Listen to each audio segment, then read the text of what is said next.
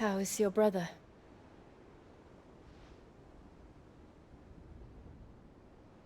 Asleep since I returned from the Dominion. Taya says he should be back on his feet soon enough. For a while, at least. She discovered something on his chest. A swelling, circled in stone. The curse.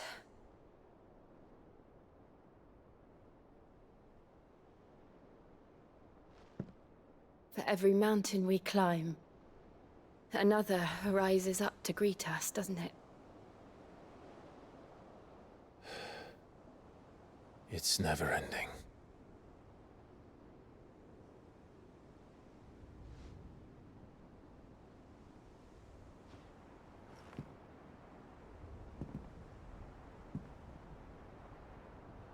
Even the sky seems to have grown tired of it all.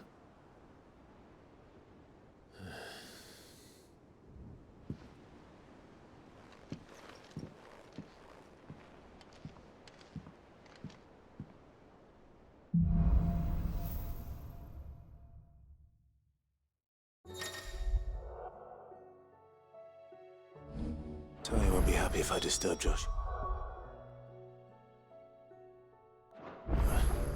While he rests, I might as well see what Otto has to say.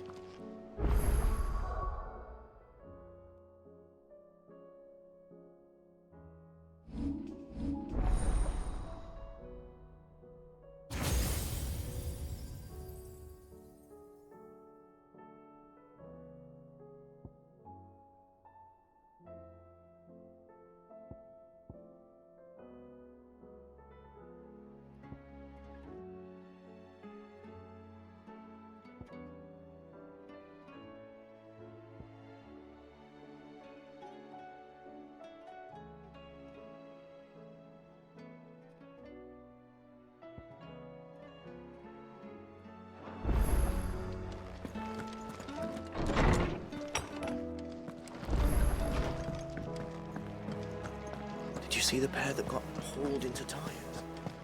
Aye, all their fancy silks stained red.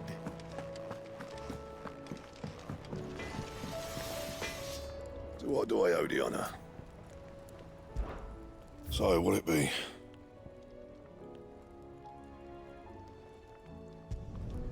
No scratches, right?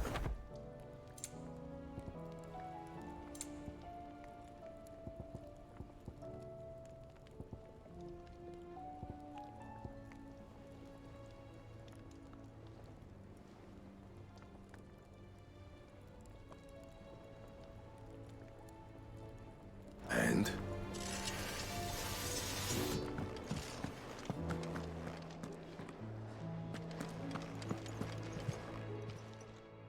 Still alive, are you? Going purse weighing you down?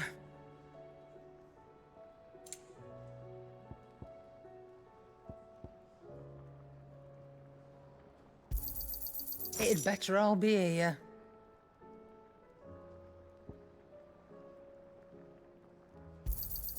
You're rubbing me blind, you know.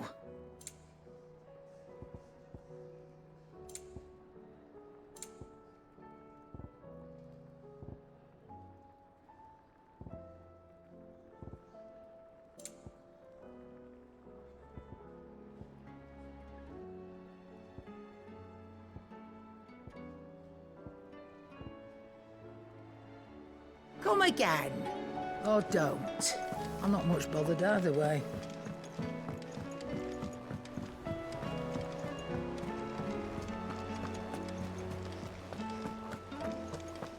Did you see that? Tell me you saw that. What are you making them skies then? Otto, how fares the realm? The realm? Oh, she's just fine.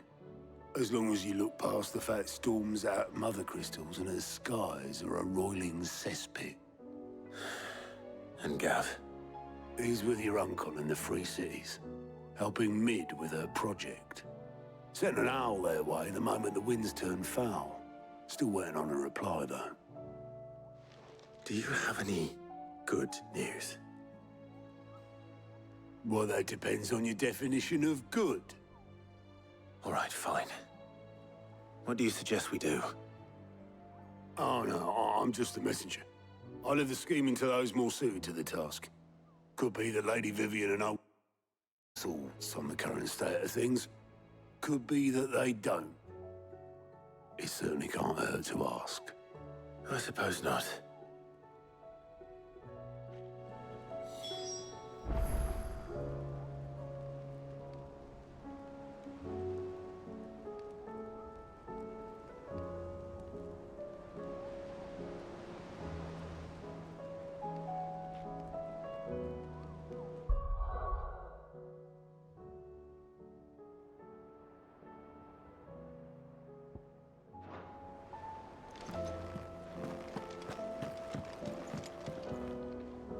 How is it that every one of your little excursions presages some inexplicable catastrophe?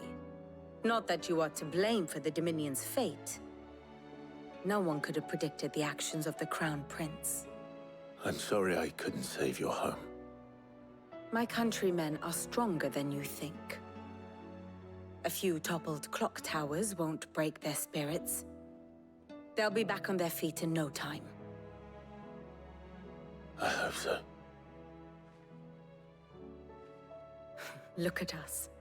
Bluer than a pair of bog crabs. Tempting though it may be, sulking will not help us find a solution to this mess. You believe there's one to be found? I don't know. But I am certain we're more likely to find it if we first examine the facts.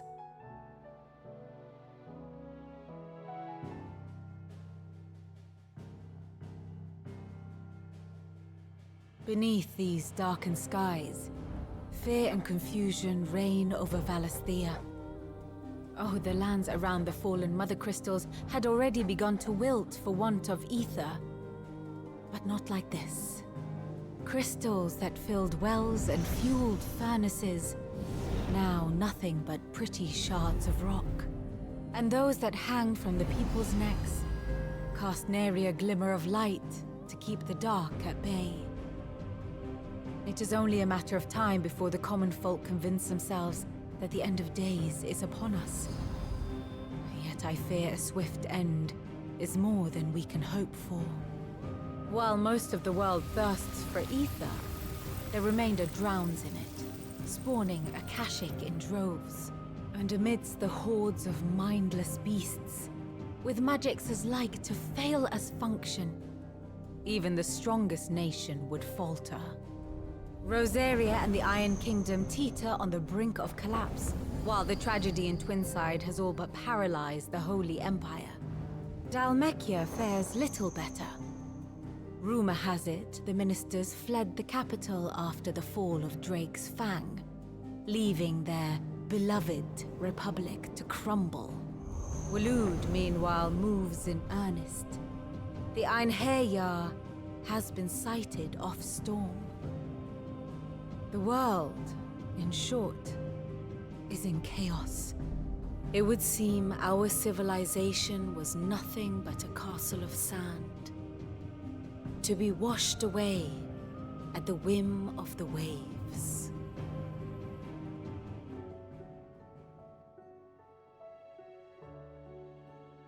A castle of sand. Not my best flourish, but it seemed fitting. The reports I've received are considerably more blunt in their appraisal. Without the protection of their nations, it will fall to the people to defend themselves against those who would take what is theirs. Which is only ever going to end one way. Defending a farmhouse against a band of chocobo thieves is one thing, but pitchforks and palisades will do little to stall an army's advance. Should the King of Waloed deign to invade, there would be none to stop him. None but us.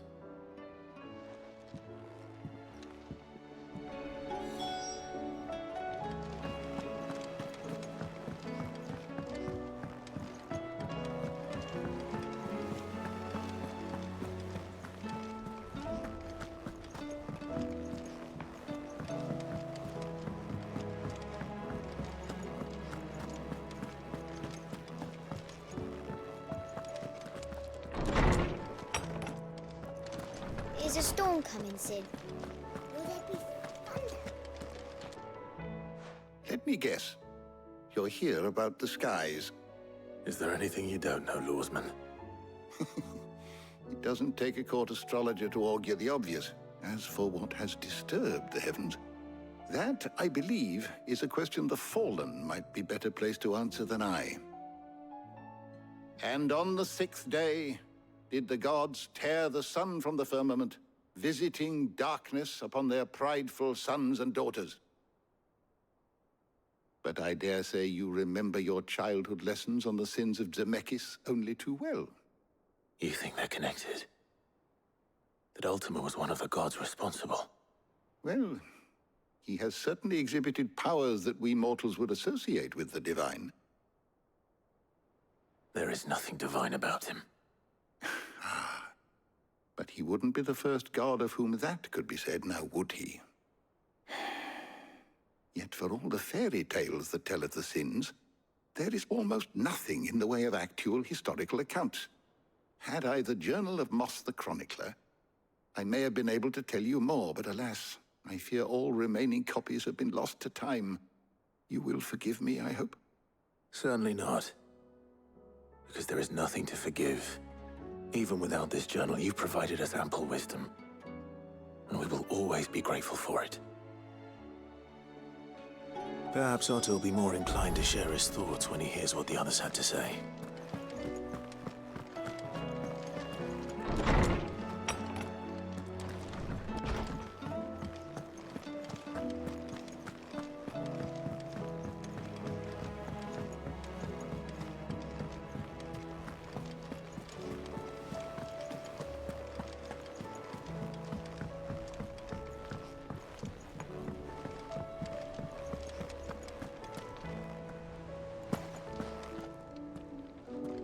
Clive, we have a problem.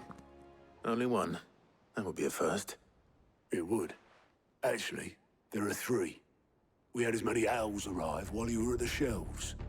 Martha's got a Akashic out her gates, and talk of monsters roaming the hills outside of Northreach has put the wind up Isabel and her lot. And don't forget Dalimil.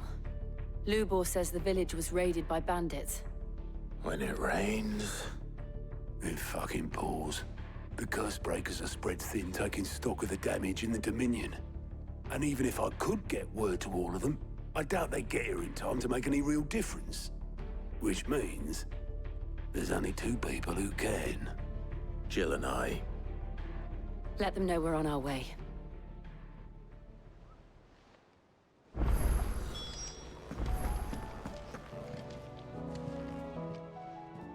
Oh, I wasn't expecting you back so soon. Your benefactors are a generous lot. All yours.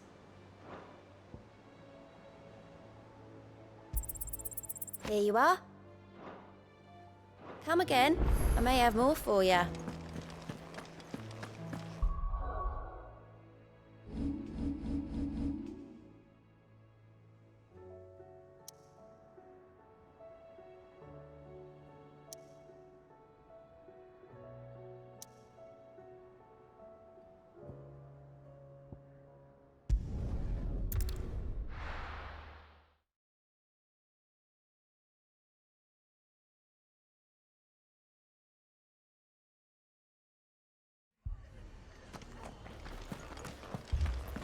This man's gonna die if we don't get him to a healer.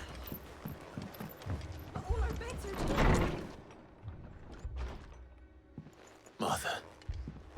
It's good to see you. And you, Clive. Jill? Otto said you'd been attacked by Akashic. What exactly happened here? Those skies are what happened. Not long after they fell dark, we had our first visit. There were hundreds of them. Tried to storm the hill. Only a handful made it up here, but that was more than enough. The rest are still down there now. And while we have a few willing fighters holding them back, they're sorely outnumbered.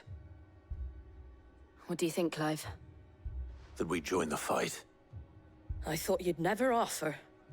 Now, where I need you is the Fallen Gate. That's where the fighting is fiercest. Let the men know you come to help. Something tells me they'll be pleased to see you. We're on our way.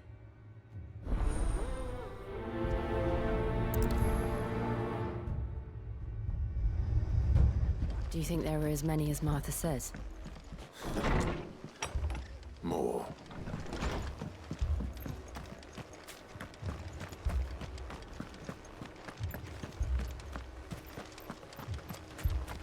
You don't think they've abandoned us, do you? Them not. Not a chance.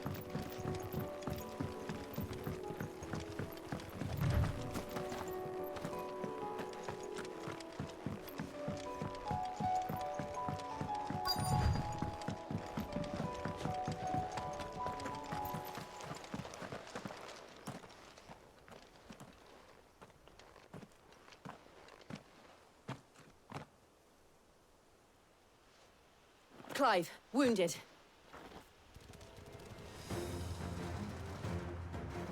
We deal with the Akashic first.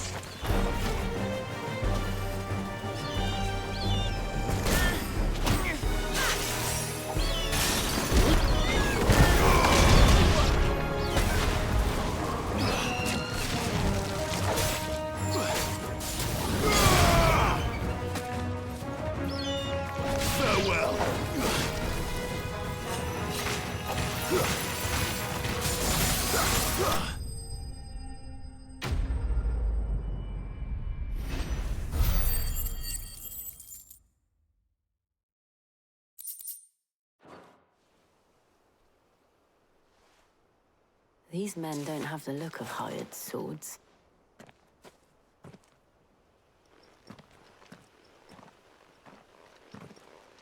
If you've come to rob this place, You are mistaken, my Lord Rosfield. We're here by Madame Martha's leave. how do you know my name? Forgive me, my lord. There wasn't time for introductions. We're with the Guardians of the Flame. Wade's men? But how did you come to be here? Where is your commander? Sir Wade left earlier with a scouting party to find out where the Akashic were coming from. Did he? Take your wounded back to the inn. Martha will see you're looked after. We'll join you anon.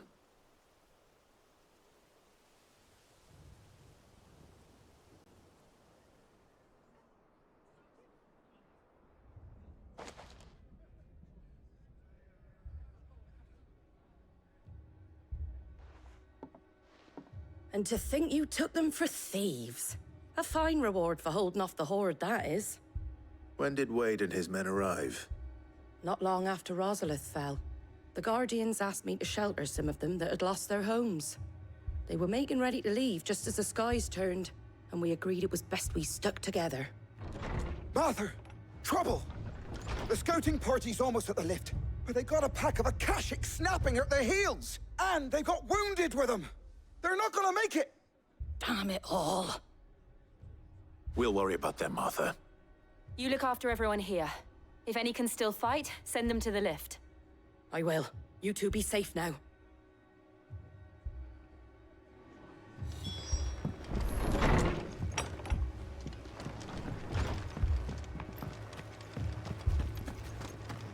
My brothers.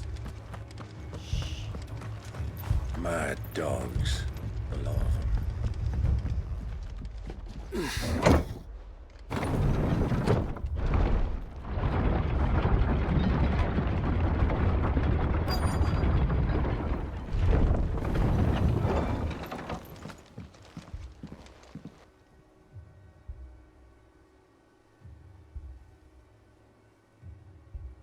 Squire! I need you to get those who can still walk up the lift to Martha's. But what about... I didn't ask, Oscar. Sir. Sir Wade.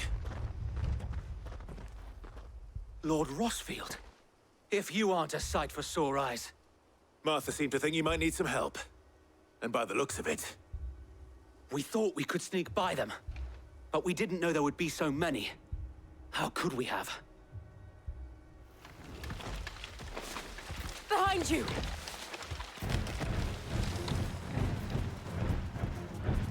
Damn it! We need to get the injured to safety. Do you think we can hold them off? We can certainly try. Are you with us, Sir Wade? Always. Then let's do our duty.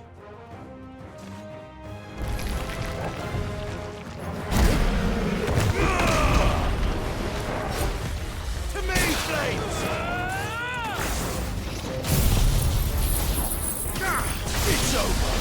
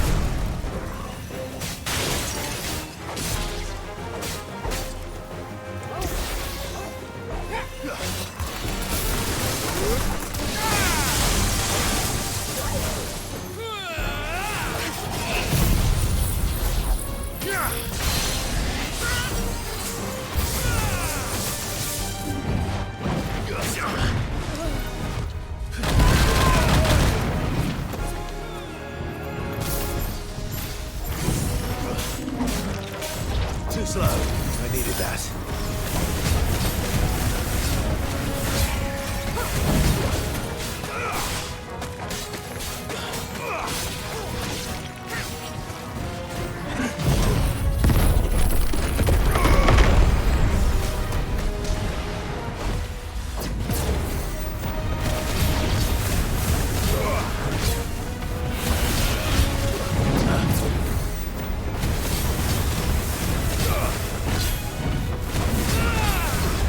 Nice try.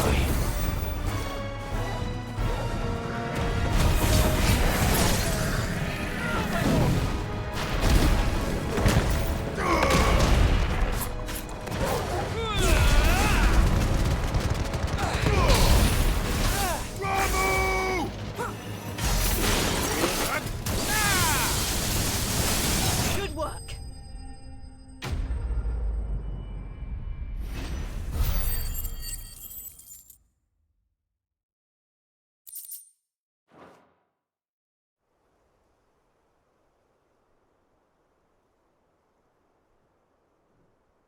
Is anyone hurt? I don't think so. And yet again, you've pulled me from the flames. It's just a pity I keep walking into them. You've never been one to shy away from danger, Sir Wade. Like any shield worthy of the name. I see you're all in one piece. Martha! Is something wrong? The lookout saw smoke coming from down Eastpool way. Too thick to be a hearth. A second horde. Feel like finishing the job. Always. Jill and I will make for Eastpool. You'll need to move the injured without us. Don't you worry about them. The moment my men are safe, I'll follow. Good luck.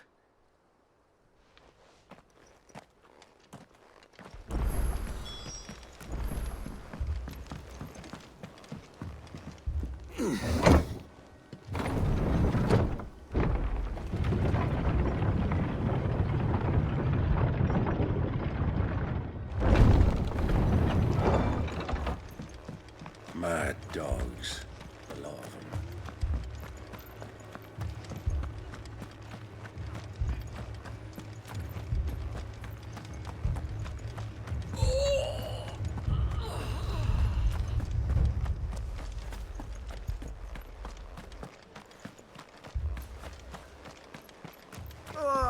Just patch me up as quick as you can and get me back out there.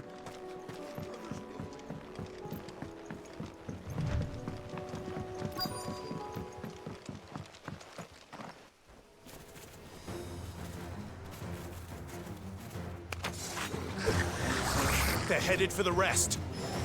We have to slow them down. Martha and the others won't be ready.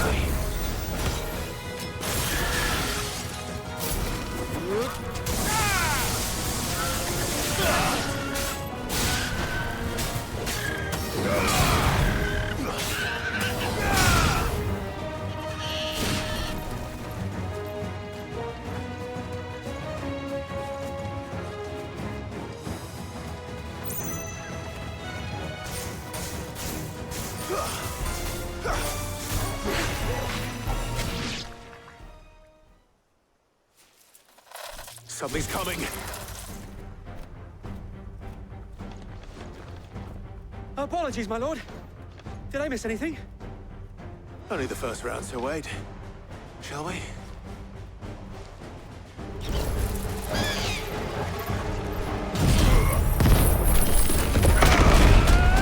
You're finished.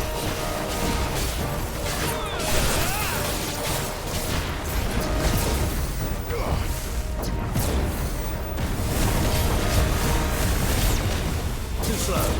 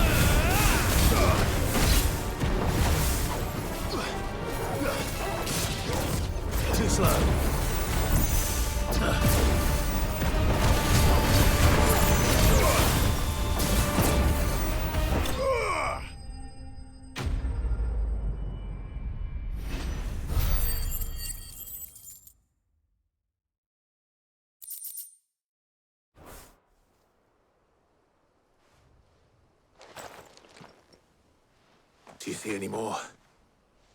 No. I think that was the last of them. But it won't be long before the next lot arrive. Then we make for Martha's while we can.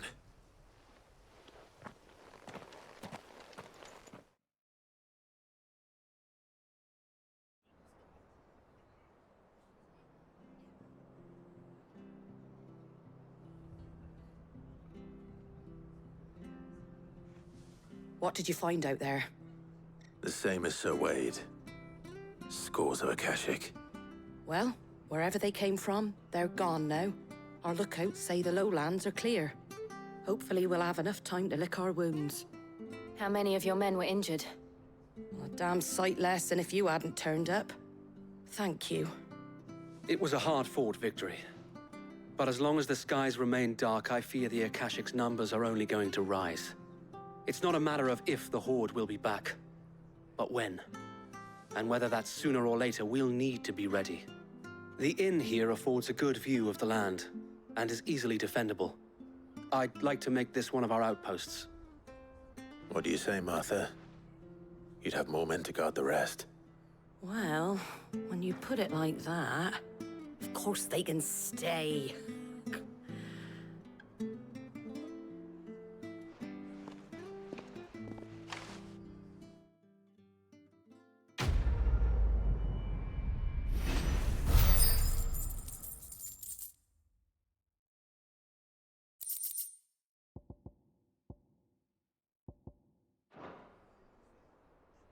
My lord, there's someone I'd like you to meet. Oscar, over here.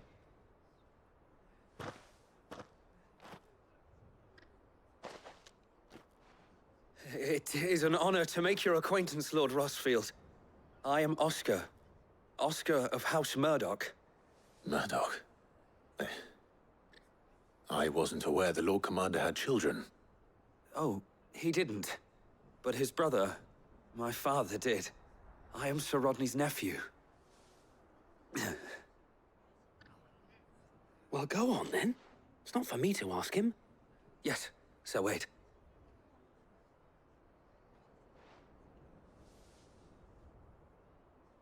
If it please you, my Lord Marquis, might you take me as your squire?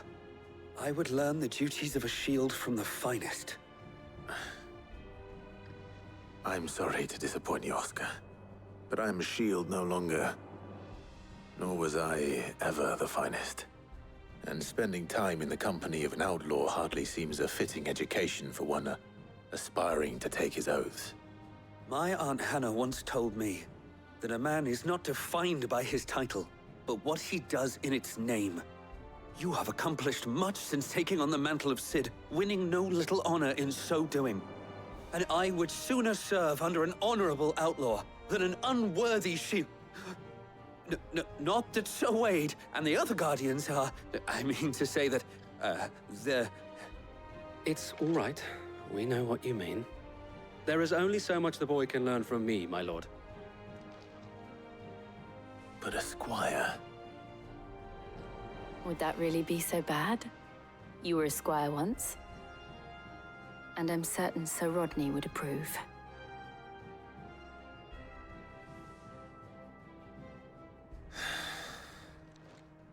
Know that I'll show you as much leniency as your uncle showed me. I would not have it any other way.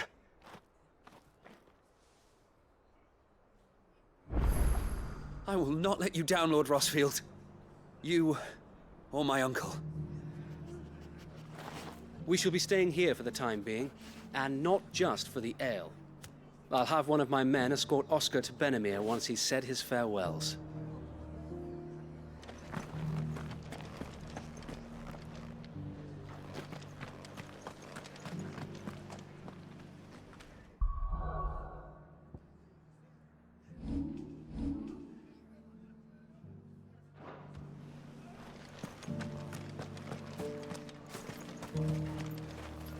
What are you after?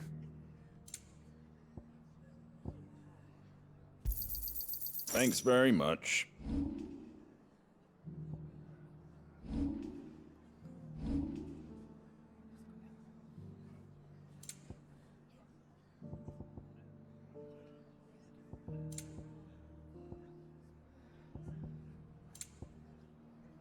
that all, is it?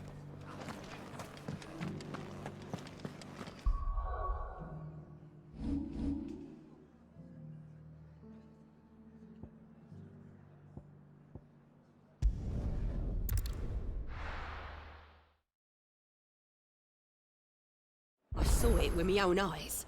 The whole of Oriflamme under a flood. And we're next.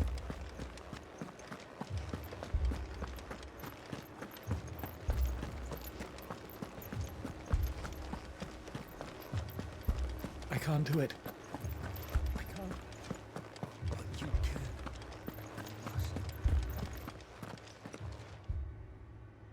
My lord. My lady. We received the dame's message. There have been sightings of strange creatures, I understand. With the blue eyes. Yes. Like a Kashik, but different. They've taken so many. I've lost count.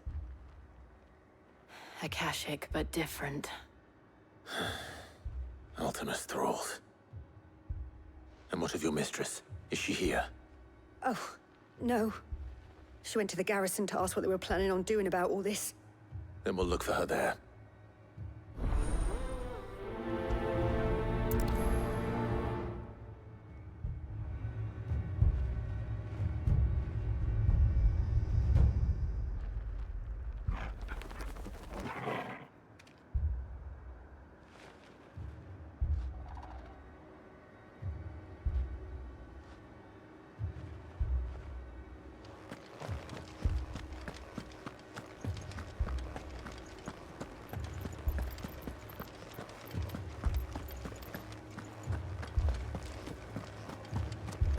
Four left for more on the captain's orders.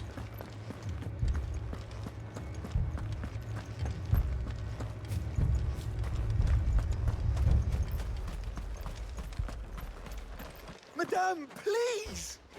Half the garrison's been slaughtered by those things. We lost the captain this very morning. We've tried requesting reinforcements, but there's been no word from the capital or the Dominion in days! What more would you have us do? I would have you do your duty.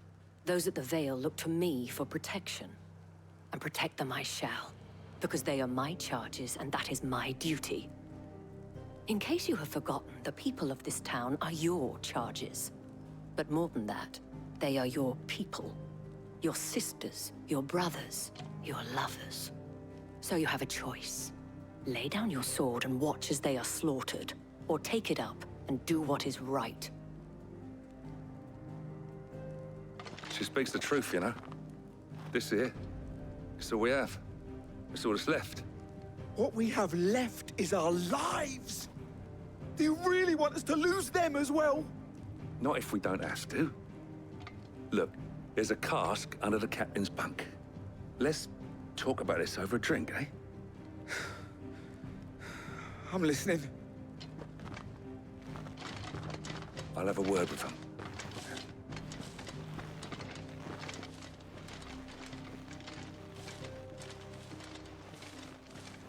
Ah, Clive. I didn't expect help to arrive so quickly. And sought to take matters into my own hands. It was a noble effort. But I thought you might still need some support. How like you to consider my needs. What we need to consider is where the creatures came from. The way the survivors speak of them, one would think they appeared out of thin air. And perhaps they did. It's hard to know what to believe these days. We'll talk to the survivors.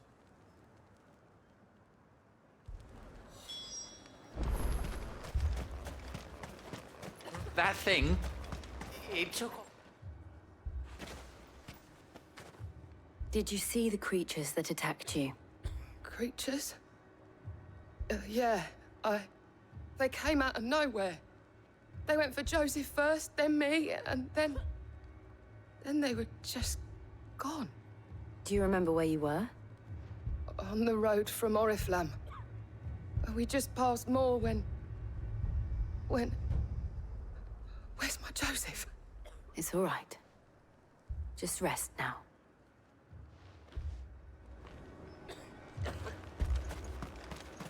It's all right.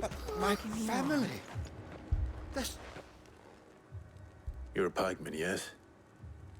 What happened? I've got family in Moor. I heard the flood was spreading, so I went to see if they were all right. And a pack of them glowing things found me in the meadow.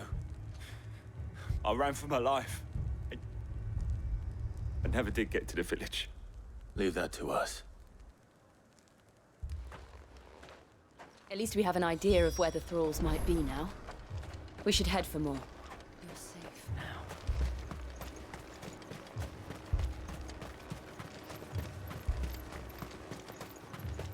I assume you have a plan?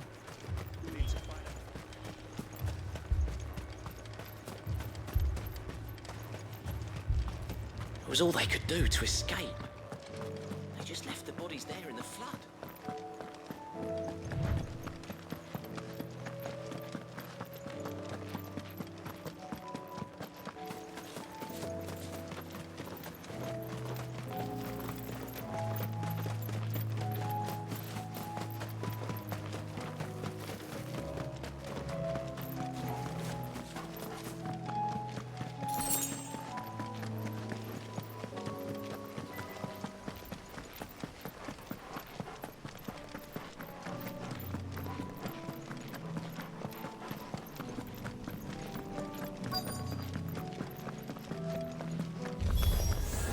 Clive, look!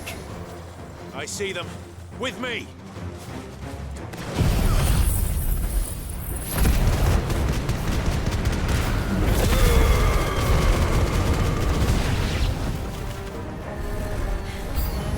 Should I prime? Save your strength.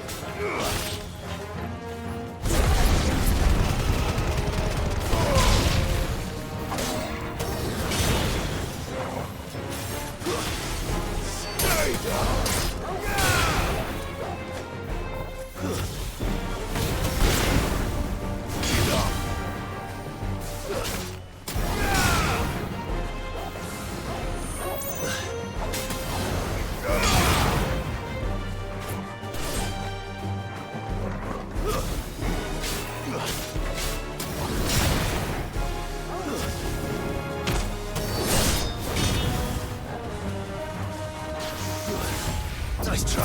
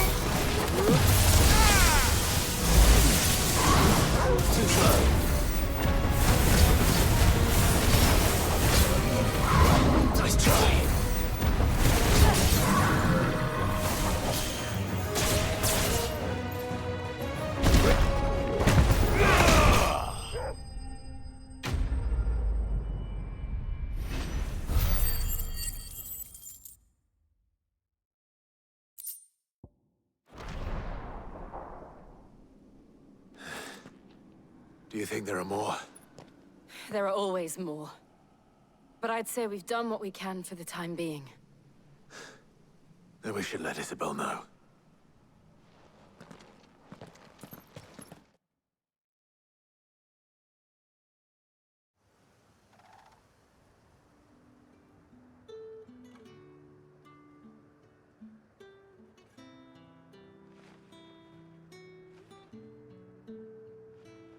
You have the town's thanks. Don't thank us yet. There will be more. Many more. And you'll need to be ready for them. Oh, we shall. Isn't that right, Captain? Yes, milady. The garrison will be ready. Philippe here has convinced most of the men to remain at their posts. For now, at least. Hearing that the Dane would look kindly on any man who committed himself to the task certainly didn't hurt. It's not the most selfless of motives, I'll admit. But whatever it takes, eh? Now me, I never needed convincing. I became a soldier to protect the people I love. And the people I love include the ones standing before me. Handsome and chivalrous. Now, if you don't mind, I have sentries to post. Milady.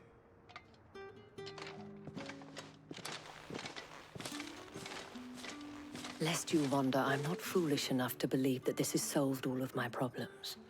But it has solved one, and that's one fewer than I had this morning. Thank you again, Clive.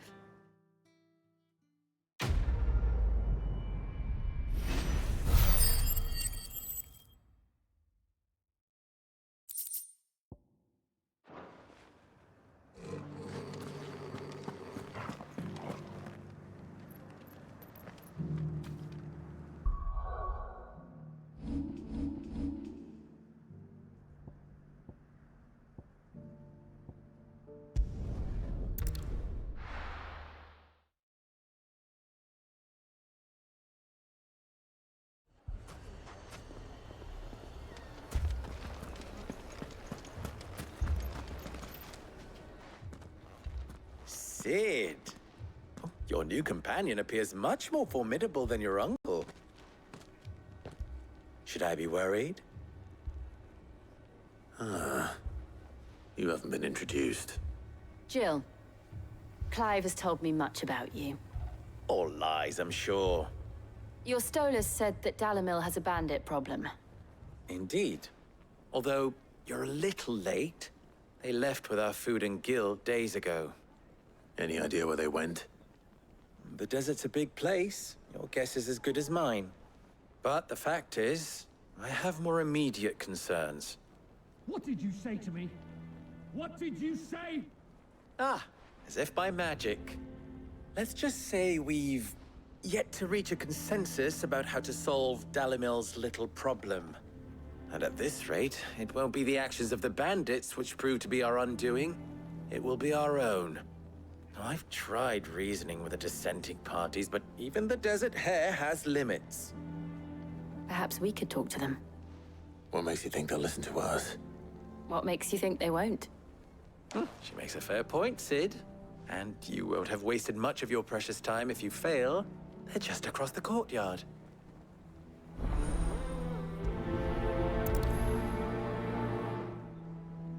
Suppose we just follow the shouting.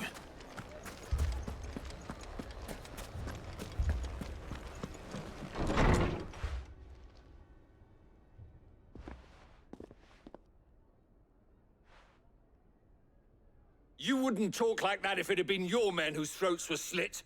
Blood for blood, it's the only way. We hire mercenaries and have them mount the bandits' heads on our walls as a lesson to the rest. And what happens when those mercenaries are slaughtered like your men? Are you going to hire more? We're better off using that coin to buy food and supplies. If we hire mercenaries, the only thing we're buying is the bandits' ire. And you cannot fill empty bellies with that. Do you hear me? But what happens when they come back? Maybe it'll be your throat that's slit. That's enough. Both of you. Any more of this and I'll throw you out myself. Come back when you're ready to talk like adults.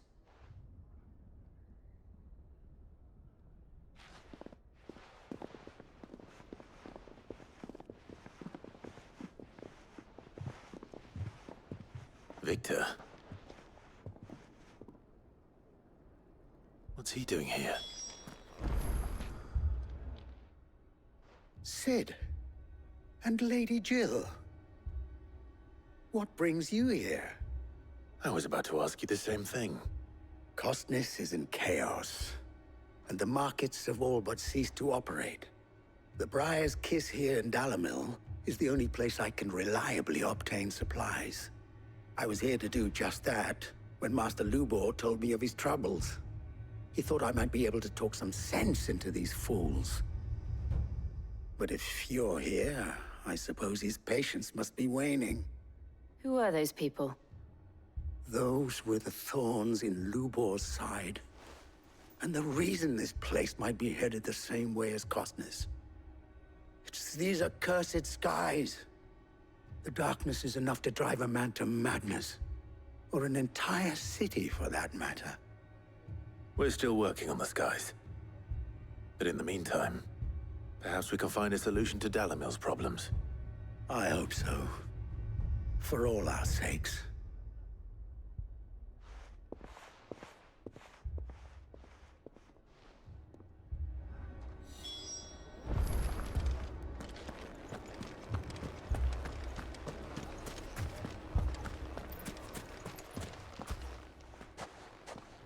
So, you see my predicament? What I saw was a room full of people who were angry and afraid. And with good reason by the sound of it. But if left to smolder, that anger and fear could set the entire town alight. My thoughts exactly. What to do? Both sides wish to protect their homes and livelihoods, if only they could agree on how. But as long as they are divided, we are vulnerable. And if there's one thing bandits like, it's an easy target. What would Sid the Outlaw suggest? Well, if it were my namesake, he'd let them choose for themselves, and be on hand to pick up the pieces when it all went wrong. That sounds like a recipe for disaster. A recipe for disaster is precisely what it is. But perhaps that realization would be enough to make them question the ingredients. While it's plain neither Conrad nor Natalie will countenance the other's proposal, it may still be possible to make them doubt their own. Before presenting them with a third option.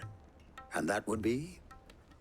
To pool our resources and save the city ourselves.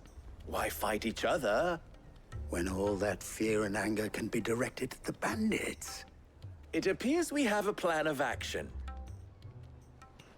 Victor, pay Conrad a visit. See if you can't convince him of his folly. I'll speak with Natalie. As you wish. Your faces are not well known in this town. That may prove useful. Don't worry, Victor and I will do most of the talking. You need only play along. Play along? What he means to say is yes.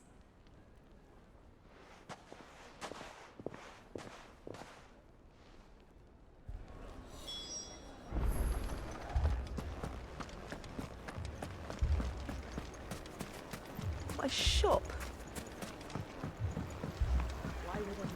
If I had my pickaxe, I would...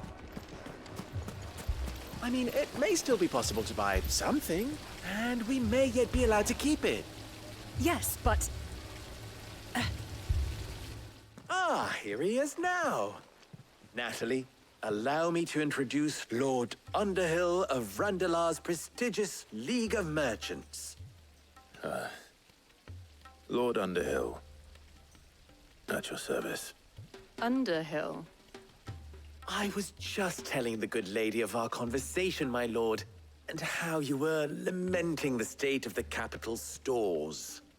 Lubor says that not only are the granaries almost empty, but that war and the Blight mean this season's harvest won't be enough to fill them for winter. Indeed, certainly that is the case. The nobles in the capital are buying up the city's stocks of barley and wine, driving the prices higher than most commoners can afford. It is only a matter of time before the peasants revolt. It is worse than I thought. If what Lord Underhill says is true, I fear we have little hope of supplementing our stores, meager though they regrettably are.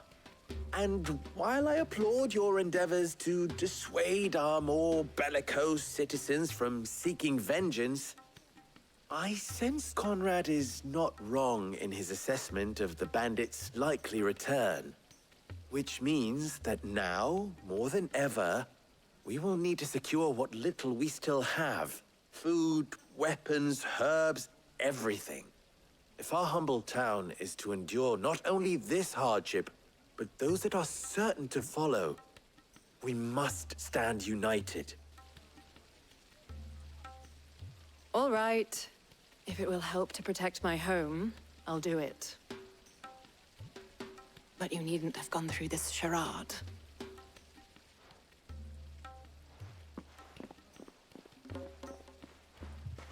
Thank you, Clive. Your performance was nothing if not workmanlike. She saw right through it. I didn't say it was good, merely that it produced the desired effect. Now, my scouts should be returning shortly. Meet me back at the Briar's Kiss, and we shall see what we face.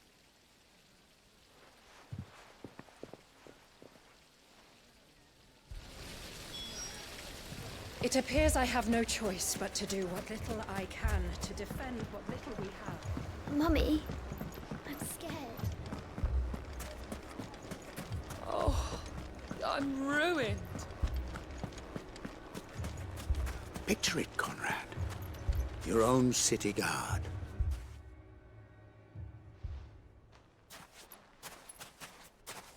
Ah, here she is. The Lady of the Spear herself. Conrad, may I introduce you to Jane, commander of the Red Wings, the oldest mercenary guild in the Free Cities. A pleasure, my lady. The pleasure is all mine. As I told you, I summoned the commander here from Canver to inquire about a contract. Victor says you told him no. That there aren't any men left to hire. Is that true? True as the crystals cracked. Nobles came and claimed every last one worth his salt. And not just from us Red Wings. You know of the 7 high houses. There must be 2 swords assigned each one. Granted, we have a few boys left. If it's boys you're looking for. Well, Conrad, are you saying that Dalamil's finest cannot defend this town better than a gaggle of unblooded striplings? That a band of beardless youths could better avenge the deaths of your brave men than you yourselves? Absolutely not. We'll show those bastards who they're dealing with.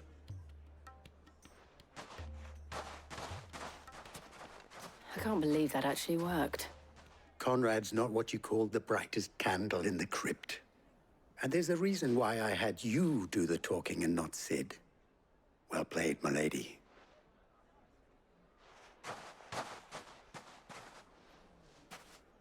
I'm not convinced our roles in this ruse were entirely necessary. I don't know. Conrad seemed quite taken with you.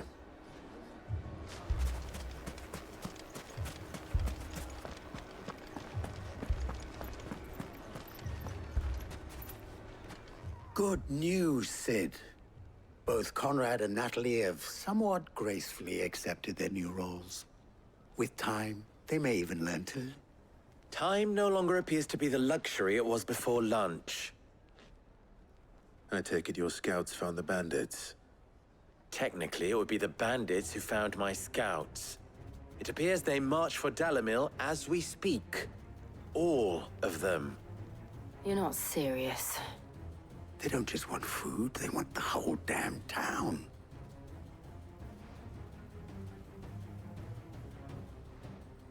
I have a favor to ask. I'm told the bandits march in 2 groups, one from the south and one from the desert, in a move doubtless intended to stretch our already gossamer-thin defenses. Very well. Jill and I will meet those from the desert. But what of the rest?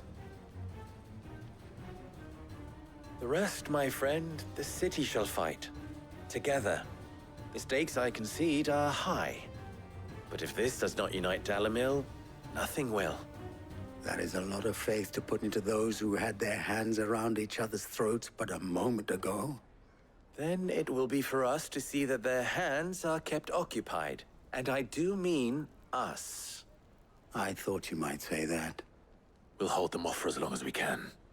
And we will do the same.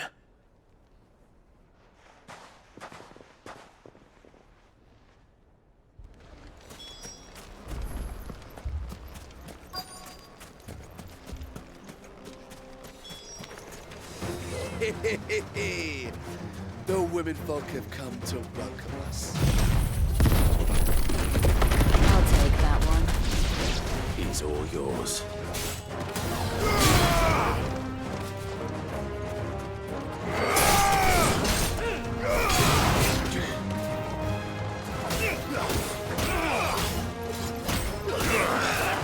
Too slow. Nice try.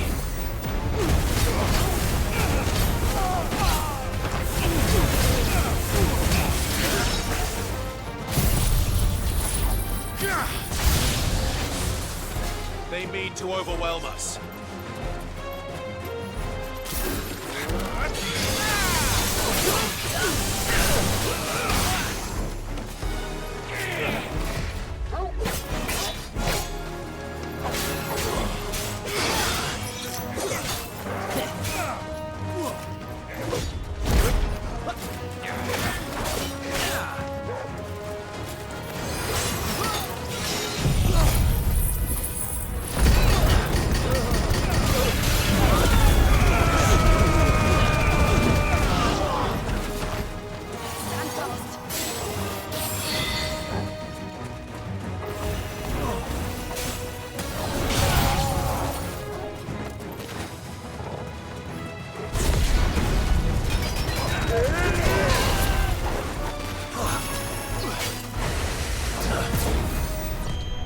Nice try.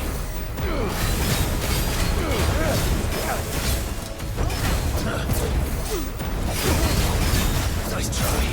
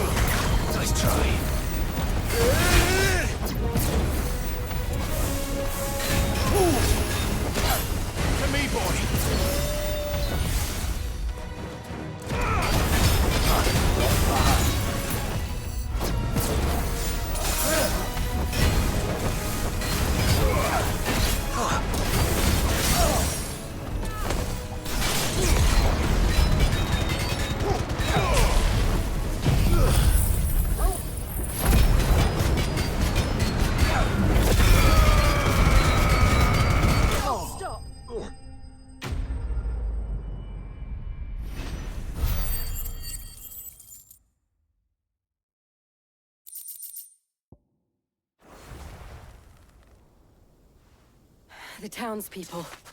Could they have held out? I don't hear any fighting. What do you think? That we should hurry.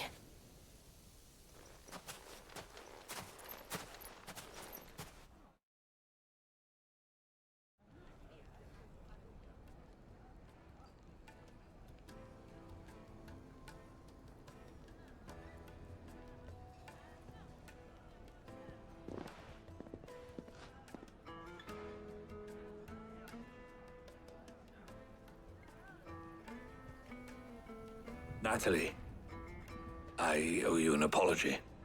You did well out there. The inn would have been lost had you not held the line. Without you, there would have been no line to hold. You saved us, Conrad. You saved Dalimil. We all saved Dalimil.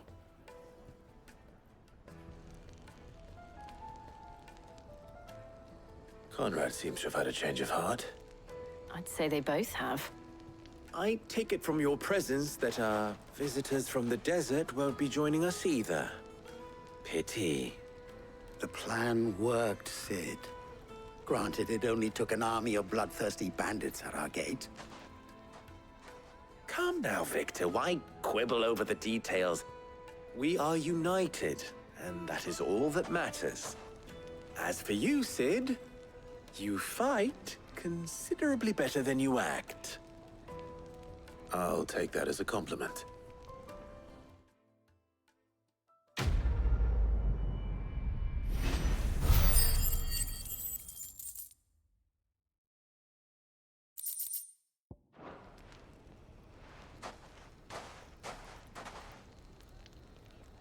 Our friends seem to have things under control. For now, at least. Let's go and put Otto's mind at rest.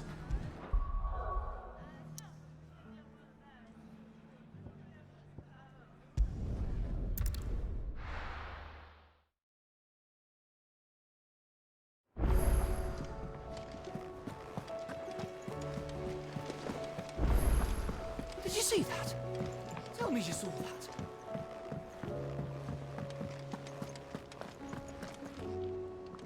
Was wondering when you turn up.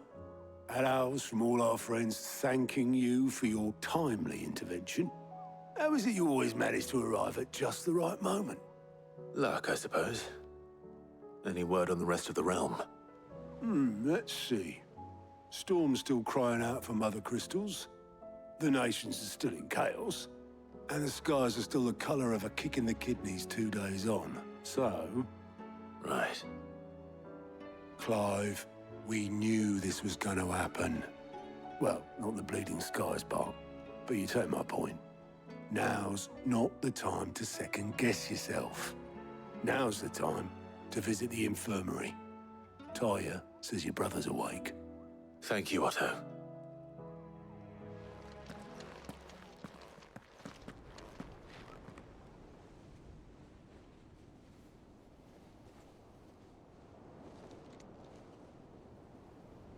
So it was not Sylvester, but Olivier who served as Ultima's puppet.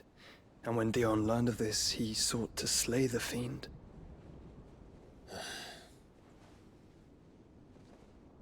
Only for his father to take the spear that would have freed him.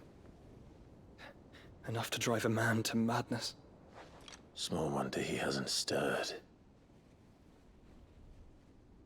I would be afraid to wake. Had I but reached out to him sooner, warned him of the threat Ultima posed. But now, both an empire and her prince lie broken. Joshua, what do you know of Ultima?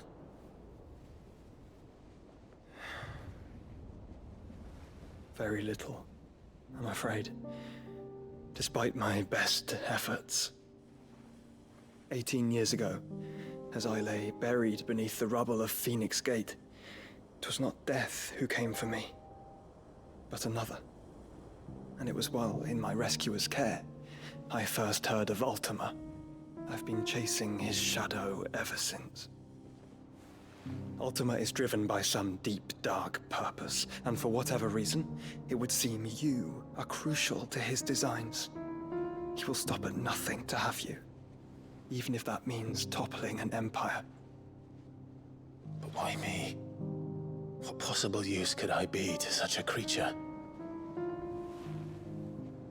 That is one of many answers that have eluded me. Yet, I am certain of this. It is not mere chance. You were chosen for a reason. All dominants carry within them the might of an icon. Nigh limitless power that is at once acutely limited. I wield fire, and only fire. And I only ice. 8 wardens for 8 elements. But you, Clive. You are different. You're special. Your abilities begin with the flames of Ifrit. But they do not end there. The fact Ifrit can even exist goes against everything we thought we knew of dominance. Perhaps Ultima has been waiting for one such as you, whose potential is truly limitless. I've encountered that thing several times now. If it or he, as you say, needs me, why hasn't he claimed me as he did the boy? Were I to hazard a guess, I'd say the two of you are somehow incompatible. His mind not properly attuned to your body. His mind? Mind, awareness, spirit, call it what you wish. But I believe Ultima to be an embodiment of the concept. It is why I struggle and fail to contain him here inside me. I'm sorry. Inside you? With every setting sun, I feel my strength wane. And though the Phoenix's flames mend the prison I have made for Ultima, they do so at a cost.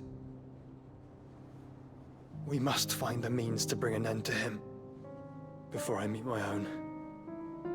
What were you thinking? It was that or let him take Clive. And I've always had a soft spot for my brother.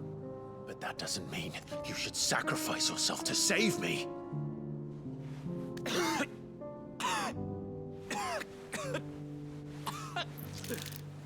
Joshua! Clive! It's Gav! There's an army of Akashic at the gates of Canver.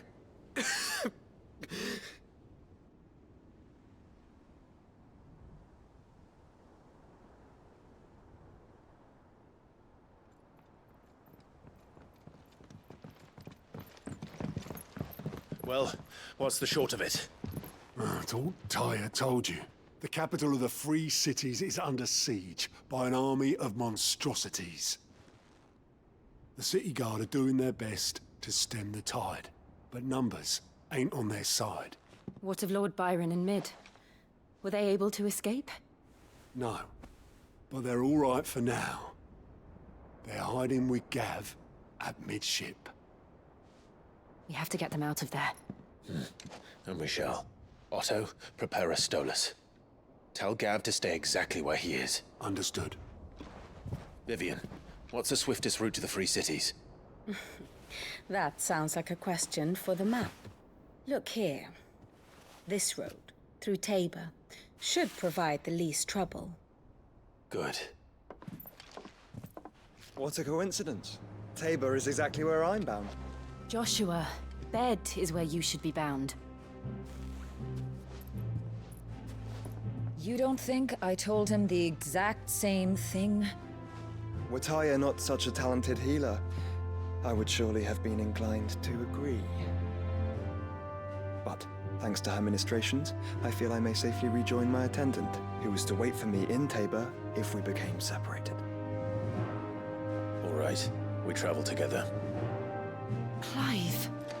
If he stays close to me, he'll be fine. Thank you, brother.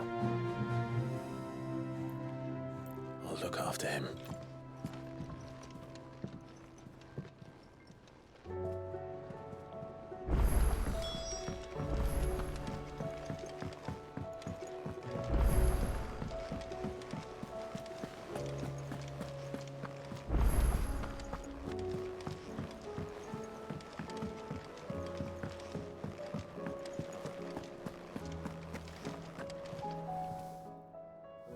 Aye, it's a dangerous world out there. Let's stock up while you...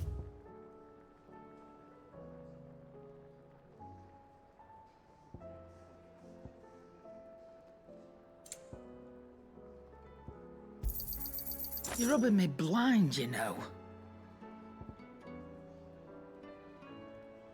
Finished, are you?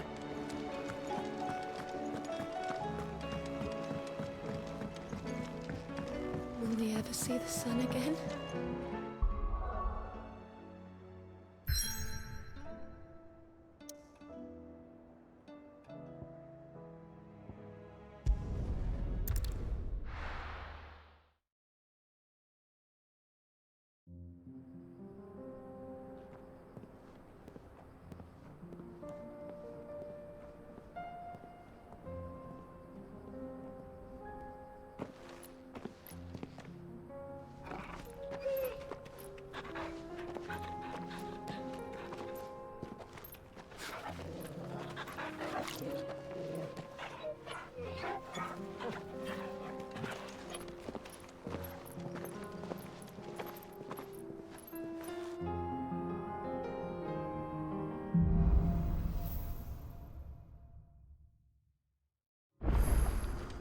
It's like a dream.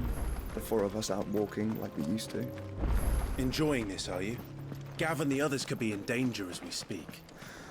You're right. I'm sorry. Yote is a fine scout. If Candle was attacked, she will already have begun gathering information. Tabor isn't far. We should pick up the pace.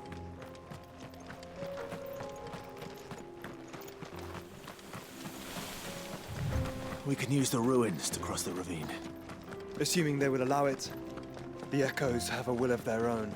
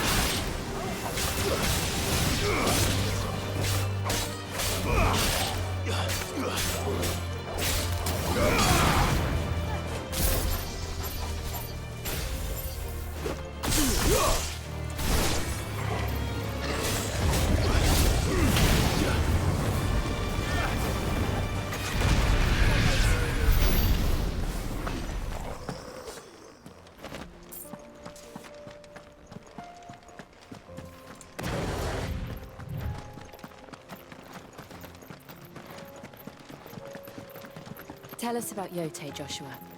She's strong-willed, loyal, and deadly with a blade. Much like Clive, but with better manners.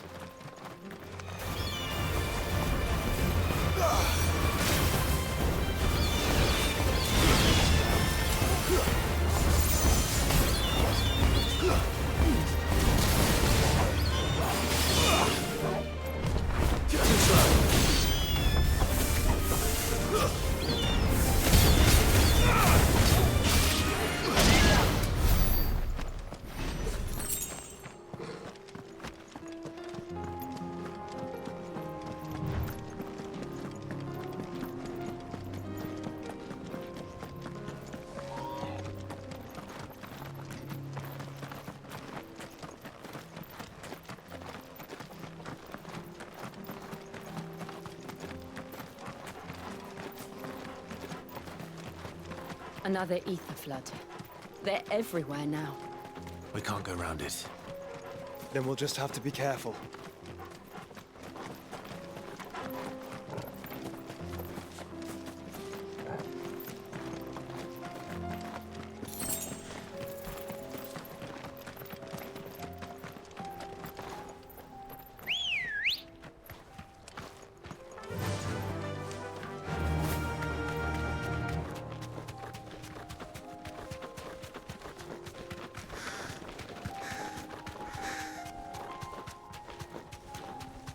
We're nearly there. Have you been to Tabor before? There are a few places I haven't. Back to the stables, girl.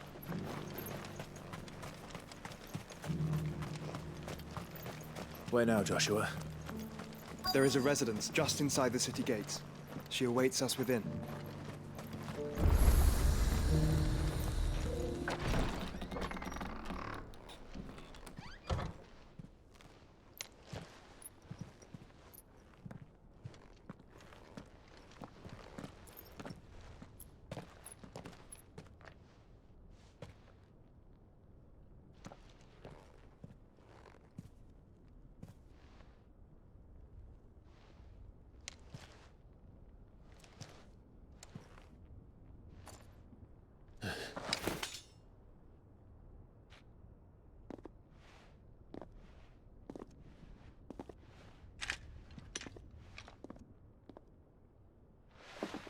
My Lord Marquis, it is an honor. I am Yote, Knight of the Undying, charged with the protection of His Grace Joshua Rosfield, Keeper of the Flame of the Phoenix. Of course. It all makes sense now. Would you care to elaborate? The Undying are loyal servants to the ducal throne. Or more specifically, to its heir. They have served our family for generations, albeit from the shadows. Since their inception, they have been tasked with the preservation and enactment of the rites of ancestral communion. After the events at Phoenix Gate, it was the Undying who delivered me to safety. And since the day I left Rosaria, Yote has been my constant companion and protector. Without her sword, I would not have survived my journey across the realm. Rise, Lady Yote.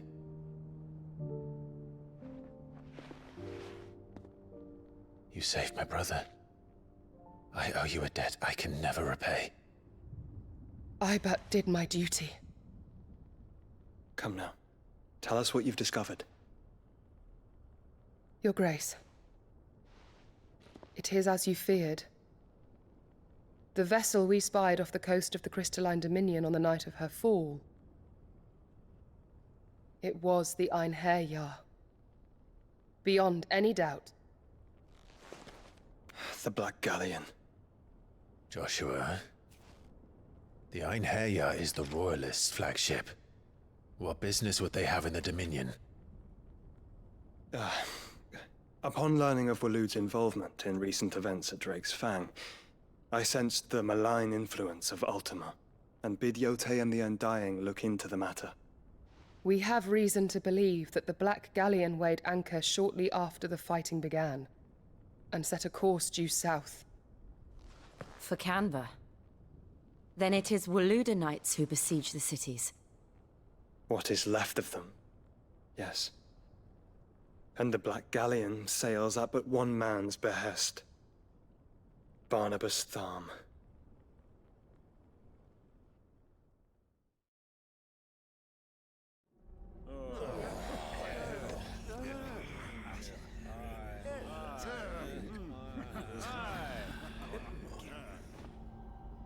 But are we truly safe here in the Agora?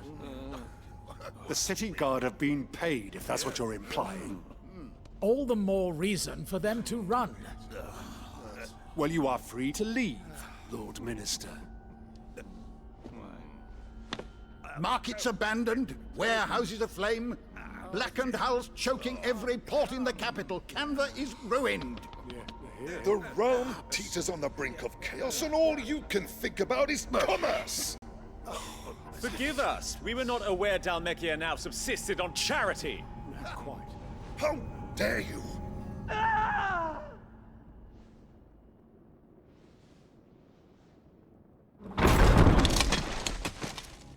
Distinguished members of the Council, you must forgive His Majesty this intrusion. What is the meaning of this? A trifle crowded, but I fear it will have to serve, my liege. Very well. My colleagues, do you not see? The king! He has come to save us from the Akashic!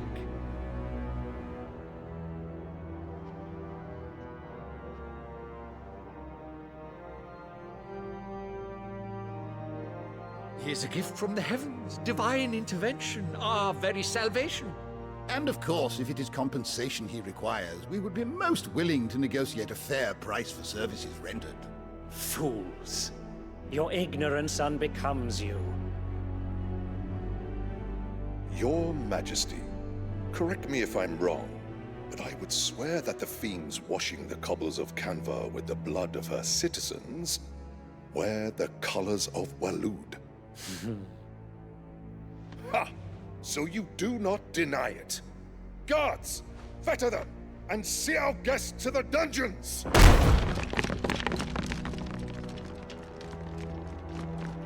Enough.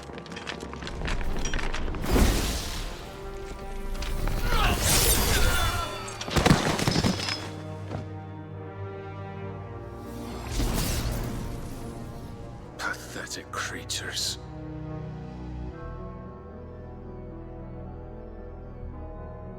That you should imagine yourselves worthy of salvation. The girl is still here, somewhere in the city, her consciousness fair dripping with her late father's hubris. A consciousness to which Mythos is inextricably bound and inexorably drawn. See that he is made welcome. Yes, Your Majesty. Come, Mythos. Surely the prince's light cannot have sated you.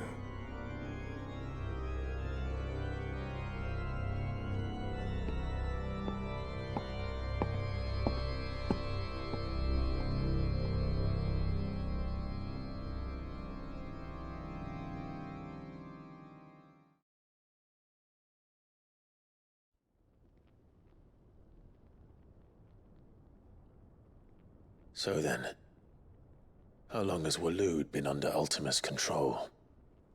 How long indeed? Based on what we know of Barnabas's actions, I would guess some few years, mayhap more. But to what end? What does Ultima want? The tapestry. Show them.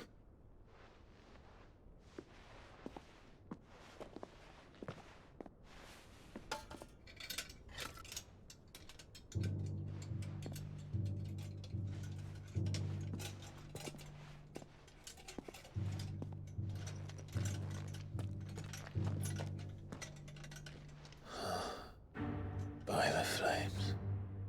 Phoenix Gate, Drake's Breath, and now here. But what is it? It is old, ancient, even.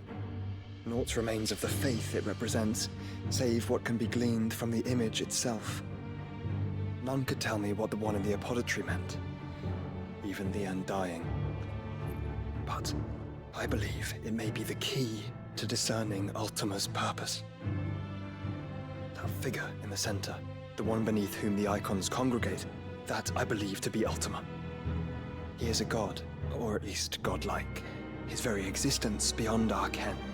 The icons, and by extension their dominance, are meant to be his subjects, and while some, like Barnabas, have accepted this role, others have rejected it, like you, Clive, which is rather inconvenient, as it appears he needs you most of all. And gods don't like to be disobeyed. No, I don't suppose they do. Clive, may I tell Yote of the lake? By all means. Yote, I will be accompanying my brother to the Free Cities. Whilst we are afield, I would have you watch over those Clive has made his wards. Omielos delan tu isag ilith. Though well concealed, The hideaway lacks trained fighters to defend its occupants should they be discovered. But it is my duty to... As it has ever been my brother's duty, remember. If that is your wish, Your Grace. But please be safe. If aught were to befall you, You have my word.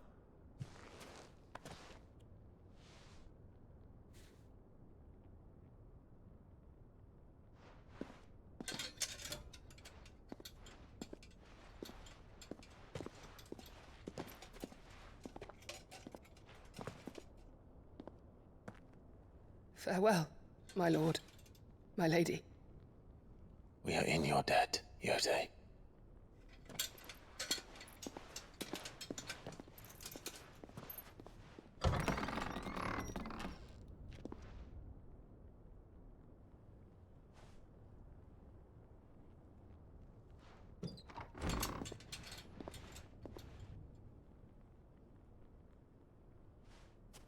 Let's find our friends.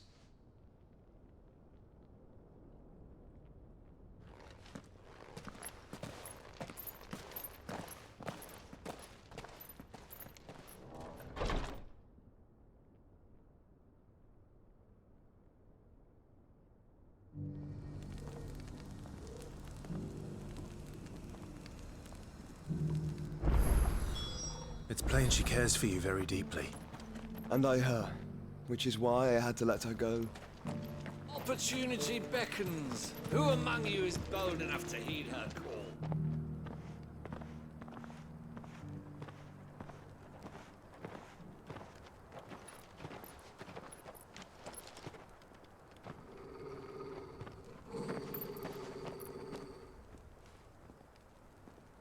Cyril.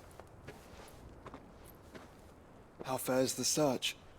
Well, Your Grace, my report shall be with you ere long. Ah, yes. Yotei is otherwise engaged, at my behest. And the duty of wardenship? Fulfilled. For as you see, I've been reunited with my first shield. I am Cyril, Knight of the Undying and bearer of the Burning Quill, charged with chronicling the mortal deeds of His Grace, Joshua Rosfield, Keeper of the Flame of the Phoenix, and rightful Archduke of Rosaria. I entrusted Cyril here with overseeing the investigation into Ultima's origins. Findings from his brothers and sisters afield are delivered here to be collated and catalogued. Just how many Undying are there? Not nearly enough, milady. Yet we are glad to give our all in service to the Phoenix. Such is, and has ever been, our creed. I see. You have your associates, I have mine. But you may now think of them as ours. That won't be a problem, will it? The Phoenix is our sun, and we but the shadows that quicken in his radiance. It is from the darkness that we serve, both him and now you.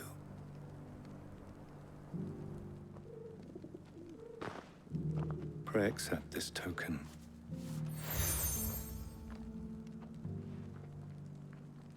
For as long as you bear it, members of our order will reveal themselves unto you, if there is nothing further. No. You are dismissed. Your Grace.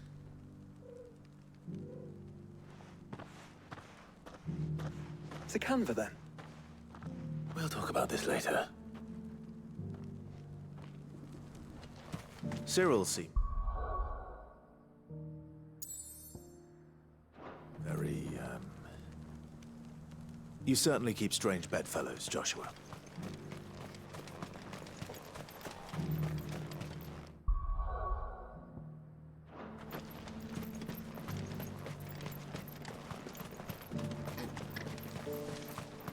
The free city's under siege?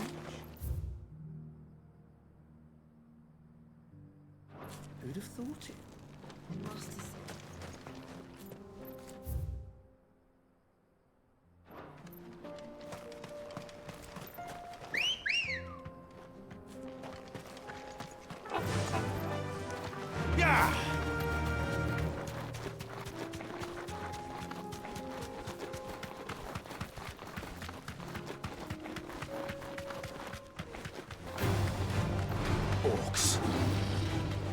let us be rid of them.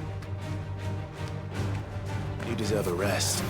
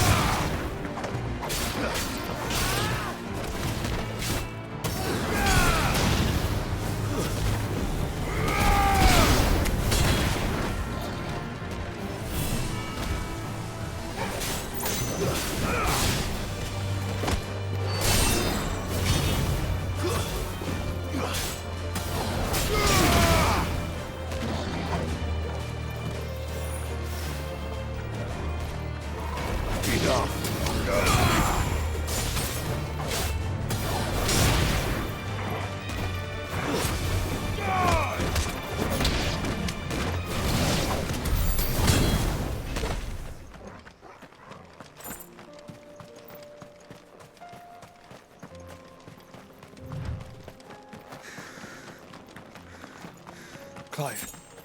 Smoke. Is the city fallen?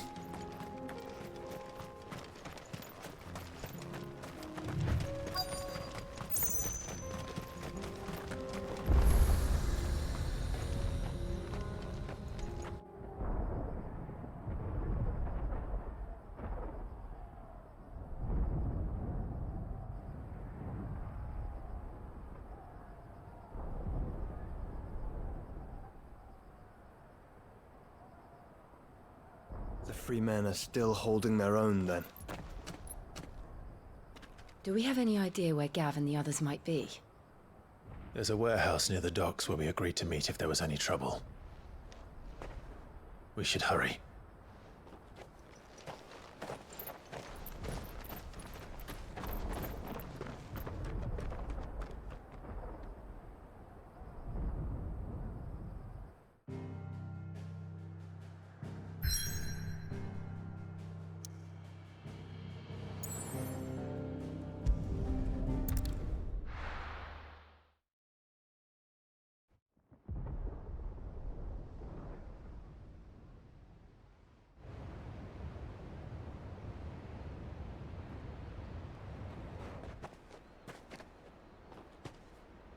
Sounds like thunder.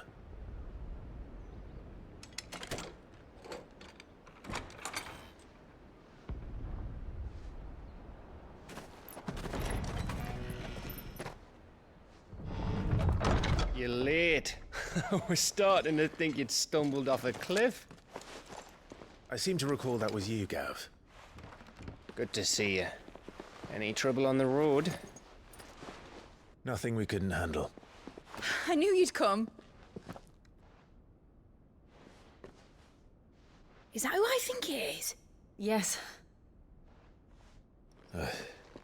Allow me to introduce my brother, Joshua.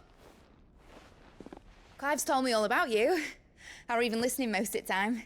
Name's Midadol, but everyone calls me Mid. My lady. Eh?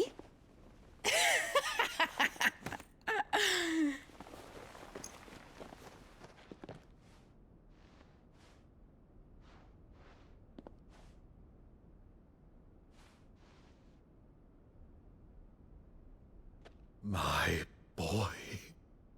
Uncle Byron. It's really you. I never thought I'd see the day.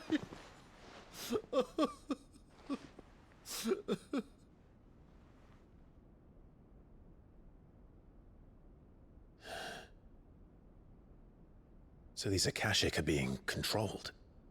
That's what it looked like. Empty eyes, eerie blue glow. No doubt they were turned, but silent as monks, every last one of them. Your man here speaks true, Clive. We saw more than a few in this city.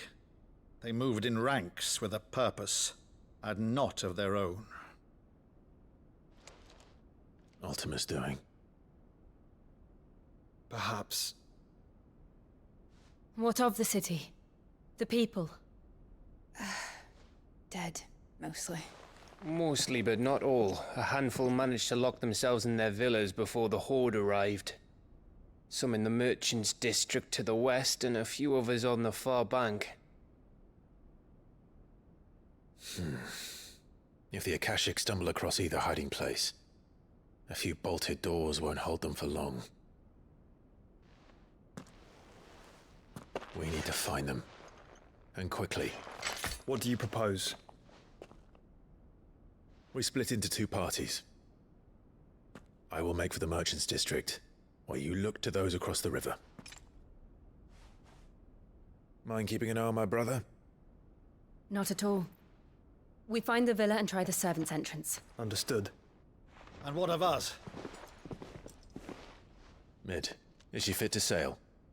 The ship, the Mithril engine could probably do with a few more tweaks. Then you better work fast.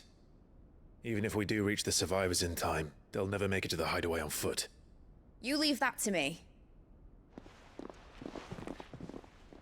See that Mid doesn't get herself into trouble, would you? Think I can manage that? I'll keep him safe. Looks like you stuck with me, Byron. That's Lord Rossfield, you little gutter snipe!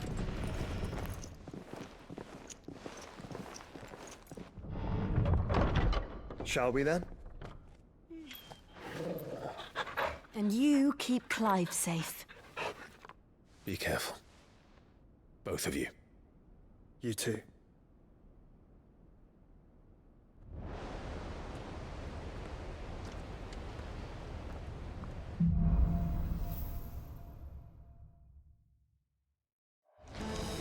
All right, Torgal.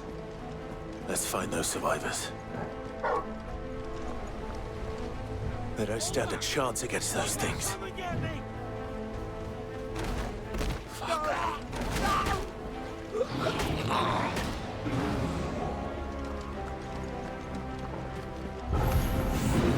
They've been routed.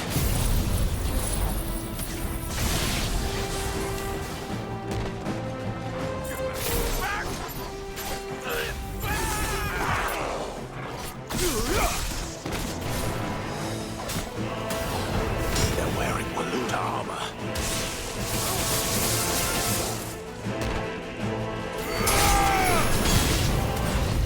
Nice try.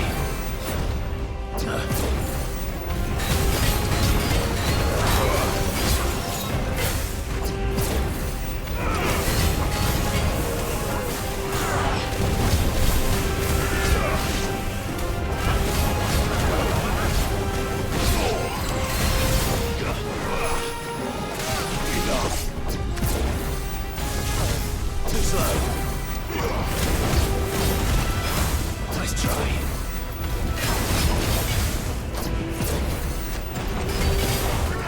Nice try.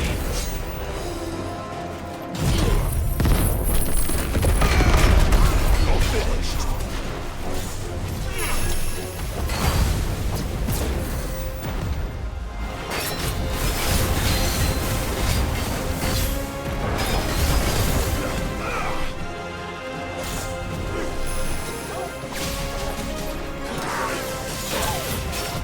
Too slow.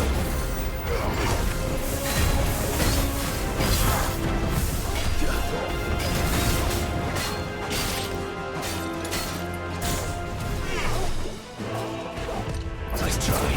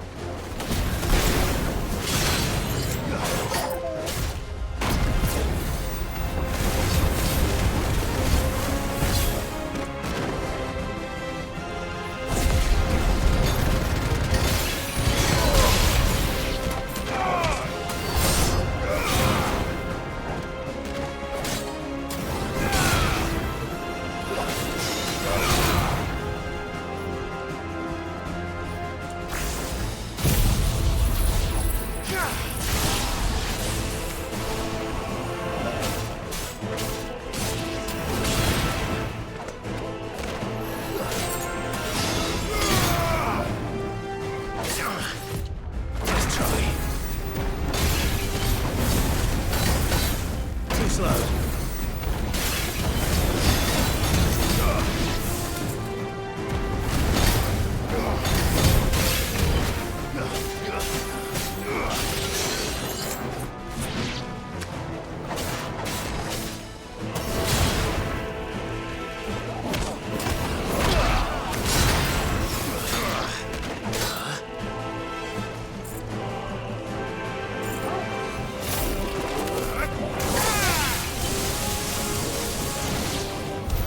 What happened to the Royal Army? There's nothing but monsters here.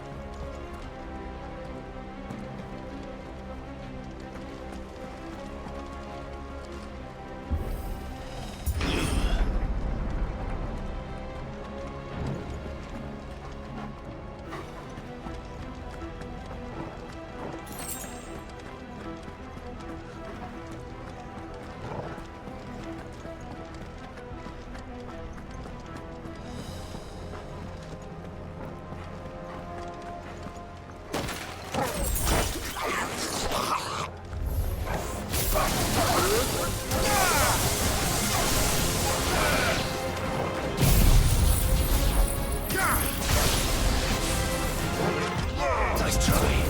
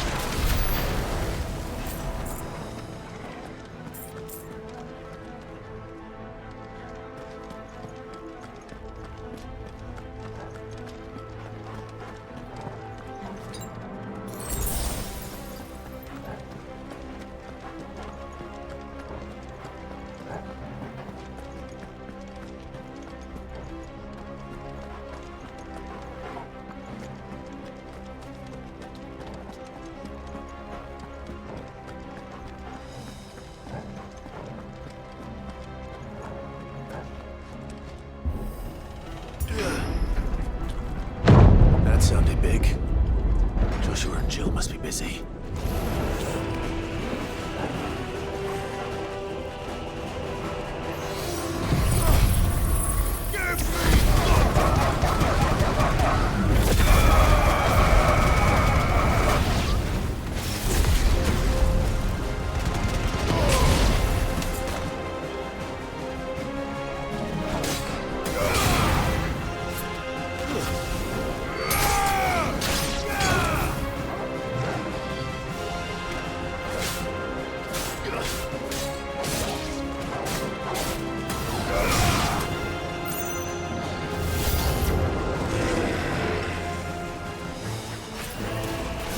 Nice try. Too slow.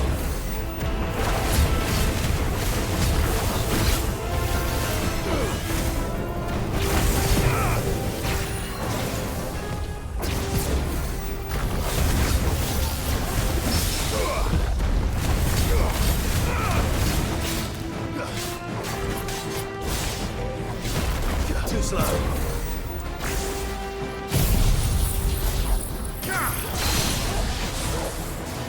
Soil and stone!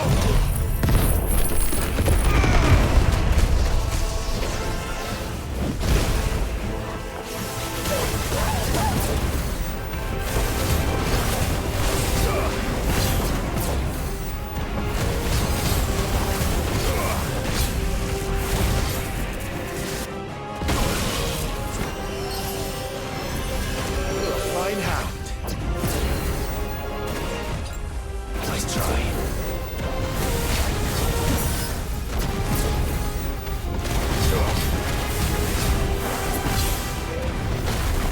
Nice try.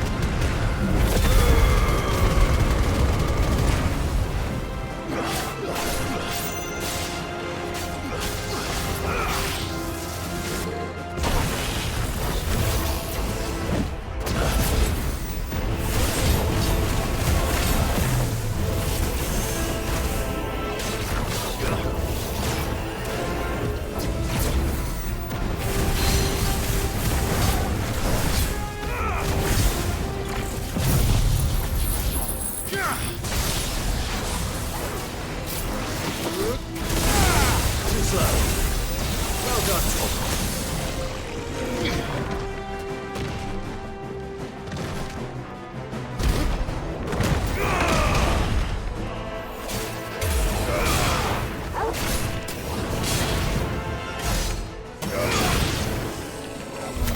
This is the Agora, where the city's leaders gather. There may still be survivors inside.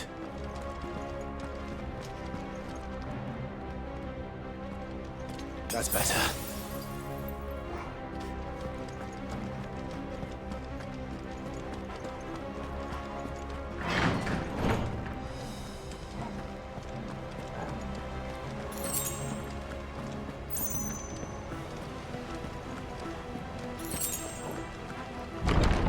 Where are they?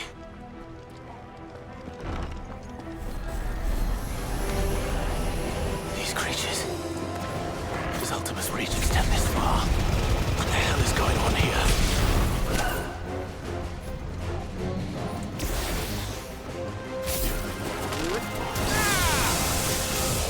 Nice try. It's over.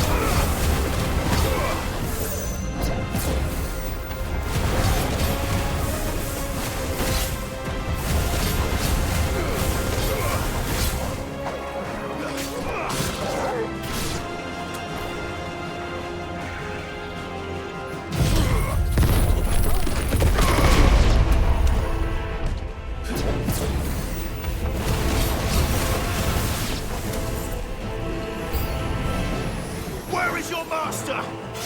What does he want?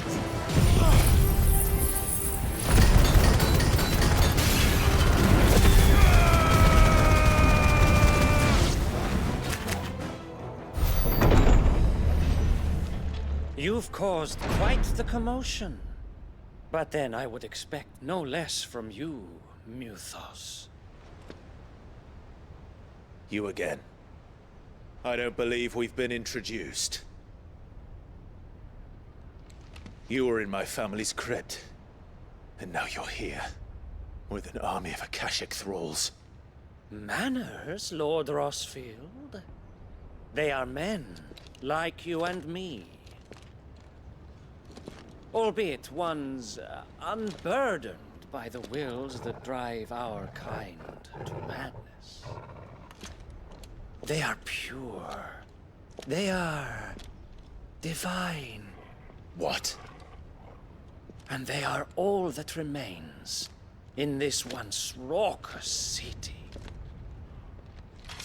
You'll pay for what you've done. As you wish. I confess I have been very much looking forward to this. Pardon me this indulgence, Your Majesty. The vessel shall not be spoiled.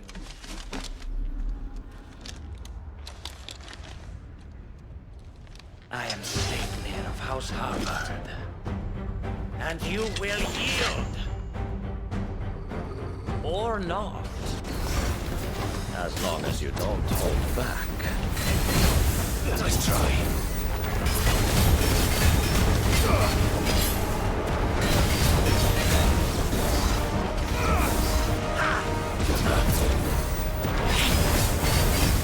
Nice try.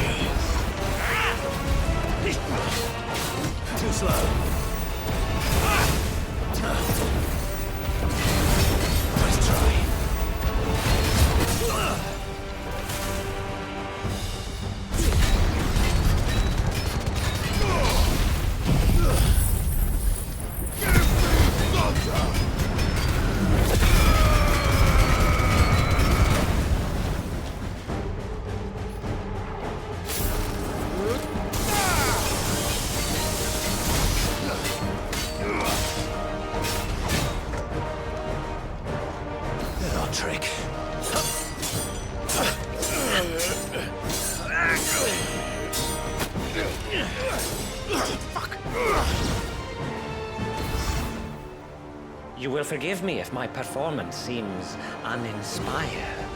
It is just that I expected so much more from our chosen one. Perhaps this will kindle your flame? What now? A gift from my liege lord's armory. Gungnir. Watch closely, Mythos.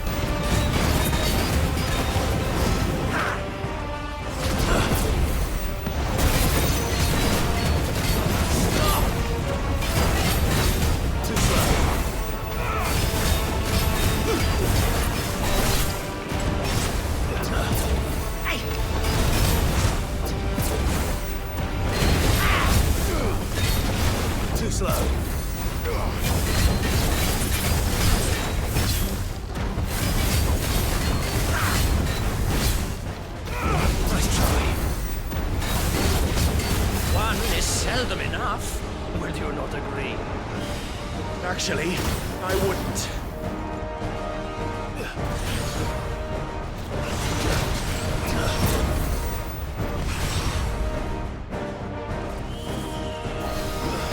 Nice try.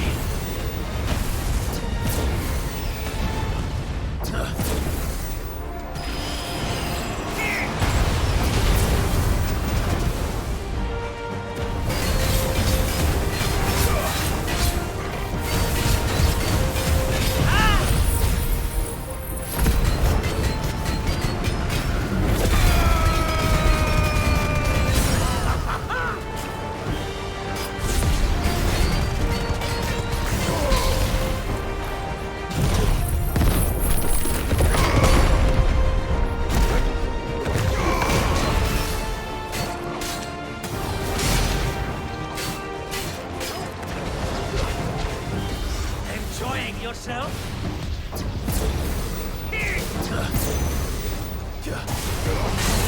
Too slow.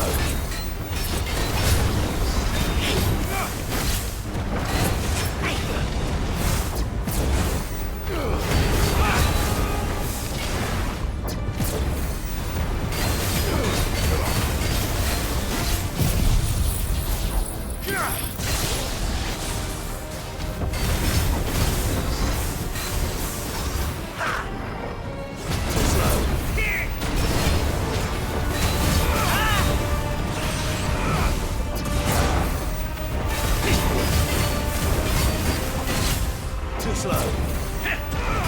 More, Muthos! Give me more! More! More!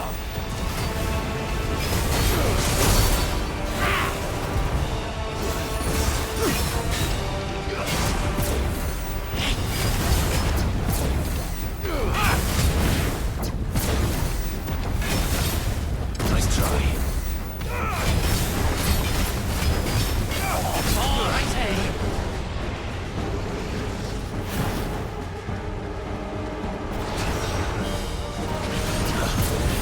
Nice try.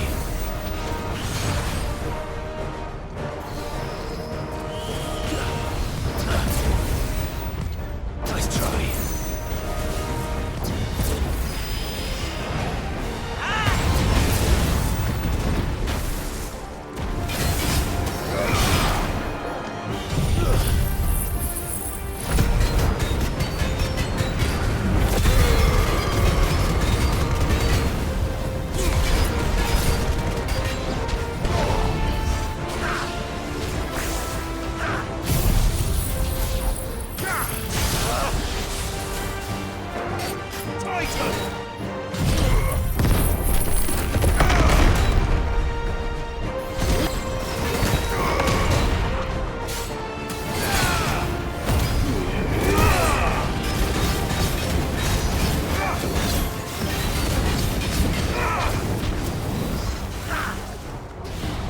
Too slow.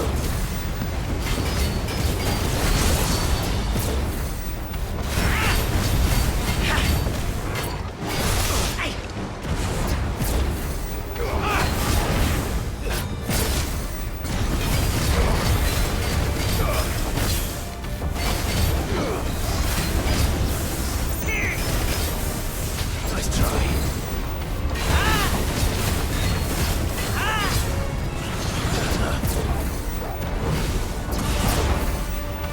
Farewell.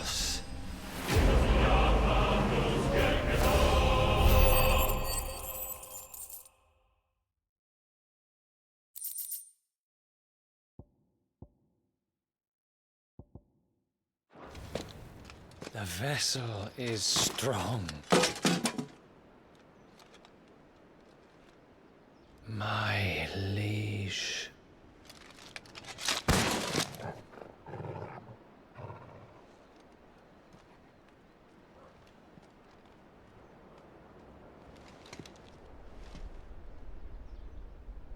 Clive! You're all right. As are you, I see. We are, yes. I'm sorry, but we couldn't save them. It was over before we arrived. Well, you did what you could. I fear we were all too late. What's wrong? Nothing. I hope.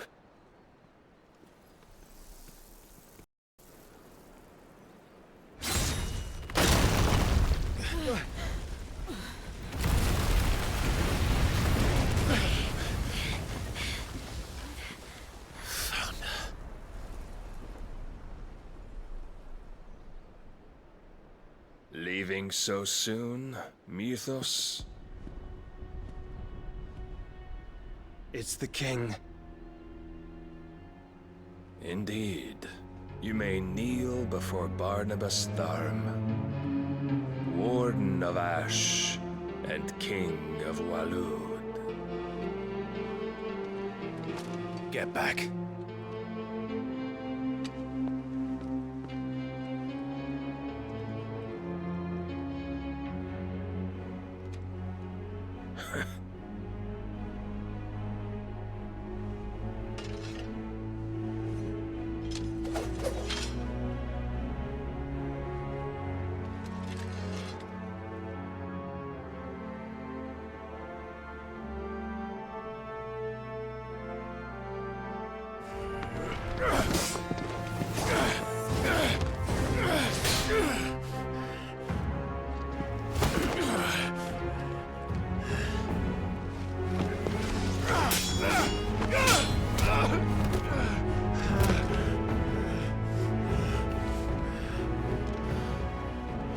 Wild and impetuous. I expected more of the boy who bested my Lord Commander. Yet I see why my master covets you so. The power within you, Mythos. The potential.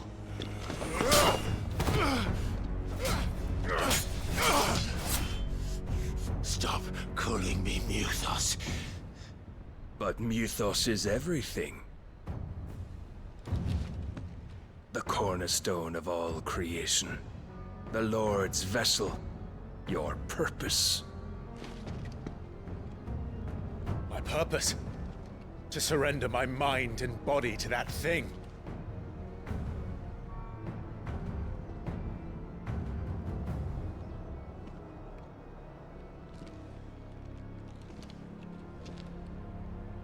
No, Your Majesty.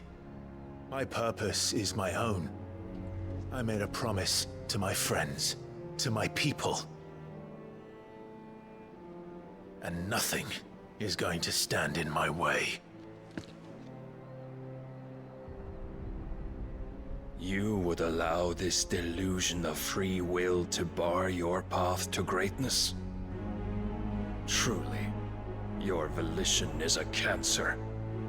One that must be excised.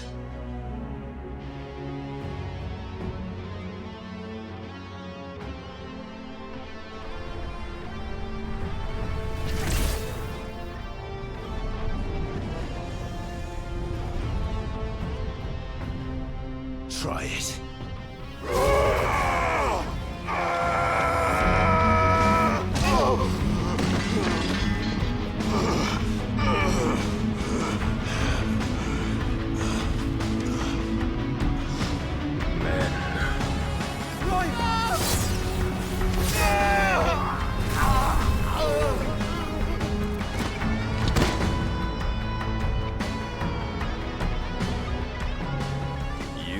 As weak as all the rest. Joshua!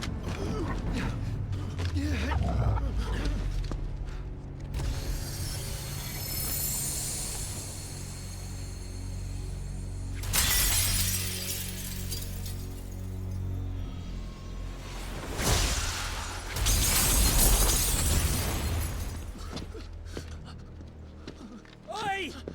Oi! This way! Hurry!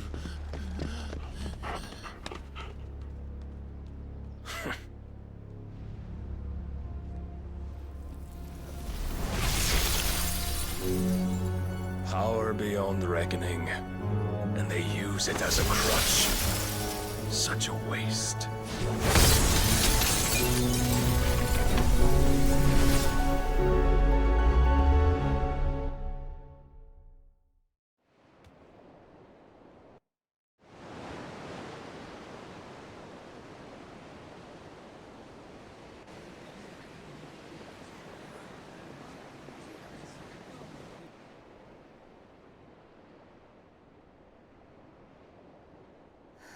Will he be all right?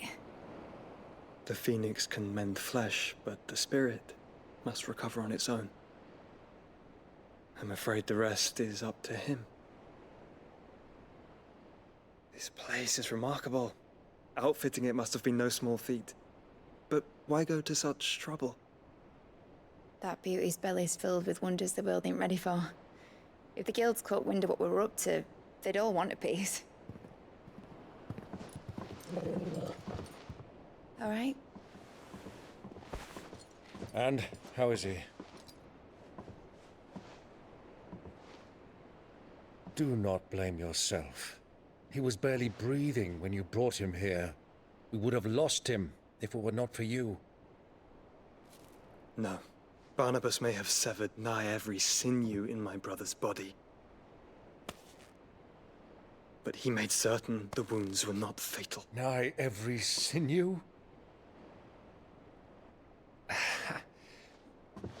Allow me, your lordship.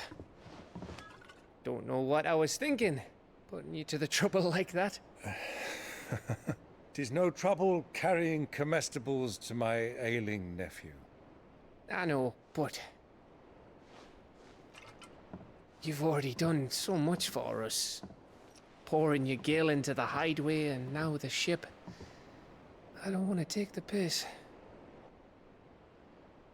You risked your life. And for what? Some girl you hardly know. Why'd you do it? You lot mad or something? I wouldn't go that far. Clive!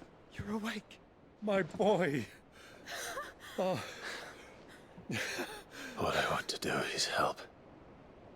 And the world won't save itself. It was Sid. Your father, who taught me that. Sounds like him. Don't you dare do that again. What of the Royalists? Fucked off, the lot of them, along with the galleon. With the king on board, no doubt. Behind here, I wouldn't sail without him. Clive. Jill didn't come back. What do you mean? She kept the king busy while the others dragged you out. It's all right, Mid. Jill is fine. The ether of her icon endures.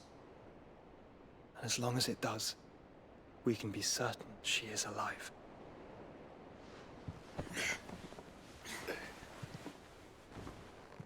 We must pursue the Black Galleon. Jill will be with the king, I'm sure of it. Well, good luck catching him, because my ship's going nowhere. It's the Mithril engine. She's got a kick like a wild chocobo and a mind to tear the hull in half. But do you have an idea? Well, of course I do. My dad'll have seen this coming a league off. If I had his old writings... If you had his old writings, you'd be sitting under a fuckload of rubble. The ones Otto didn't save anyway. I suppose he might still have a few pages in his stores. We'll have to hope it's enough.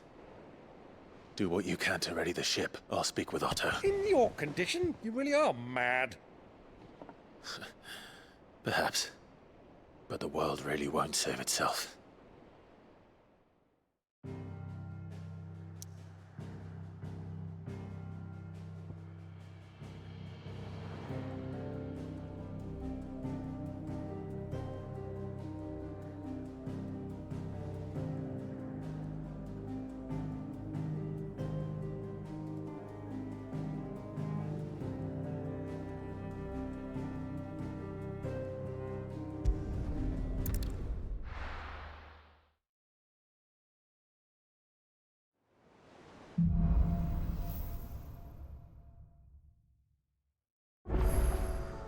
Right. Gav said that Otto might know something.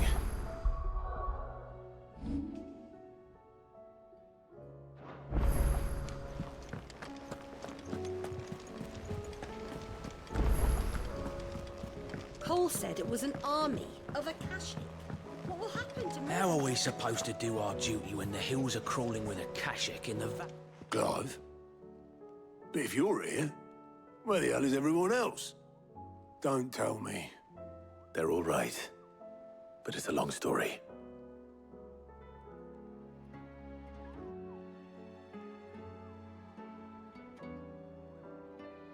You lot don't do things by halves, do you?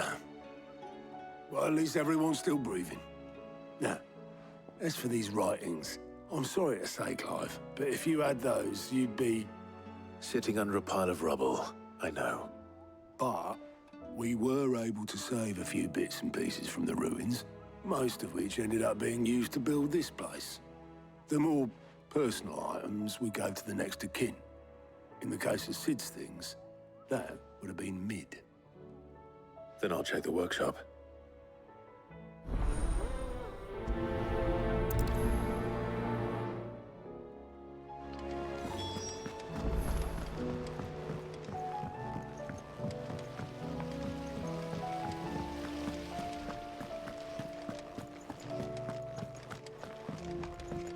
If Amber and the Lazarus are gone, then do you think Mid's ship will ever sail? We've had no word from Canberra for days. That's it then. Here, Sid. Reckon you might be just the man to help me out of a bit of bother, if you've a mind to. Let's hear it. Well, it's about this alembic the chief's got me making. Lovely bit of kit it is. Bunging a solution you want splitting, and it will separate it out, just like that. Problem is, it won't always get rid of all the impurities. And with some of the stuff we need it for, that ain't good enough. Which is why I've been looking for something to filter the liquid we'll be cooking off. And that's where I was hoping you could help me out. I imagine Ty could get some use out of this alembic too. Distilling medicines and the like. All right. Why not? Proper job! So what exactly do you need for this filter? Nothing but bomb ash'll do, says the chief. Gave me a sample she'd obtained from the university stores. Couldn't believe my eyes. You pour the blackest blight water through it, and it comes out clear as a mountain stream. So, I did a bit of reading about where I might be able to get hold of some. And do you know what I found out? It's only the blimmin' bones of a bomb king. They leave them behind when they die, see? I take it that's where I come in. If you wouldn't mind. I saw a billet on the hunt board for one just the other day. Would have gone myself, but, well, fighting dirty great balls of flame ain't exactly my forte. You, on the other hand... All right. I'll see what I can do. Thank you kindly. And good hunting, eh?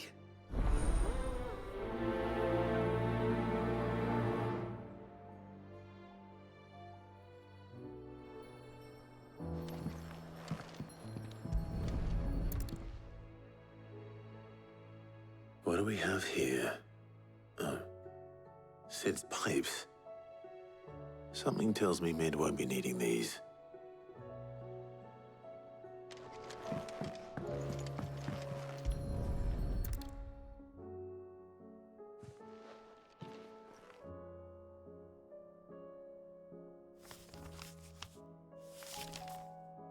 This looks like it's from Sid's old diary. But you'll already have read it. I'd better keep looking.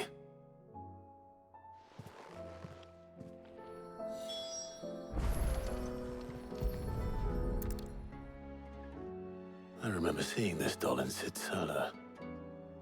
I wonder if it was Mid's.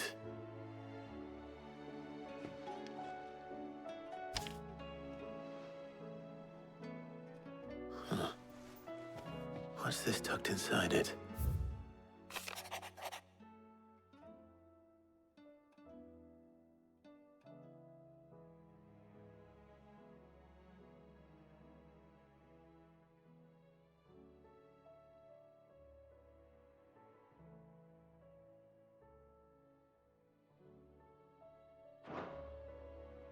Sid's best invention. That sounds promising. So Sid hid something in Mid's first opus. But what would that be? Perhaps Otto might know. If Amber and the Lazarus are gone, then...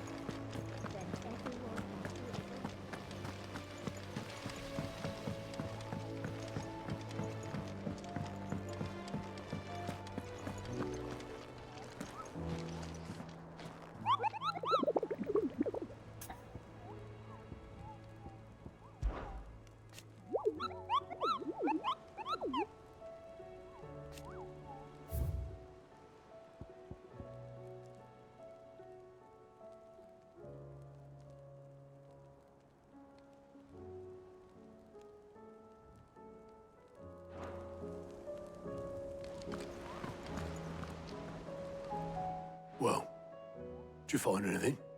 Possibly. You wouldn't happen to know what Mid's first opus was? Opus? That girl's as tone deaf as a banshee. Unless you mean the orchestrion.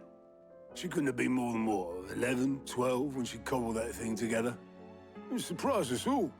Not least her dad. You should have seen how proud he was of the little scamp. What's that battered old box have to do with anything? I think Sid may have hidden something inside it. Wouldn't surprise me. Those two and their bloody treasure hunts. Half the things in the hideaway were hidden one time or another.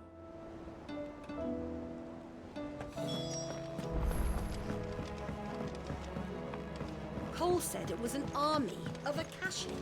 What will happen to Mid and the others?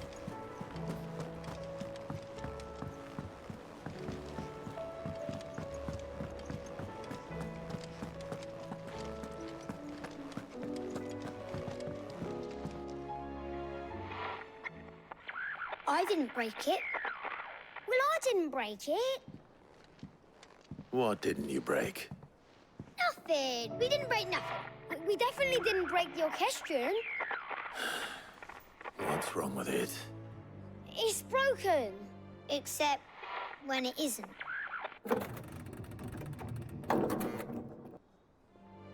See?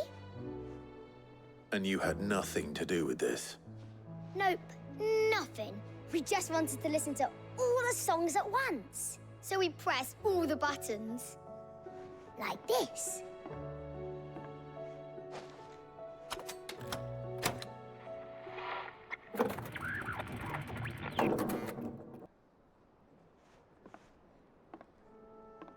See?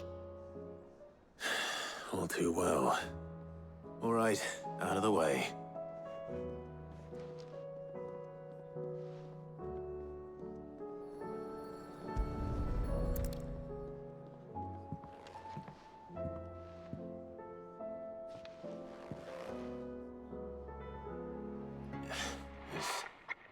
Something caught on one of the gears. Did you break it? Can you fix it? No, I mean, yes. There. How about now? You fixed it! Sid fixed it! He more than fixed it! Yeah, new music! Huh. Never heard this one before. They started playing when I removed this. Whatever it is.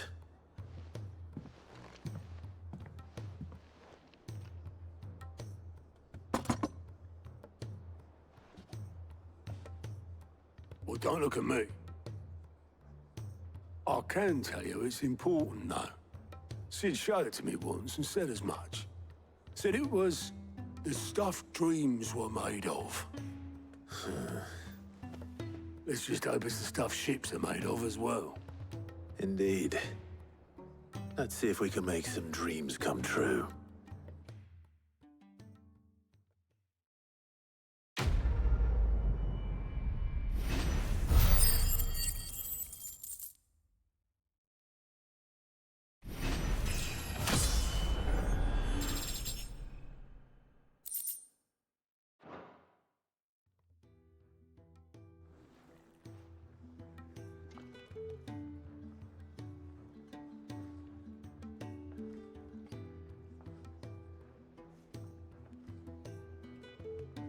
Just the two I was looking for. Aye. Who's a patient? Actually, yes. The Crown Prince just left. Dion left?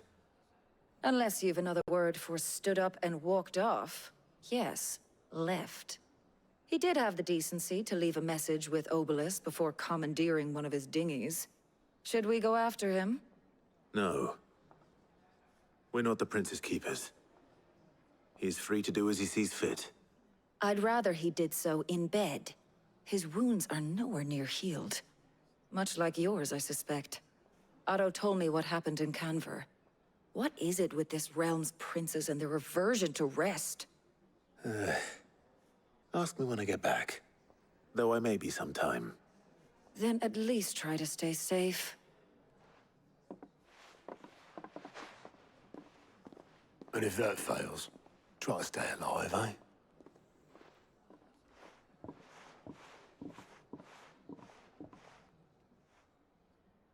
Every moment I waste here, the further the flagship sails.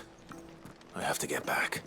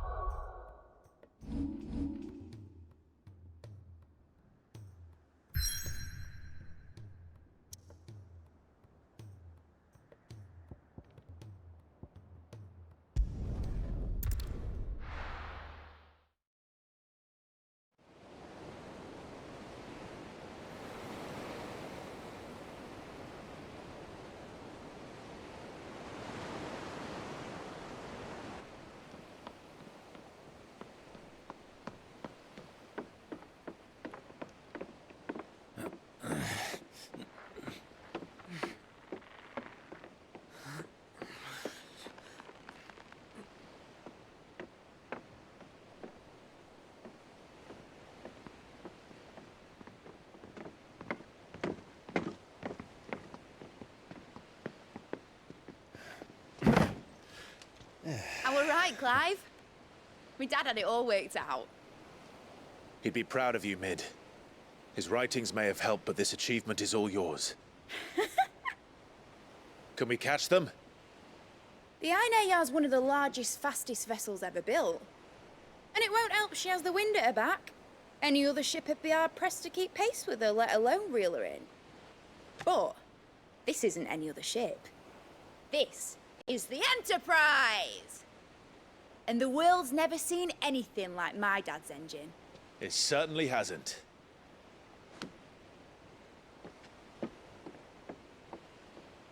Clive, what do you know of Barnabas Tharm? Only what the bards sing. That he sailed to Ash from southern lands. That it was his mastery of the blade which won him the throne. And that his sword, Odin's sword, can sever the very threads of creation. But don't lose any sleep over a last tilt. We'll do what we must to survive. What we must. The light! I thought this cove was meant to be hidden.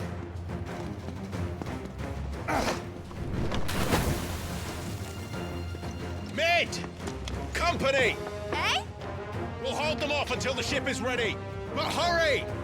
Bollocks! All hands! Man your stations!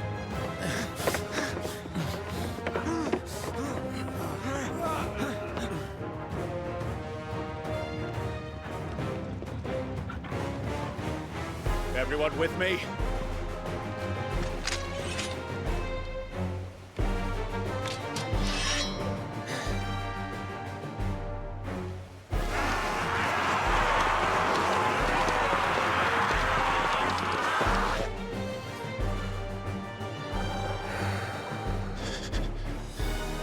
Here they come!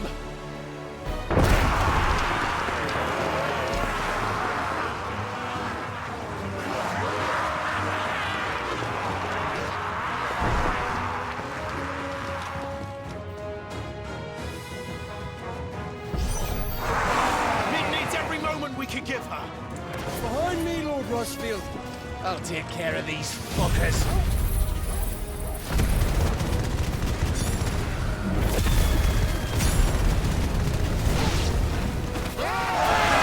About that offer, Gav? How are we doing, mid?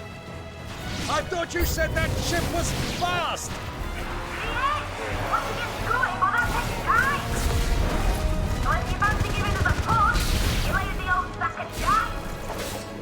Old? I haven't felt this alive in 20 summers! Come on then! Which of you lot fancies meeting Ogre Killer next? I thought it was called Heartbreaker. Rules like the clock as you can. Without the pay and outstanding banquet first. Here I come!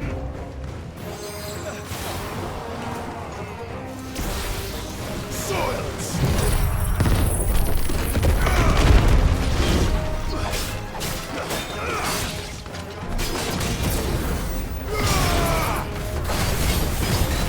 Let's try.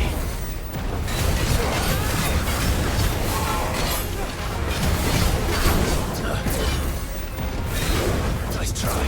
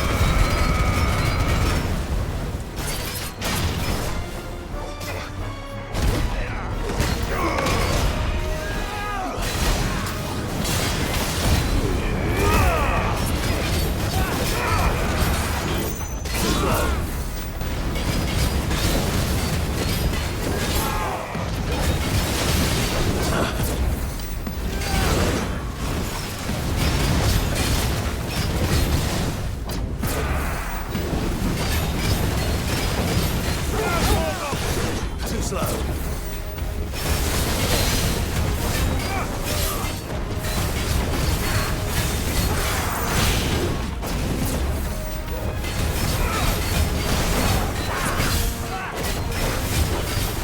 Let's try.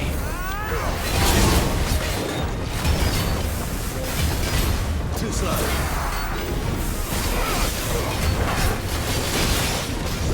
Nice try.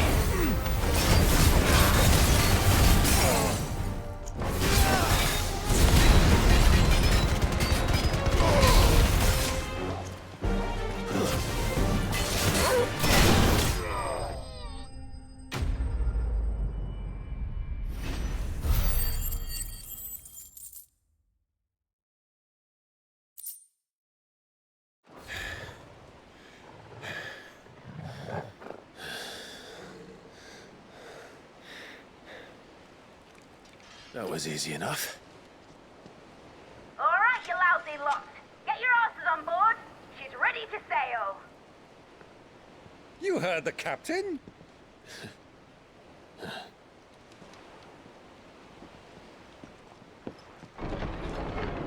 Clive?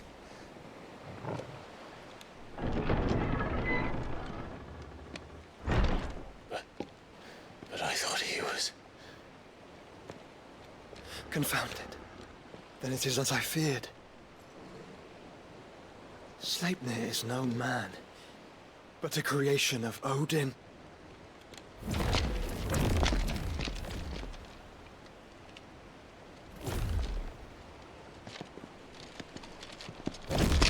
Phoenix's fiery fundament.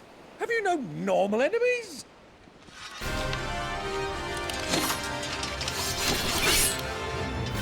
Up for another round? Of course we are. Right, Lord Rosfield? My boy, there was a time people called me the Executioner. Or was it my eyes? No matter, heads will roll all the same. Mate! New plan! You leave! We follow! Follow? Swimming, are you? Oh, bugger me! Weigh anchor! Engine's dead slow ahead!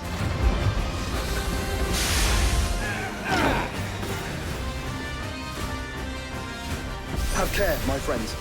'Tis not blood that runs through an Eggie's veins. These foes will not fall easily. But they will fall. Like oaks before a woodman's axe. Good thing I brought one!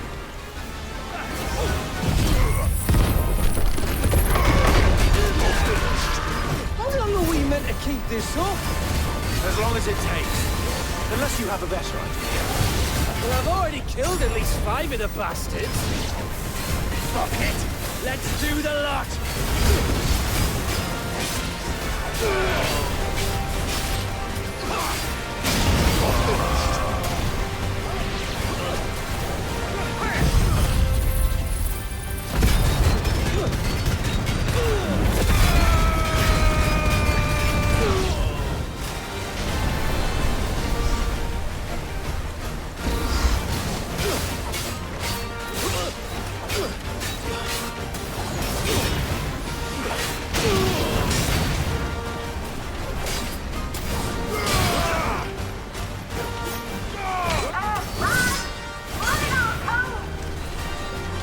Should we make for the ship? Not yet. Wait for my signal.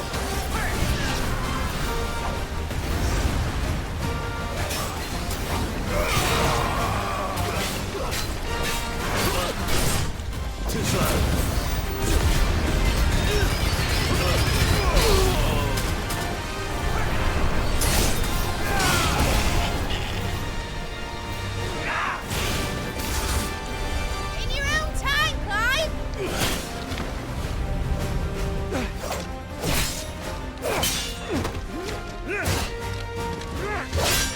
Right, run for it!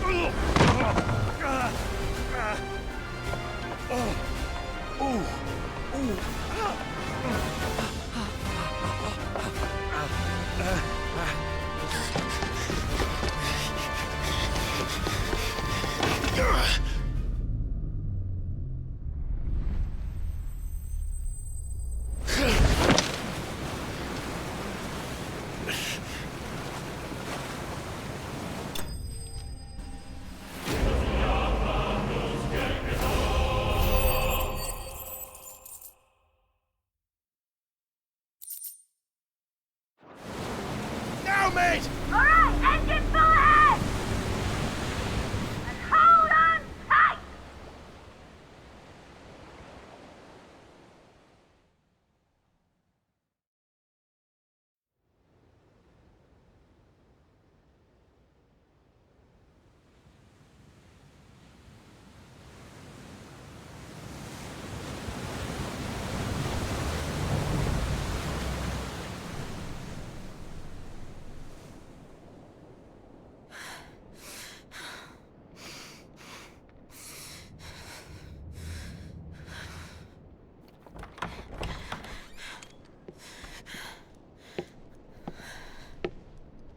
What do you want?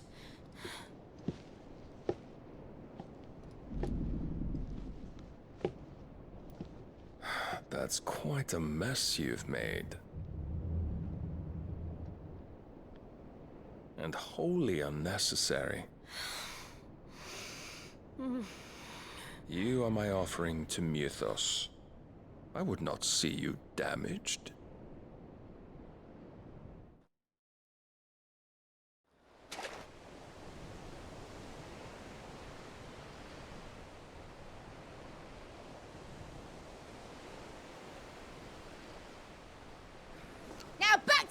Congratulations! Every bell spent treading water puts another league between us and the galleon.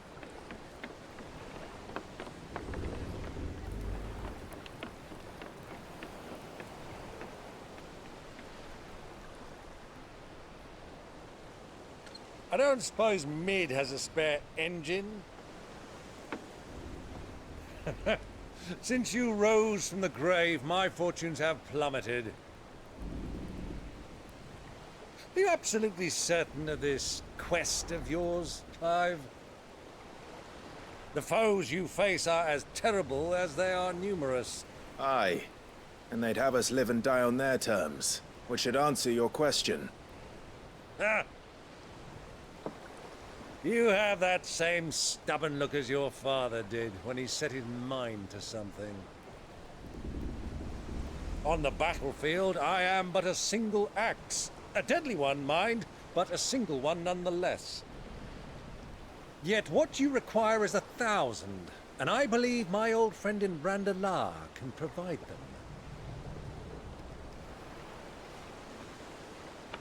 Take care, Clive. I have many more tales of your father's exploits to share. And I cannot very well do that if you're dead. Again. Good luck, Uncle. And may fair winds attend you. As for you, Joshua, take care. I shall do my best, Uncle. Farewell, my nephews. When next you see me, it shall be with an army at my back. Oh, oh, yeah. Oh, oh, oh.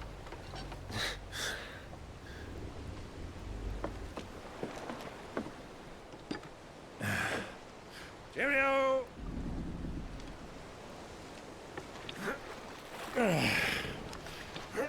Oh, yeah. Do keep up, my boy.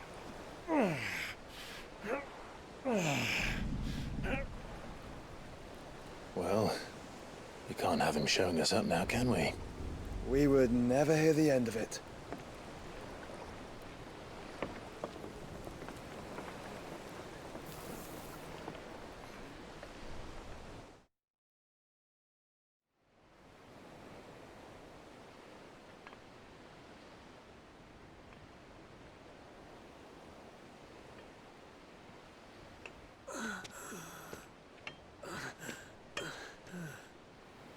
Greek of mercy.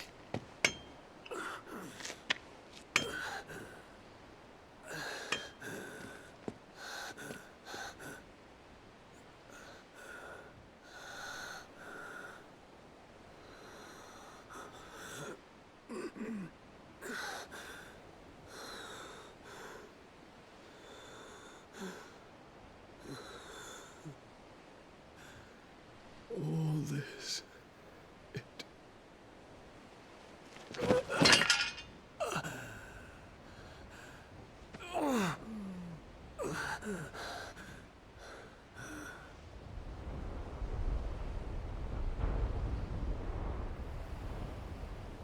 What have I done?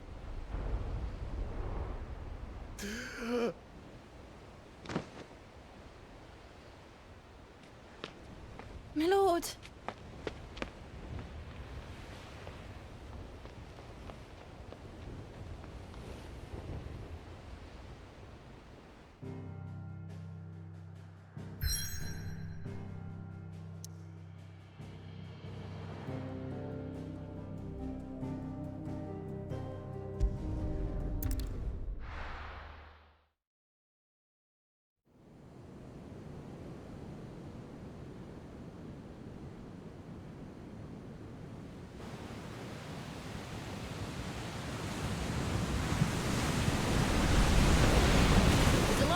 Between here and Waloed, but any ship heading north has to round Zemeckis and put through the Narrow.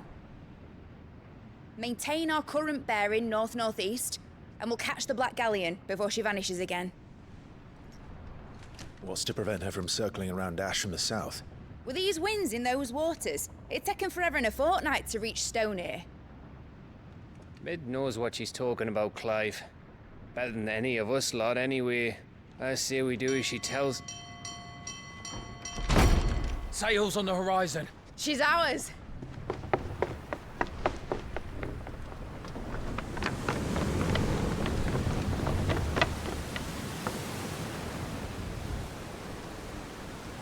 Look alive, boys! Full ahead! And keep those furnaces fed! Aye, aye! Do you feel that? Jill. All hands! Battle stations!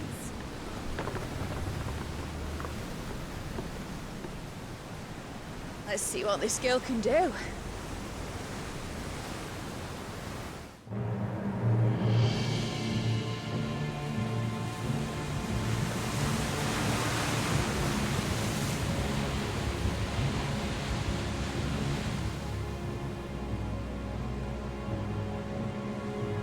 Where one leads, so does the other follow. The bond of consciousness which joins them condemning both to the same fate. Yet my every attempt to strike it from their hearts serves only to tighten its hold.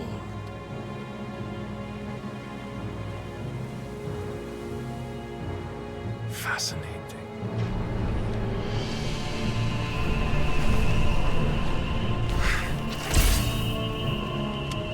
But then, there is naught my blade cannot sever.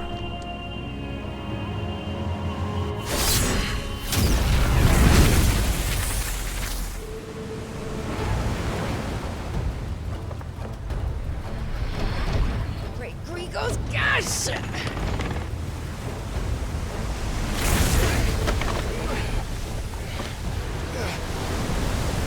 Barnabas. Hard a port! Heads down, you brutes! And brace for impact!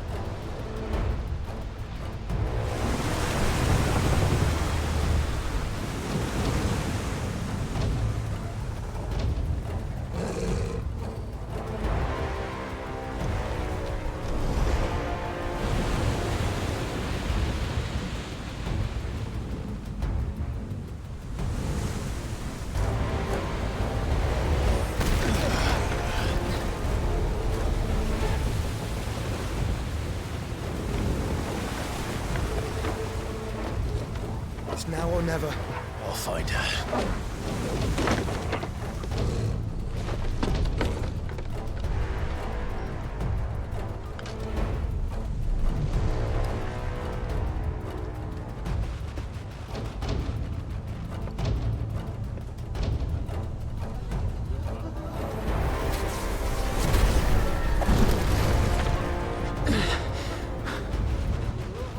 Bloody hell! Out of starboard!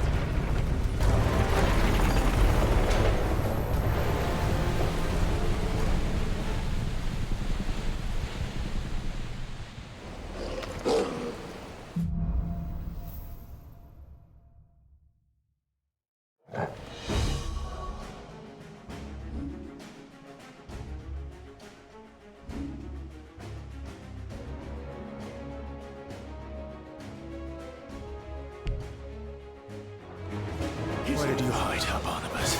Cut him down!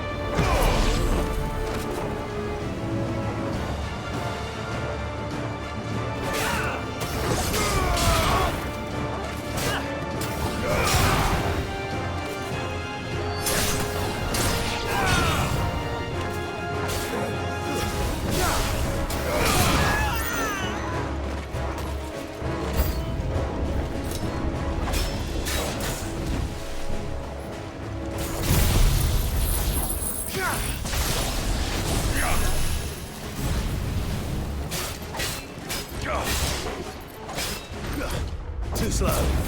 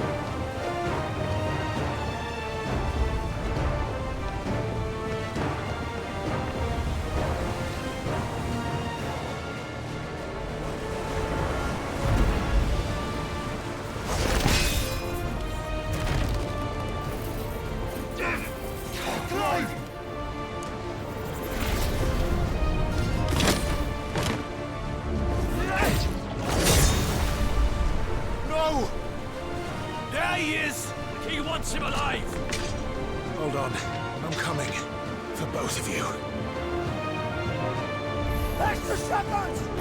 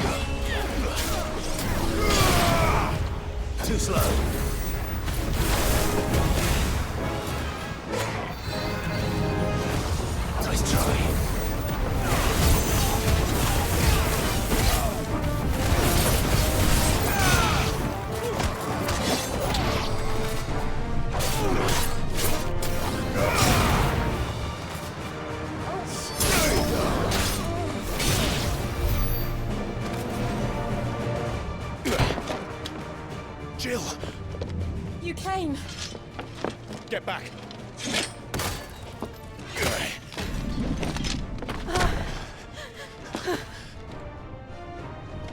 Clive, how did you... I'll explain later. Hands.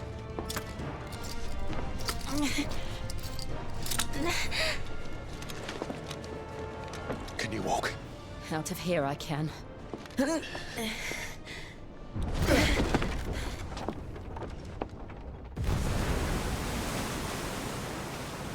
Stand still!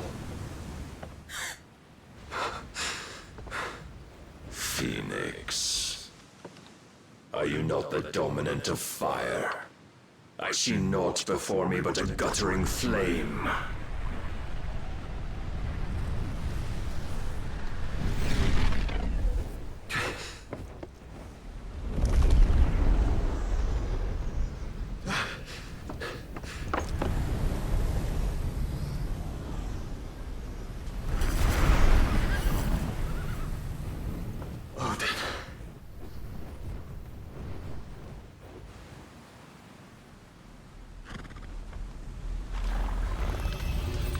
In earnest, then.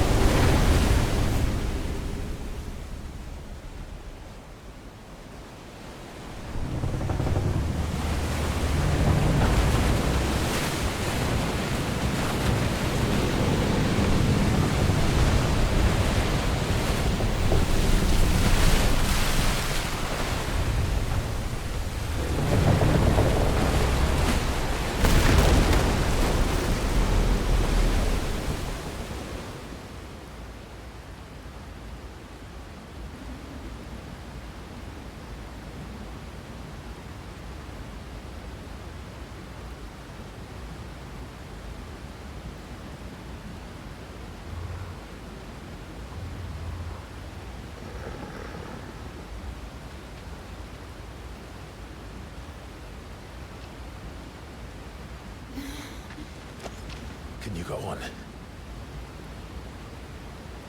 I think so.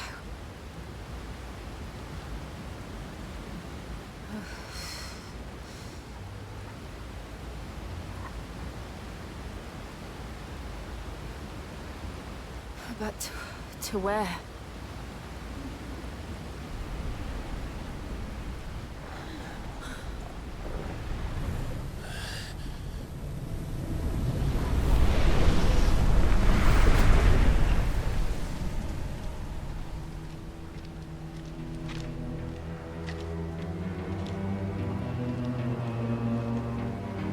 You... What did you do to Joshua? The Phoenix? Oh, I expect he will survive. This consciousness in which you coil your feeble souls is grown thick with desperation. And thus has my master turned to my blade.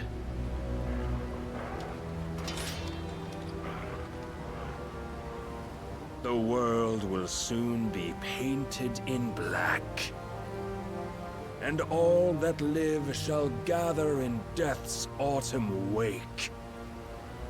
Not if we remove the cause of this misery. Not if we destroy the last of the Mother Crystals and restore balance to the world. Come.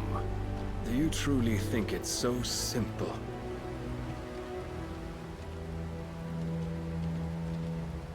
The Blight is inevitable. Not even the Almighty might stop its endless march. Your efforts will avail us naught. Naught, that is, but suffering. You must embrace the truth, Mythos. Accept your place with the Lord. Keep it. As long as there's a chance, there's a choice. Ever led astray by your blind resolve.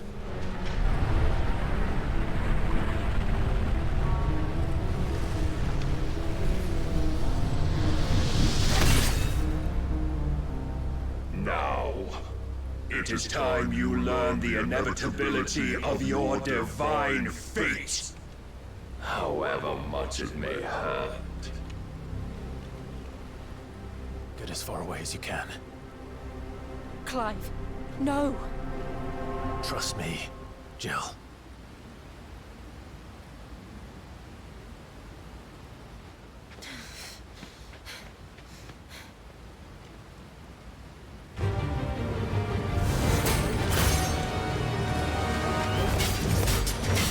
We don't have to do this. Oh, but we do. If only to remind you of your duty.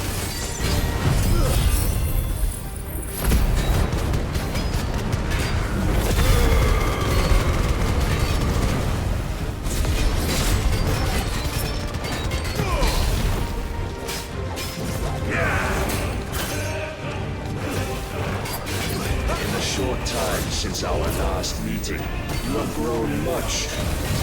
Yet as a vessel, I fear my lord will still find you lacking.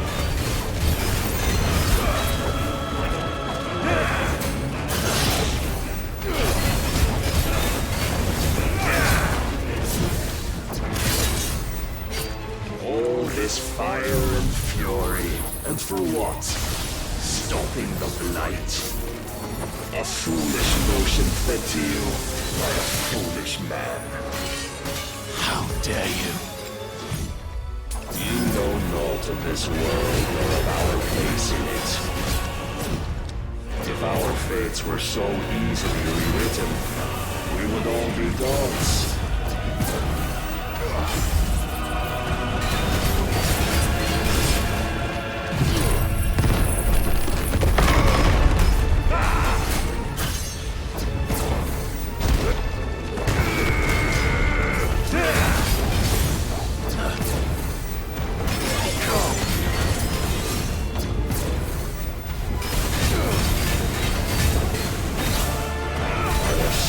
Enough. reason cannot sway you. There are other means of persuasion that might. Cast a flip shade. Nice try. Yeah! Too slow. Nice try. Yeah! Too slow. Defend yourself!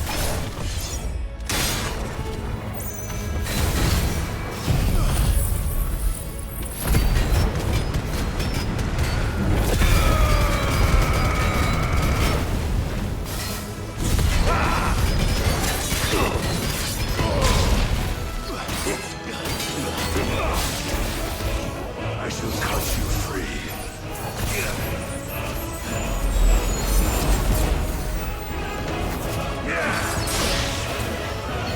Rise, Mythos.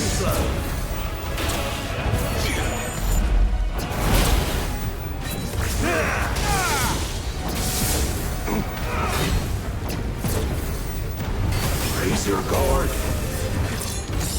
Too slow. Nice try.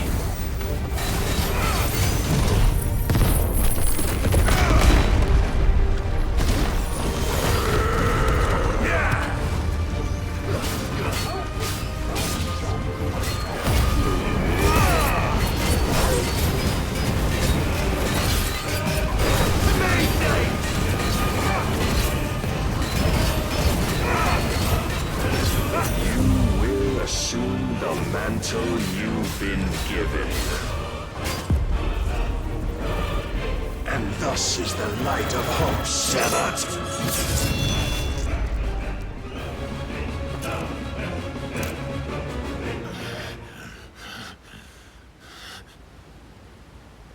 You would yield so soon.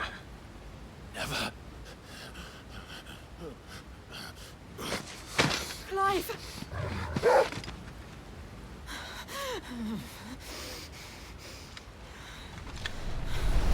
Do you not see? Your iron will weighs you down, dragging you ever further from your purpose. And what is my purpose? Mythos. Who are we? What are the dominants? The breath of the Creator still warm on our lips. We carry his light that we might guide the masses in his name. We are but mighty acts of God. We are more than that. You would be nothing without what he has granted you. The power we wield is his, and yet every time we draw upon it, it wears away at our very being. It breaks us. It unmakes us, that its immaculate aspect might reveal itself. The icon. It is too much for even his chosen few. Apart from you, Mythos, you wield the might of many, yet your body does not answer for its avarice. What are you saying? What I am saying is that we dominants are a means to an end. We were created for you, that you might drink deep of our strength and thereby fulfill your divine purpose. Which is? To feed. As you would know, could you only look beyond the walls of your prison of self-regard. As long as you choose to ignore this, you shall never penetrate my defenses. Still, you may take solace in the fact that you are not alone in your plight. The chains of volition shackle all of mankind, but there is yet cause to rejoice. For the Lord, in his mercy, has taken pity on his flawed creations, and shall see them restored to their proper forms. And what exactly would that be? Why, loyal servants to God. No. Manners, Lord Rossfield? They are men, like you and me. albeit ones unburdened by the wills that drive our kind to madness. They are pure. They are divine. You mean to turn everyone Akashic? Not turn, Mythos. Turn back. For too long has mankind been led astray by their clamorous wills. It is time they return to a world of quiet equality, where they might once more know salvation. Salvation! And abandon everything we hold dear! We don't need your salvation. We'll save ourselves, and we'll do it on our own terms. Not yours. And not your gods! With every defiant expression of your will, the tighter the chains of consciousness become. But perhaps that fact may be put to use.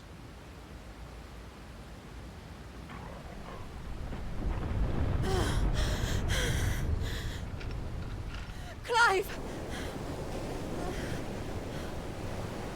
The faster it binds you to the remaining dominance, the stronger your hunger will become. Until it leads you back to the only answer there ever was. Mayhap not by the path my master intended, but back all the same.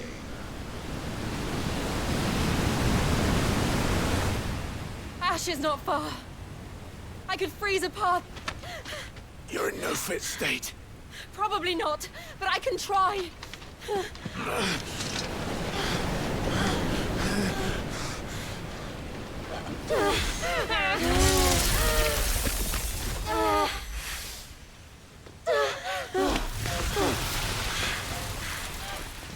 Don't look back!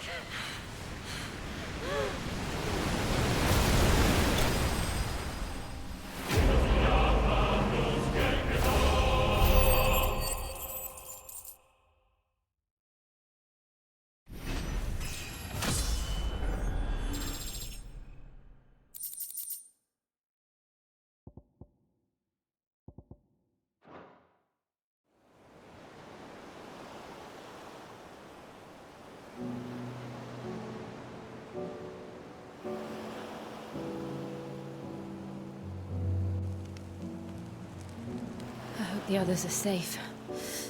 The Enterprise was clear of the gap when we fell. They made it, Jill. And they will have seen the ice, where it led. We need only wait till dawn.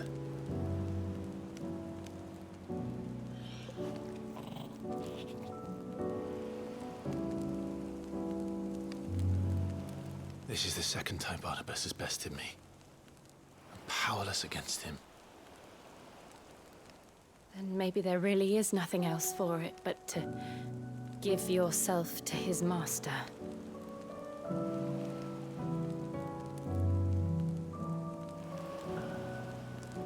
Only you won't do that. The Clive I know would never do that. So you believe? But do you really know me? If what Barnabas said was true, then I'm more monster than man. And each time I summon the flames from within, I burn away the things that make me who I am. Do you, though? Think of what you've used that power for. Of all the people you've saved. It doesn't matter how or by whom it was granted, only how you choose to use it. And you've chosen to use it for good, haven't you? I've also used it to kill. What if that's my purpose? What if it's all I'm good for?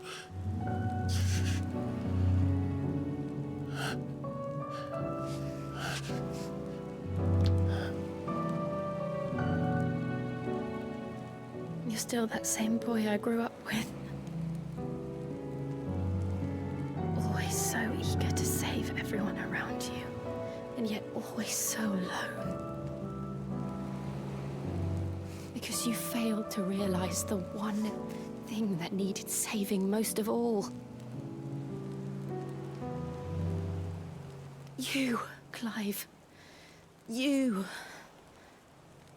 You never once took the time to save yourself.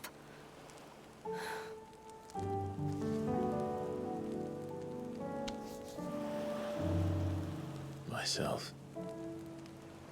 I think I might be beyond saving. No one is beyond saving, provided they want to be saved. You fight to survive. And you survive so that you may protect those you love. It's what you do. What you've always done.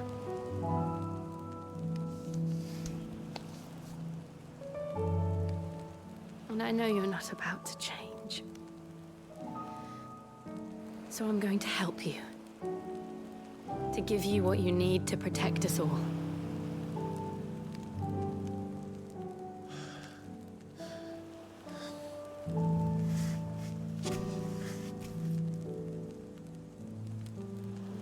Jill.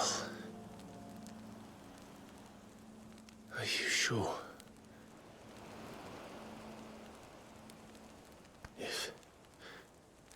If this is what you want, then...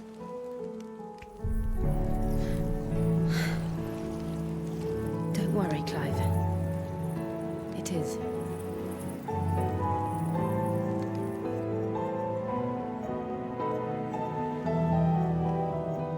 This burden, I'll give you the strength to bear it alone.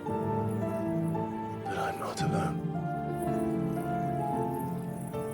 These burdens I carry, my sins, my pain, my sorrow, I see now that they are all a part of me.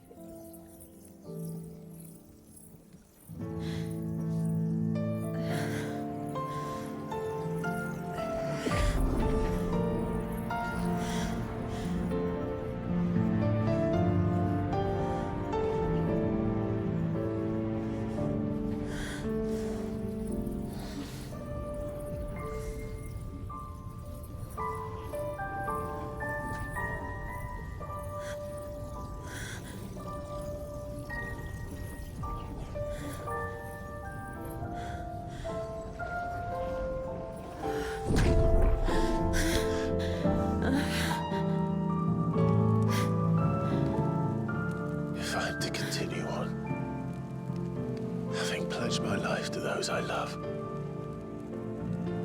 then I will gladly bear your burdens too, until my last breath. Clive.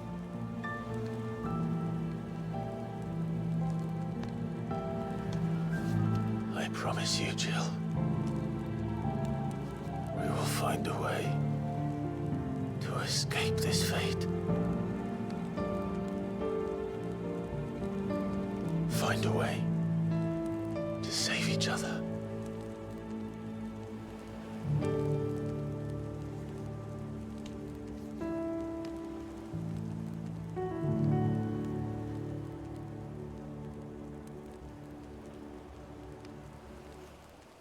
That we might one day look upon the moon again, together.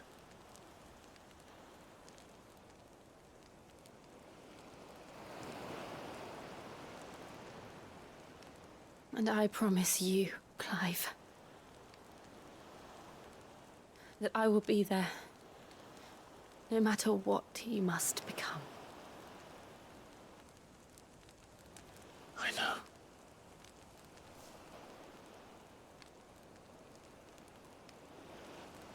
I never thought a smile could bring me so much joy.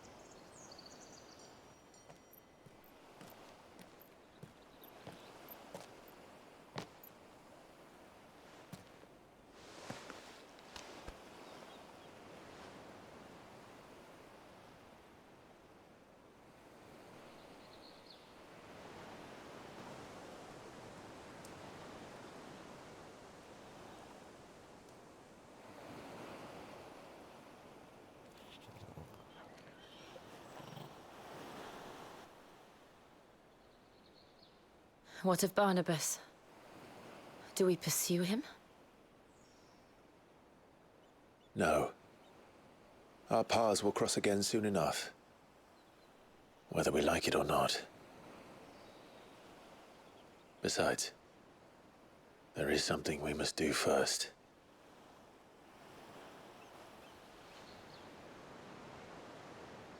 Of course. Drake's spine. The last Mother Crystal. The Einherja is at the bottom of the sea. Waloed won't dare move on Storm without her. But they know we're coming now. We'll need a plan. And a damn good one at that. Then let's go home and find one. Ash will have to wait.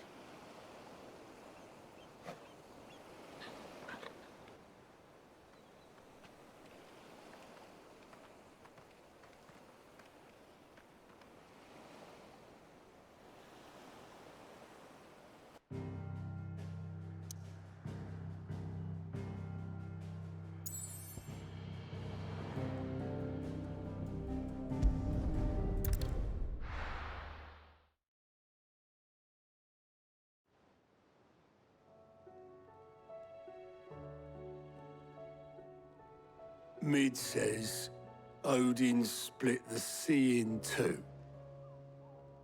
She's always been partial to a tall tale. But there's tall, and then there's tall. I struggle to believe it myself. I see your uncle isn't with you. He stayed with the Enterprise. After our brush with the Einherja, she was in urgent need of repair. And my uncle knows a shipwright in Randalar. We're to join him there when we're ready to sail for Ash. You sure that's wise? Last I heard, the place was still overrun with Akashic. Show me a city where that isn't true. Ultima's plague is spreading. We're running out of time, aren't we? We've done our best to shore up that hideaway. But I doubt a few planks will stop what's coming. Still, we'll keep at it. Every little helps, I suppose. Let's hope so.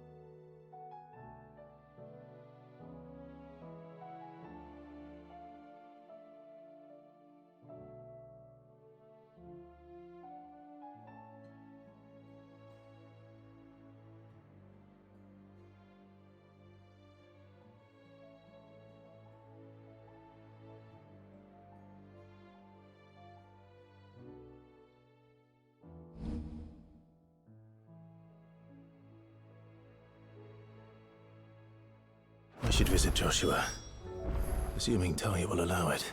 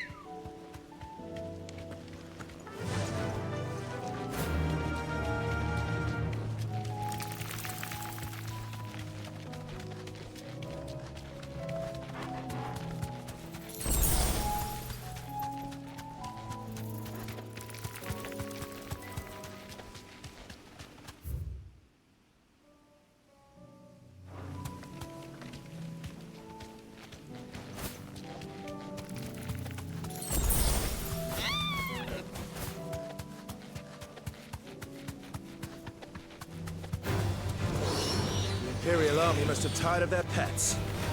But if they won't feed them...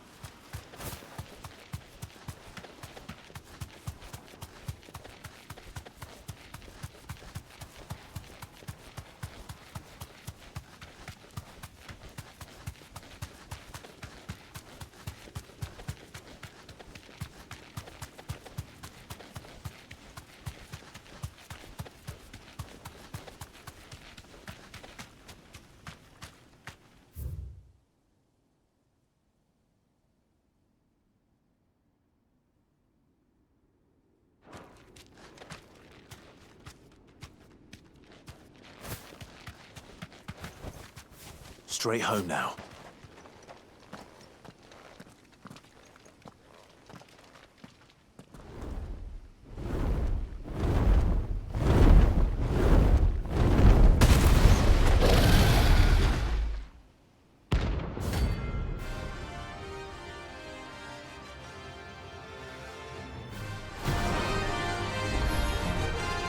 Found her. This beast isn't to be trifled with.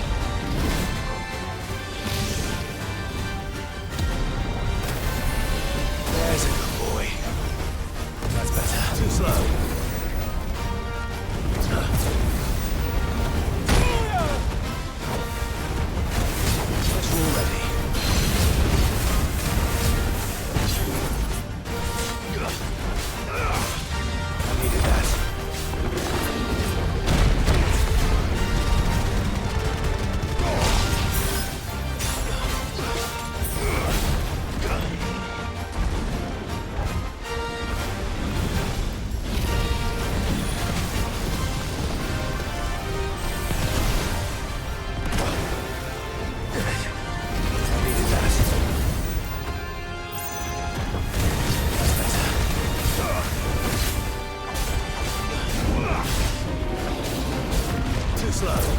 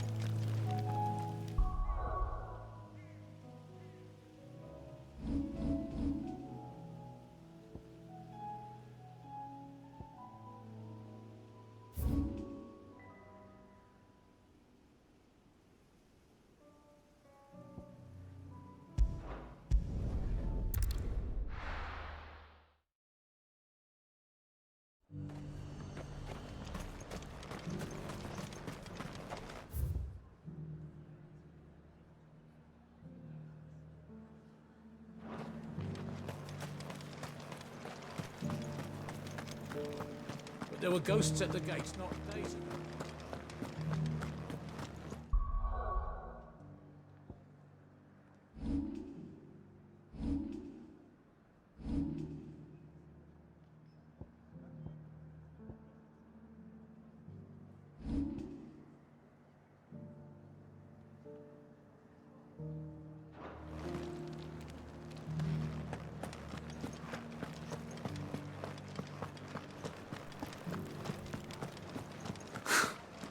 Let have us believe these ghosts have been exorcised. Do you see anything you like? An excellent choice.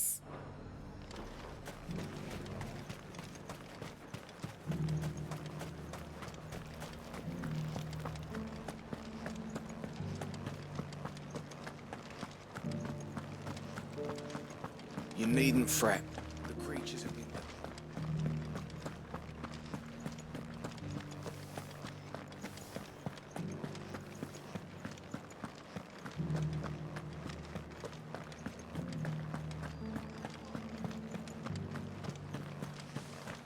To the meadows, then. That's what I can.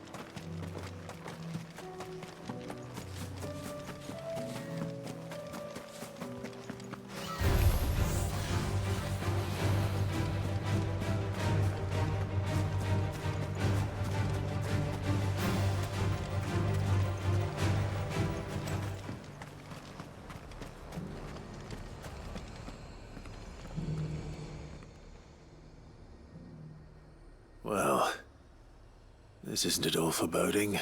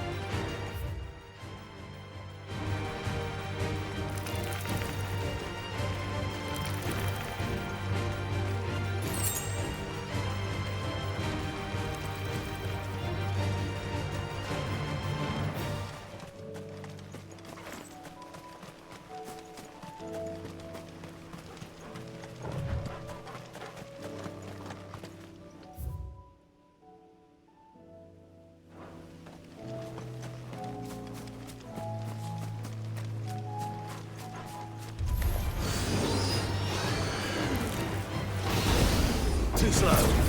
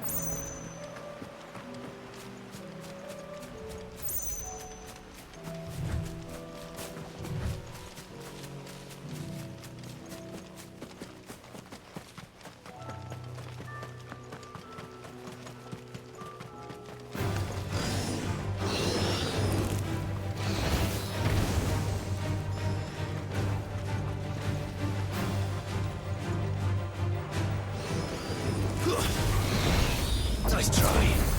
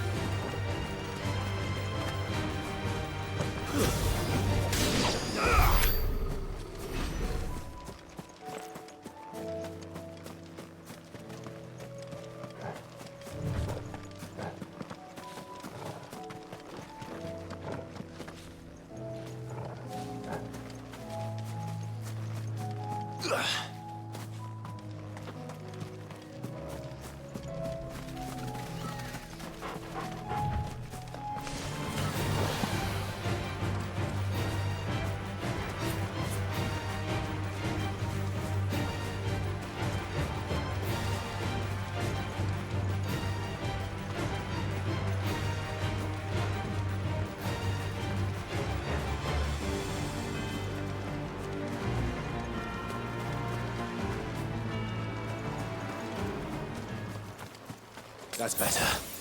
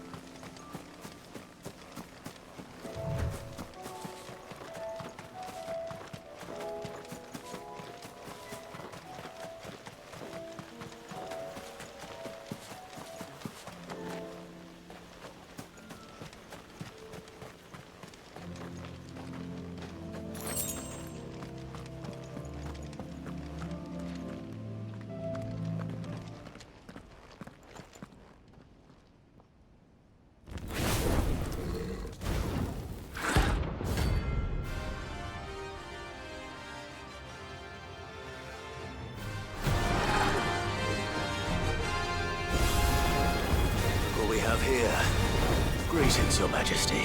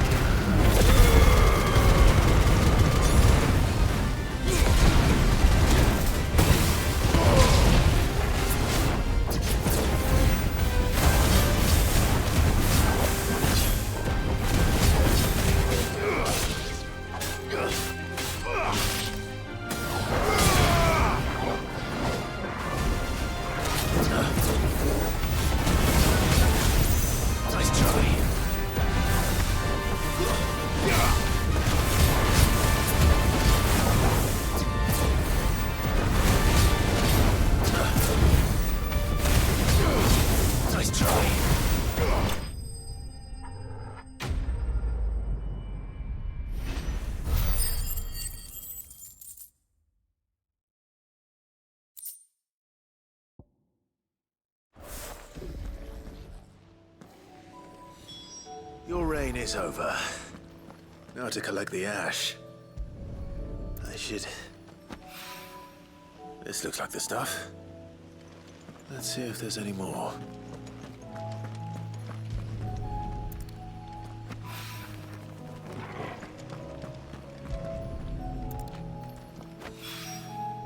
That should do it. If Hawaii needs more than this, he can fetch it himself.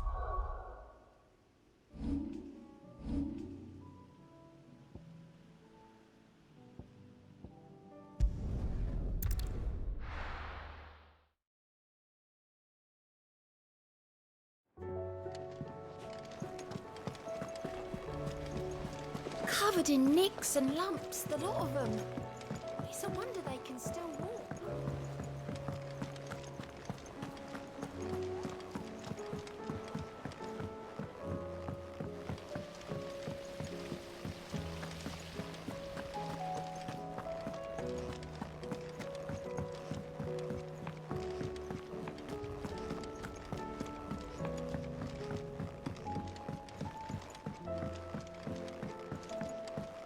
With Canver in the hands of Akashic, we'll need to find another port.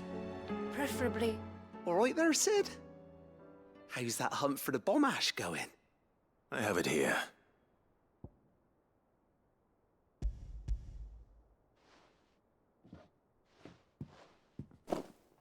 That's the stuff! And plenty of it, too. Enough to keep the alembic bubbling away for a good old while. You're a gent, Sid. Let nothing say otherwise. Right then, let's get this contraption up and running.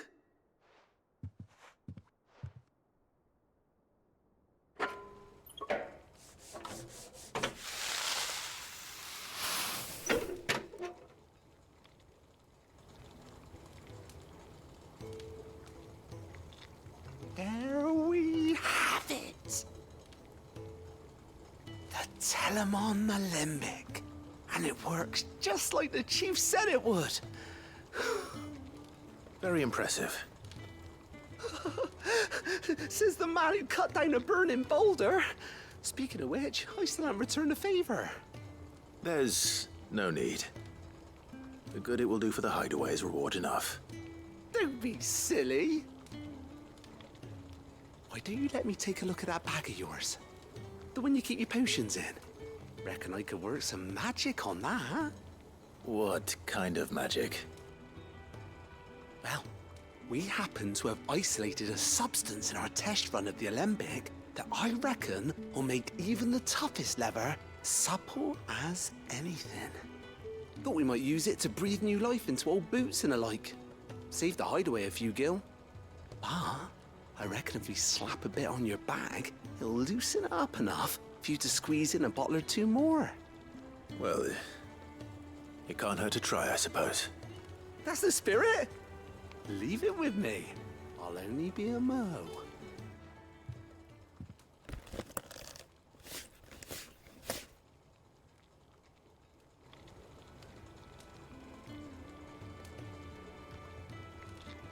Well, what do you reckon? It certainly feels more flexible. Right? Told you. Thank you. I think. No. Thank you for supporting Mid and the rest of us in our endeavors. Without you, we'd never have been able to discover wonders like that stuff I rubbed on your bag. And I'm telling you, there's plenty more where that came from.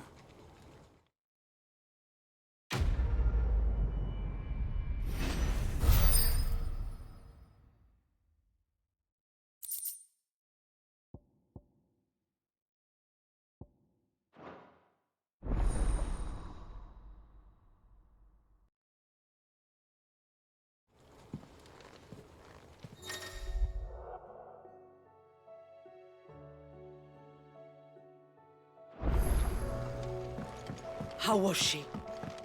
The Enterprise, I mean. So, she don't need sails or oars, but she's still the fastest ship on the sea.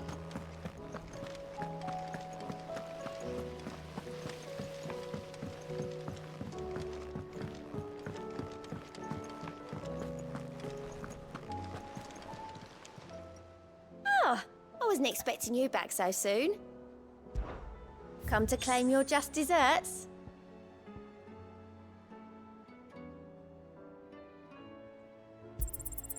Here you are. You earned this. Come again. I may have more for you. How do you split the sea?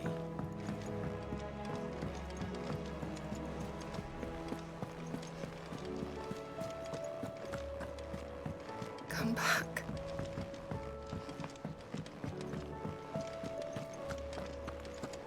Oh, don't tell me we've run out of Pepio nuts and all. Clive. If you're gonna buy something, be quick about it.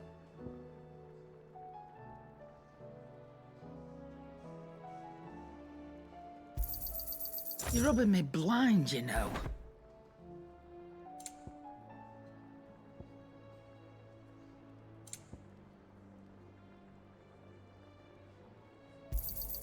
You'll not find a better price than that.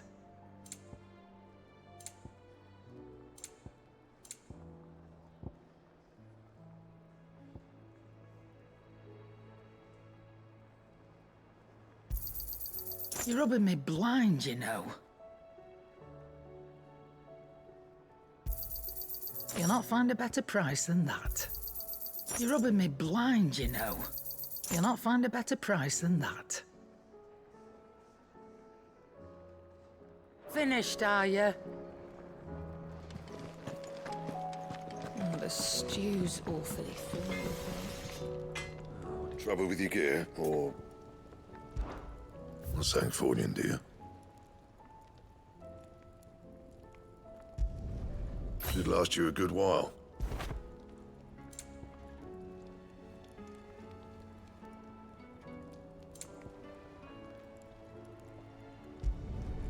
Not bad, if I do say so myself.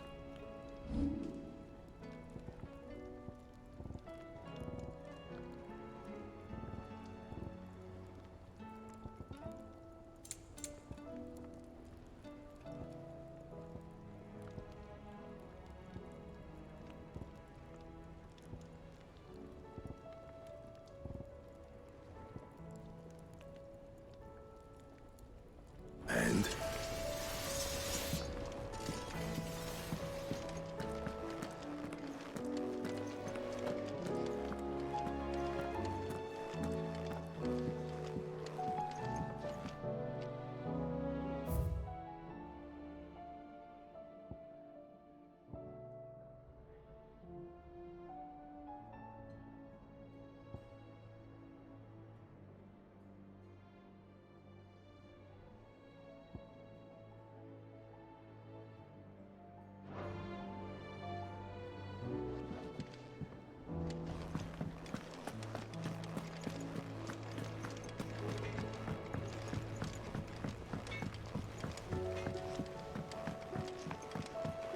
Have you tried Molly's lemon tarts?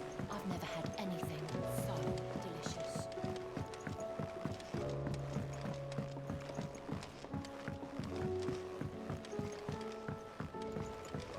Canva lost? It can't be true.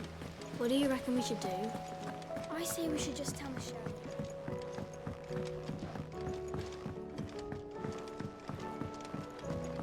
How was she? The Enterprise, I mean. Ah, Sid. Just the man I was hoping to see. Did you have a mo? Don't tell me. You need more bomb ash. Oh no, we still got plenty of that left. I'm working on bringing another one of the Chief's designs to life. This time, it's a new smelter. It's got a reverberatory hood over the top for additional thermal amplification and a system of reciprocal recirculatory regenerators that let's just say it gets very blimmin' hot. A heck of a lot hotter than anything Blackthorn's got in his forge, that's for certain. Only mithril engines get hotter, and you can't chuck ore in one of them and get metal out the other end. Trouble is, we won't be able to make it out of any old rubbish neither. We need the good stuff. And I hear You once helped Helena get her hands on exactly that. Any chance you could help me too? If it's for the good of the hideaway, I'd be happy to. Oh, it is. I promise you. So, what exactly is this good stuff you need me to find? We've got a couple of examples here. Spherical echoes, we call them. More fallen materials. So this smelter is similar to the Mithril engine in more ways than one. That's right. They're a bit like the thermal helms. Fallen ceramics deal with heat like nothing else, see? And what's more, they're directional, transferring heat from the inside to the outside. But these things, they're all outside. If we line the hub with them, they'll reflect the heat right back into the furnace. We've collected as many as we can, and I know where we can get the rest. Trouble is, they're all watched over by their bigger, uglier cousins. So you want me to visit some ruins, destroy some echoes, and bring back the spheres they're guarding? That's it in a nutshell, yeah. We're only 3 short, mind, and we know exactly where they are. There's one up Amber Way, in that ruin that they call Lost Plume, and another in the Silent South, over in Dalmekia. Last one is in the ruins of Advent, which is in the Empire. All right then. Wish me luck. Will do. I'll be keeping all my fingers and toes crossed.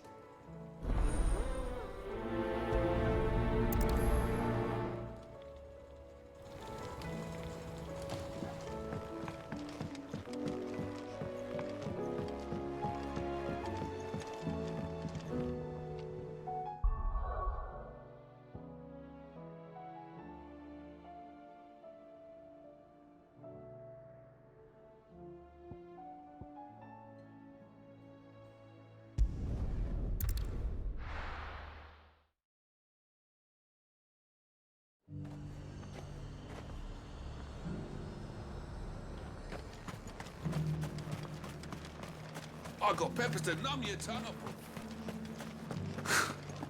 They'd have us believe these ghosts have been exorcised.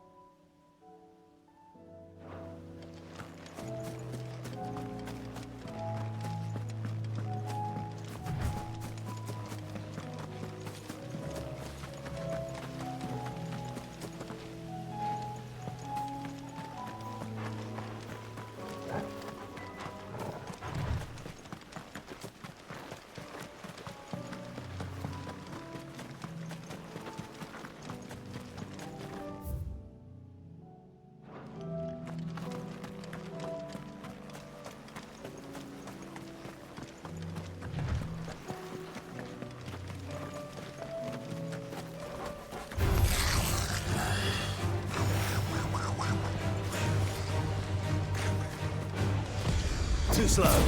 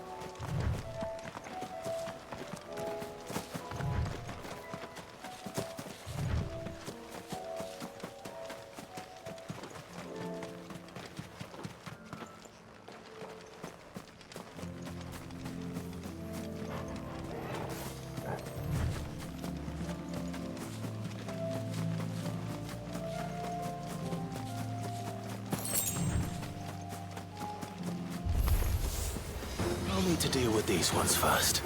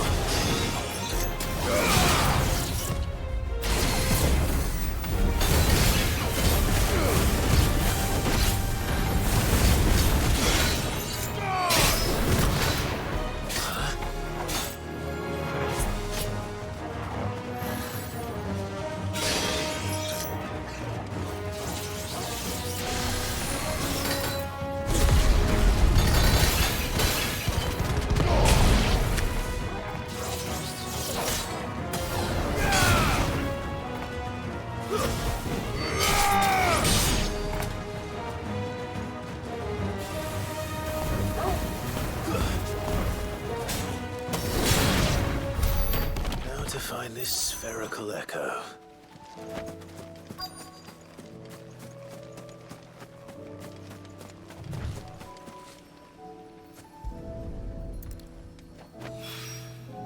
This is it. Right then. Just two more to find.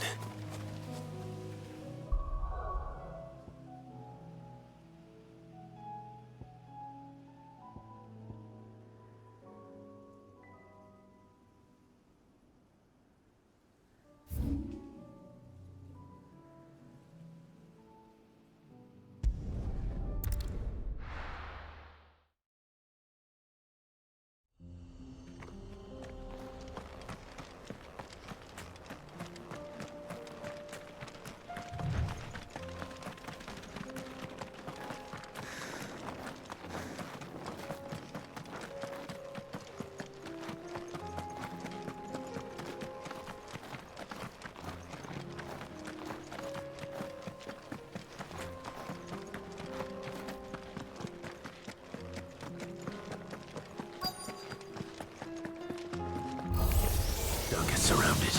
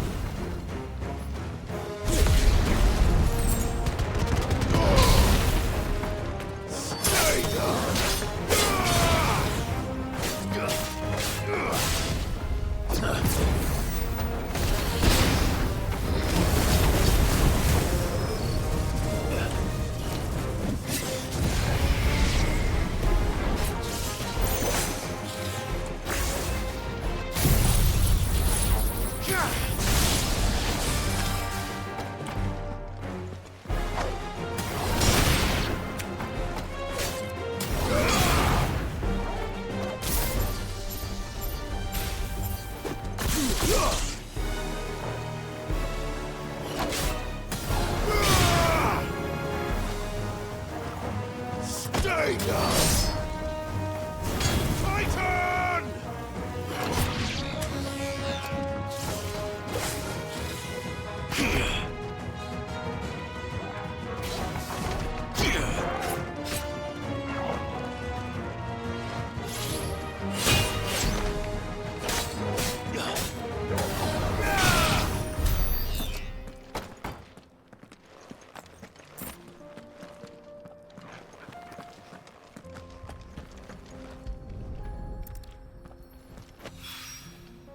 down.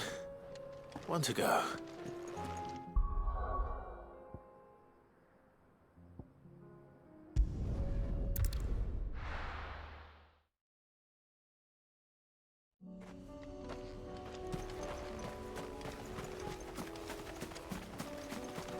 I needed that.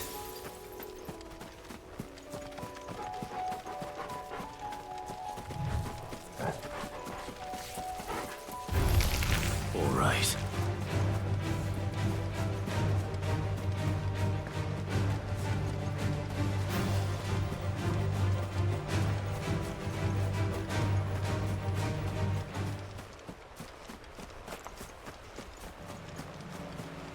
Damn it. The whole village is turned.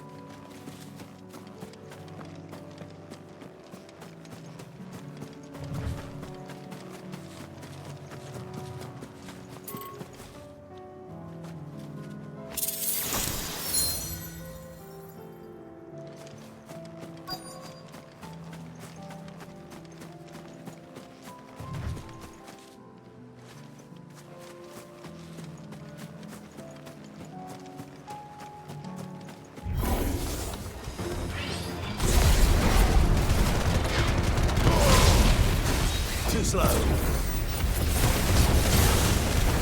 Nice try.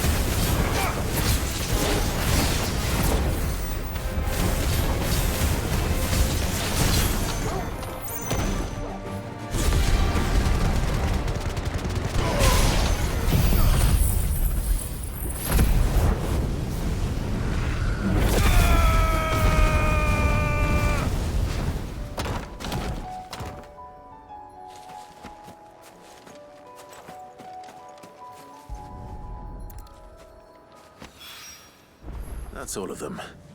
Owain can uncross his toes now.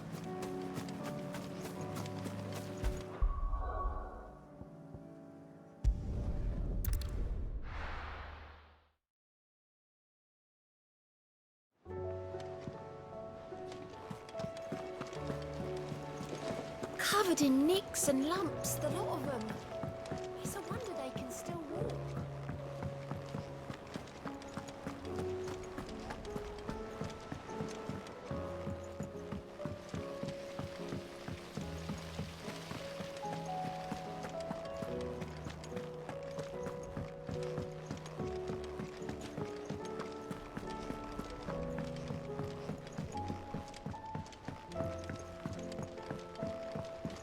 How was she?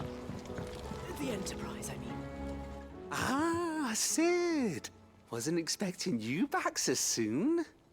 So, is it good news or bad?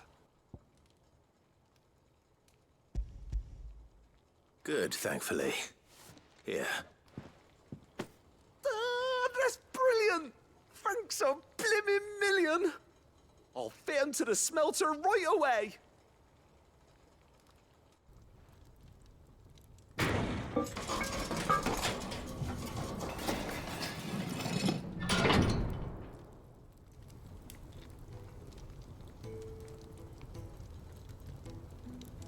May I present to you the Telemon Furnace? Ain't bad, is she? She's a beauty. You saved my bacon again, Sid, and I ain't about to let your good deed go unrewarded. It's fine, really. My bag's flexible enough already. Oh, don't say that. I'm sure I can make a few improvements to it yet. You could just buy me a bigger... How about that clasp? Looks a bit stiff. Reckon you could loosen it up and make some more room? And I reckon I know how. With a new alloy we've been working on. The Telemon Furnace was just what we needed to perfect it. It's a metal, see? So it's lovely and strong, but it's also, well, stretchy, if you can believe it. Stretchy metal. Well, if you insist. That is the spirit. You'll love it, I promise.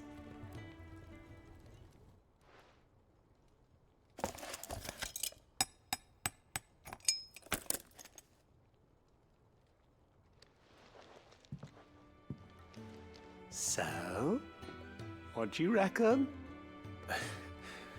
It's actually quite ingenious. Thank you, Owain. Shh, don't mention it. You earned it. And I wanted to get some practice in using that metal anyway. Reckon we'll have all kinds of uses for it around the hideaway. Can't think of any right now, but that's our job, innit? Dreaming up new ways to make life easier around here. Maybe even out there, too. One day, the whole world's gonna know about the inventions you've helped us put together. That bag of yours will be the first of many. You mark my words. They'll hardly believe their eyes, I'm sure.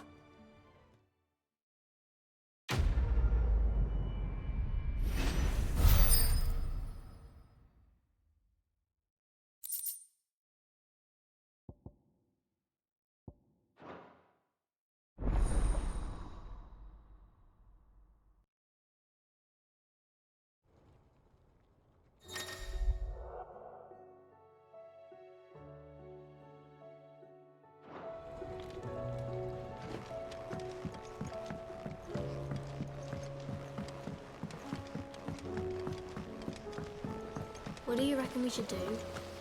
I say we should just... Canva lost? It can't be true.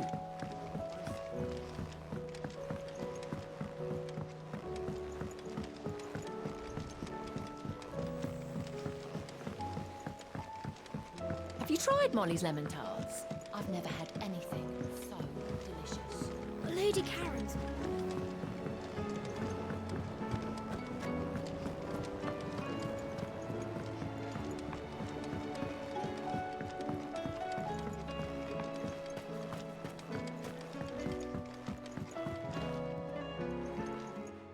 Cid, do you recall the flowers I had you bring back to the yard? Vaguely. Is something wrong? I'm afraid so. I was able to get most of the Morganbeards to take root, but they rarely flower. I fear the soil here does not agree with them. However, I believe I have a solution. I can't wait to hear it. I'm going to marry the Morganbeards with Morbles. I know, but hear me out. Morbles are possessed of a highly choleric temperament. The fire which drives them appears to be maintained by an abundance of nutrient-rich ether drawn from their environs. I believe that by grafting a Morble vine to a Morganbeard, the appendage's wealth of vigor-inducing nutrients might well stimulate the flower to bloom. The endeavor, I assure you, is scientifically sound. I simply need a vine to prove the theory. And all you need is a single vine from an ordinary Morble. That is correct. A single vine. As for the Morble, I fear ordinary may not suffice. But, as luck would have it, a most extraordinary specimen is rumored to haunt the swamps of Rosaria. Why, a notice concerning this very creature was only recently posted on the hunt board. How timely. Well, I shan't keep you any longer. I know you have much to do, as do I. Now, where did I put my watering can?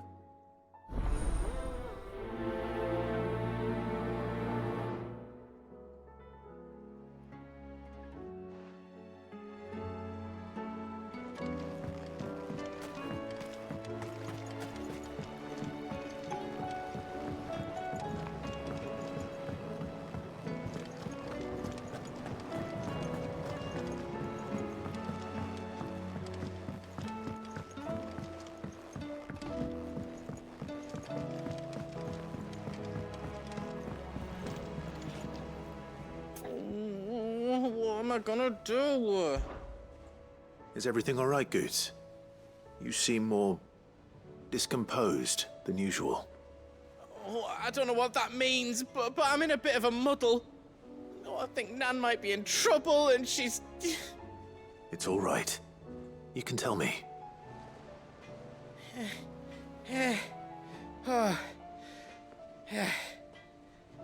was a trader came by. One of our usuals, like. Said he'd heard some rotten rumours about her down Dallymill Way. Folk are saying she's been selling to bandits and cutthroats and that. I mean, she's fond of a chance to make a coin or two, aye, but she'd never do business with baddies. Especially not the kind who go hurting people who haven't done out. I wanted to ask her about it myself, but I'm scared she'll give us a tongue lashing. She'd never give your tongue a lashing, though, would she? Don't worry. I'll speak to her. Oh, thanks, Clive. You'll let me know what she says, won't you? Of course. I'm sure it's all just a misunderstanding.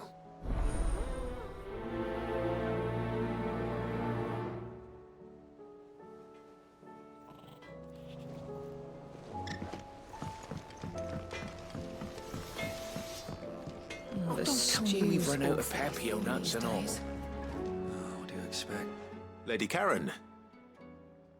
How's business? Not nearly as foul as the weather. You're doing good trade, then? Both in and out of the hideaway? Can't complain. Wait. What exactly are you getting at? Not once in 5 long years do you pay my affairs half a care. But here you are today, raking me over the coals like a bloody popoto. Just asking. Out of interest. All right. I'm here because I was told that certain rumors have been circulating. About you selling weapons to brigands. Oh, are you? And who was it who knows me so well as to tell tales of my evil exploits? I didn't exactly hear firsthand. All I know is that someone in Dalamil has been spreading word to that effect. And what? You believe it?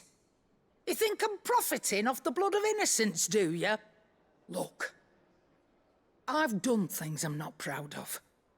Might be there were a time when I turned a blind eye to the wretchedness of the world so I could line my pocket. But that woman is no more. And you'd know that if you'd ever paid the slightest bit of notice. You're right, Lady Karen. I apologize. It was wrong of me to doubt you. No, it was.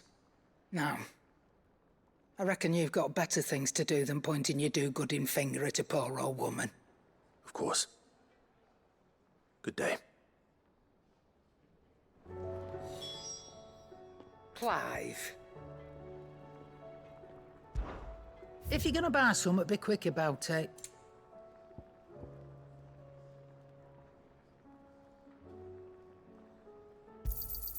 You'll not find a better price than that.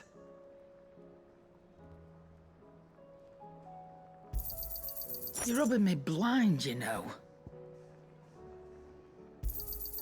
It'd better all be here. You're rubbing me blind, you know. Is that all?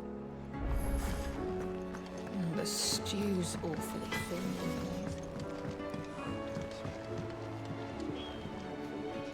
I spoke with Lady Karen. What did she say? That the rumors were unfounded, and that I was a fool for thinking they might hold any truth, along with some other things that made her feelings clear. And while it sounds like she may have done things she regretted in her past, she says those days are behind her. Oh, well, that's good. I knew Nan wasn't caught up in out bad. But why would people say she was? What did she ever do to them? It's not right. No, it's not. But people do things for all sorts of reasons. Perhaps we'll never know. Well, I'm going to find out.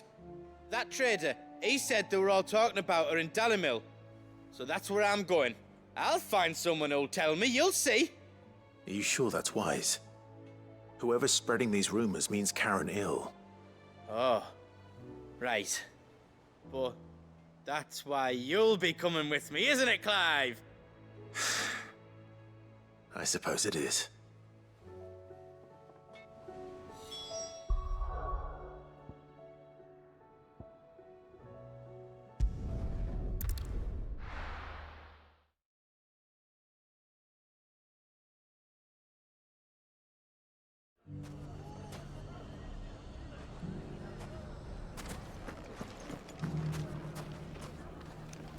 Everything's back the way it Fresh was. silks from the Kansas Mustard and mandrake. If there's one thing we've learned over the past...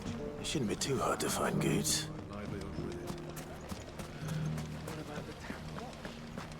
We need someone who can bring the whole town together. Gilbert, take this crystal. Could be I know something more. What's it worth? Clive, listen! I found someone who says he's heard the rumors about Nan. Have you? Go on. Tell him what you told me. All right. It's like I said. A wizened old crone by the name of Karen's been selling steel to whoever will pay her price, be they knight or knave. Says the more swords and spears she puts in people's hands, the more war they'll wage. And the more war being waged, the more call for swords and spears. And who will they all turn to keep them in steel? Why, the good Reaper herself. And you've seen this Reaper at work? Aye, it just so happens I have. You'll find her right here plying her trade most days. Here in Dalamil? Where exactly? She has a stall here in the market, but if you're not the patient type, you can probably find her at her storehouse on the edge of town. But it'd be a bolder man than me that braved that particular nest of vipers. Feeling bold, traveler? I hope so, for your sake. Now, if that's all, I have places to be. Sorry to have kept you. You don't think Nan's the Reaper, do you? Not unless she's discovered the secret of how to be in two places at once. Eh? What do you mean? Lady Karen hasn't left the hideaway in weeks. So who has been running this stall he spoke of? Good question. I'll go and have a look. And I'll visit this storehouse on the edge of town. All right, but be careful, Clive. You too, Goots.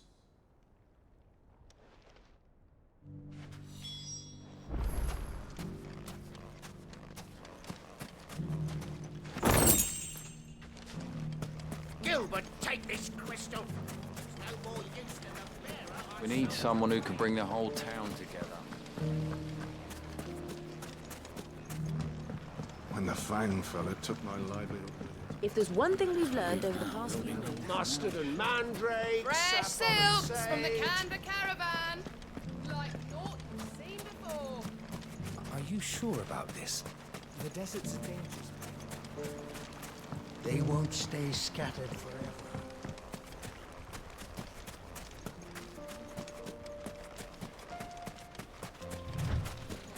Time to brave the Viper's Nest.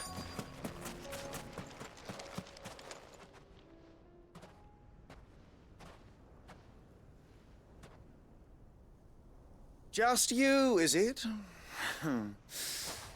Thought I might have laid it on a bit thick. It was a fairly unconvincing tale.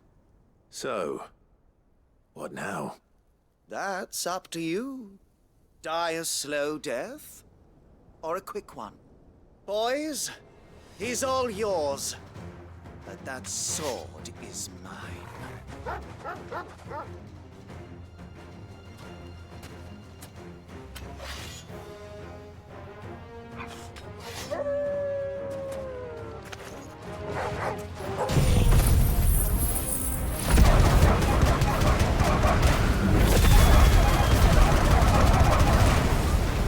Leave now and we can pretend this didn't happen.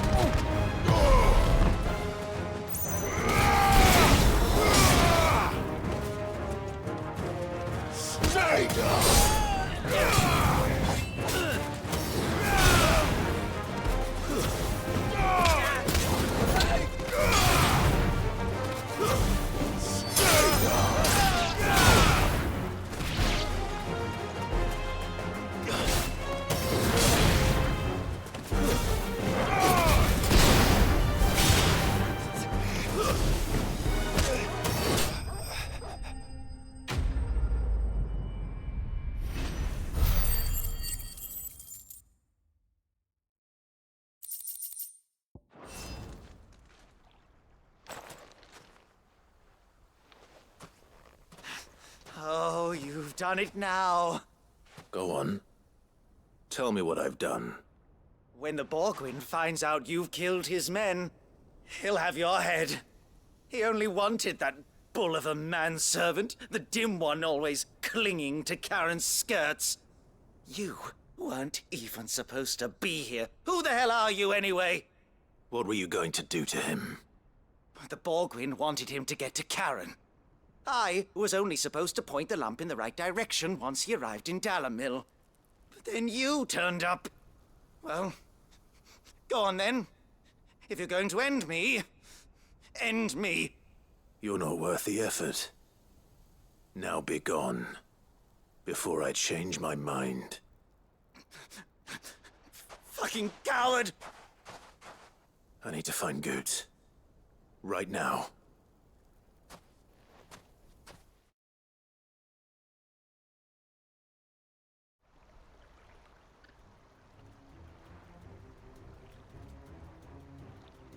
Get your filthy paws off me, you naughty-pated lout! Stop calling me names! And stop spreading them horrible lies about Nan! Well, that will be easy enough. For they are not lies. Every last word is true. And she must pay for her crimes in blood. Blood? Goot, are you all right? He's gonna kill Nan! He said she had to pay in blood! After what she did, it is only right. She ruined my life and the lives of countless others. That loathsome harpy's very existence is a crime, and I will not allow it to continue. Goots, was it? I have no quarrel with you. Only with your employer. Run along now. You need not pay for her sins. No. No? I don't care what she did. I won't let you hurt Nan. Promise me you won't hurt her, or I'll kill you myself! Goot, no. Enough, all of you!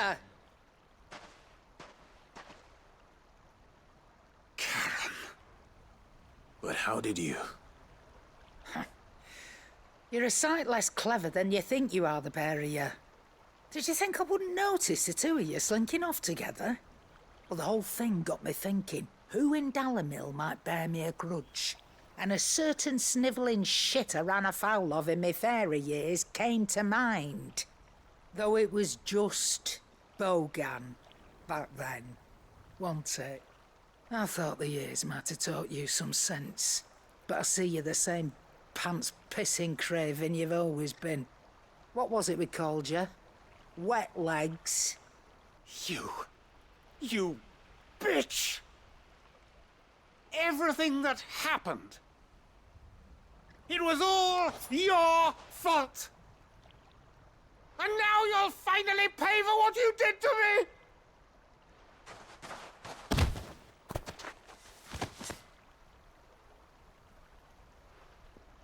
Goots, you...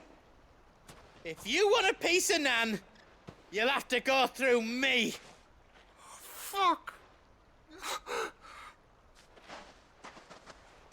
You great galoot. Out of the way, I can handle this myself. So, wet legs, you remember what you told me when we last met? An eye for an eye.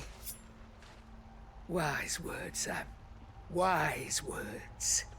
And now, it's time to collect.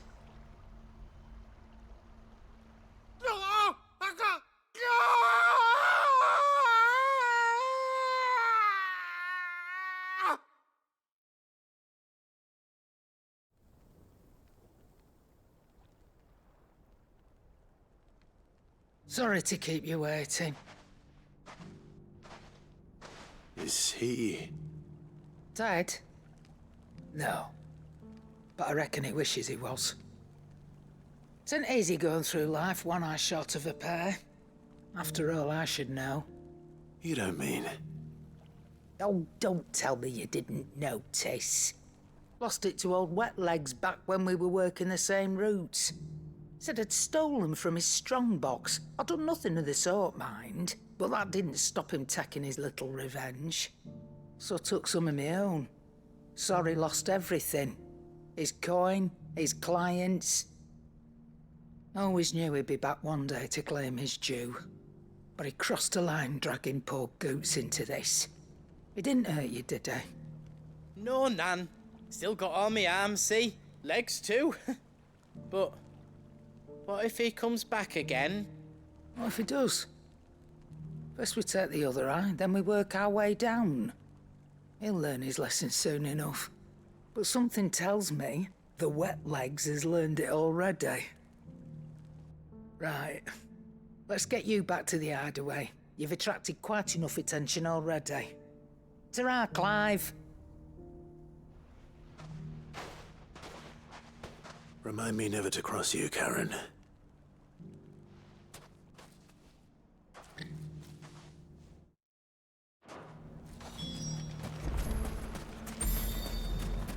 We need someone who can bring the whole town together. When the Fang fella took my livelihood. If there's one thing we've learned over the past few days... Mustard and mandrake. Fresh silks from the Canva caravan. Take that, you naughty thief! Seen before. And that... Clive! To what do I owe the pleasure? I just wanted to see how the town's been faring since you brought everyone together. Since we brought everyone together, all is absolutely wonderful. Conrad and Natalie's hands remain safely away from each other's throats and firmly at the helm. Our stores are full, and the bandits still too disorganized to raid them. Just as the good Lady Jane and Lord Underhill intended. Are you a lord? Lubor's going to be one too. They're going to make him the Lord of Dalimil, because of how he stopped all the grown-ups from fighting. It's the mayor of Dalimil, dear child, and the vote hasn't taken place just yet. But if the people wish me to lead them, I shall. And my first act will be to build a school so that menaces like you two learn not to interrupt your elders. Speaking of menaces, there may be a rather worrying one just over the horizon. May there indeed. I'm afraid the example Conrad and Natalie set in putting aside their differences and presenting a united front might have caught the bandits' attention. And they might have elected to take a similar approach. They have formed what one could call a League of Outlaws, and they grow more organized by the day. But we'll fight them all off just like last time, no matter how many of them there are. Won't we, Lubor? Of course we will. If we continue to work together, we can overcome any challenge we choose to face. The longer we avoid facing this one, the more difficult it will be. Until the only way to overcome it might be to run for the hills. Our best hope is to nip these efforts at organization in the bud, by finding those ne'er-do-wells who have yet to join the cause, and ensuring that they never do. Perhaps a certain Lord Underhill might be willing to lend us his aid once more? How could I refuse? Thank you, my lord. Victor will fill you in on the particulars. I have him stationed by the desert gate, receiving and collating reports from my scouts.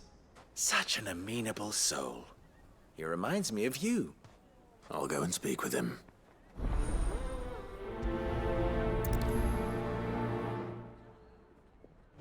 What's the difference between a lord... A League of Outlaws. Sounds like we have some competition.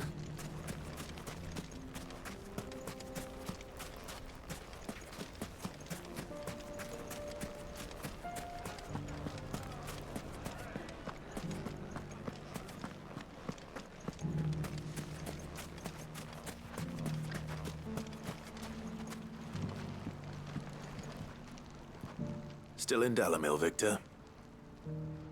Ah, Sid. I thought you'd have returned to Cosnis by now. I did. Then I came back. I've developed something of a fondness for the place. And having worked so hard to see it saved from one fate, it would seem remiss to abandon it to another. A sentiment Master Lubor certainly isn't shy about exploiting. Hence my doing his bidding yet again. You're not the only one. What does he want you to do? He asked for my aid in putting down the bandits. And he said that you might be able to help me find them. Then you've come at just the right time. I was on my way to speak with Conrad about how to organize our forces. There are more camps in the vicinity than we can safely strike at once. But we must strike together, and we must strike soon at as many camps as we can. We can't give this league of theirs time to rally its forces. All right. Which camp shall I take? There's one upriver. Just out there, across the dunes. Leave it with me.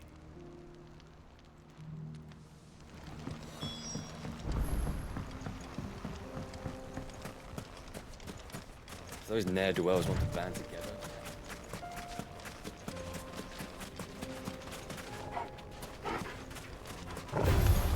All right.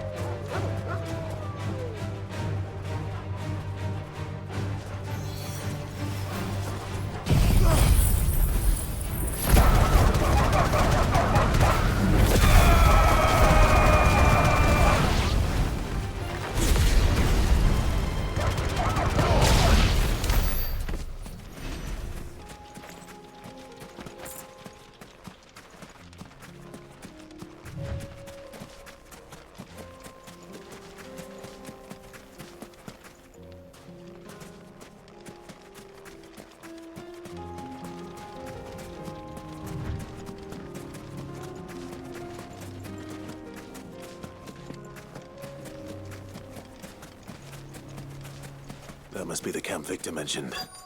Come on then, Toggle. That's him! The one who killed Locke and Fingers! Take his head off!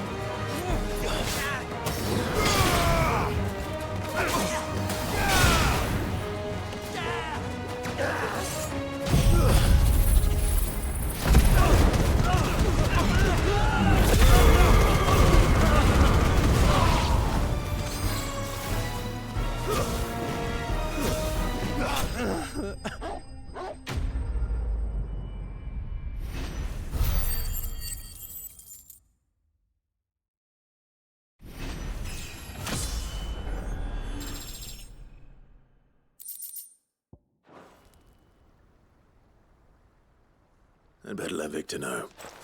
Sid, where are you? Ah, I see the bandits didn't pose you any trouble. No, but that's not why you're here, is it? No. Something's happened. We need you back in Dalimil. What is it? The whole town's in uproar. They're saying that Lubor is a bearer. What? Seems that one of our parties wasn't as thorough as they should have been. They let one of the bandits escape, and his escape route took him right through Dalimil. Some of the children spotted him, and he was about to silence them. And when Lubor felled him with a bolt of magic, and without a crystal. But That's not possible. It is, if he's a bearer and has been hiding it all these years, which is what people are saying. If he has, well, I wouldn't blame him. No man is branded by choice. Still, all those people see is a man who's lied to them all his life. One who was made a leader of himself when the world believed he should have been a slave. Fuck. I don't know where we go from here, but I know one thing. Lubor needs all the friends he can get right now. You're right.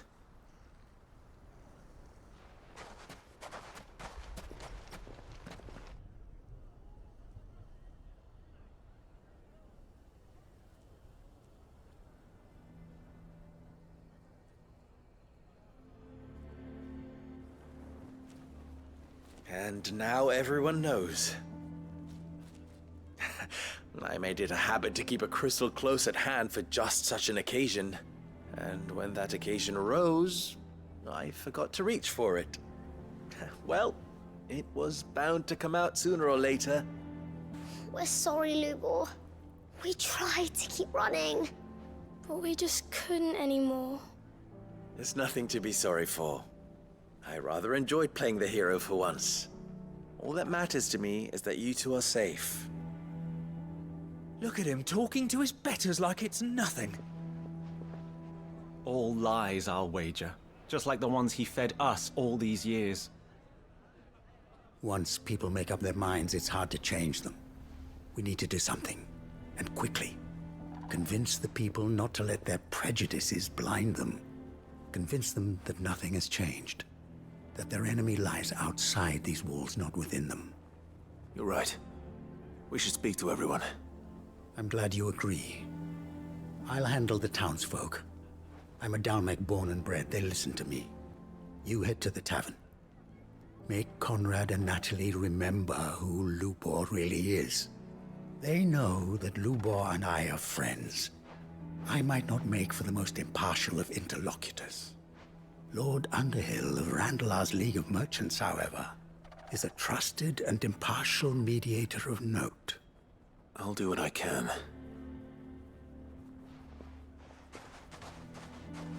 Lubor, stay here with the children. I can't promise anything, but we'll try. And that is all I can ask of you.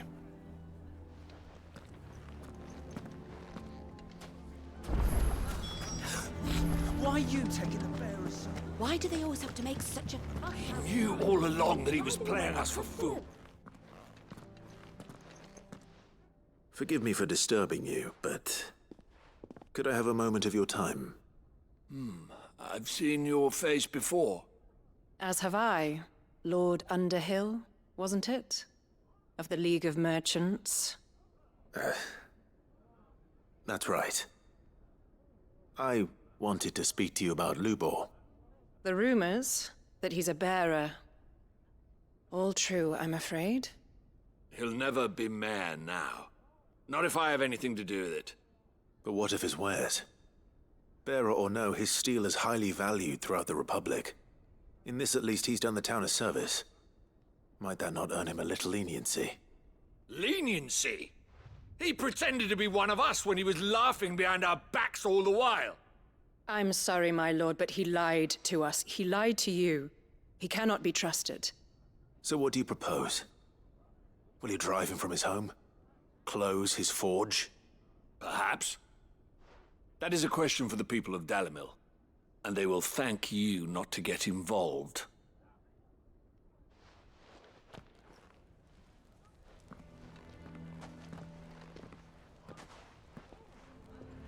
The townsfolk have made their minds up. There was nothing I could do. Nor I.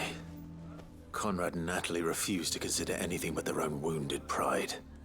You never know. Once their anger is cooled, they might see things differently. For now, we should report back to Lubor. All right.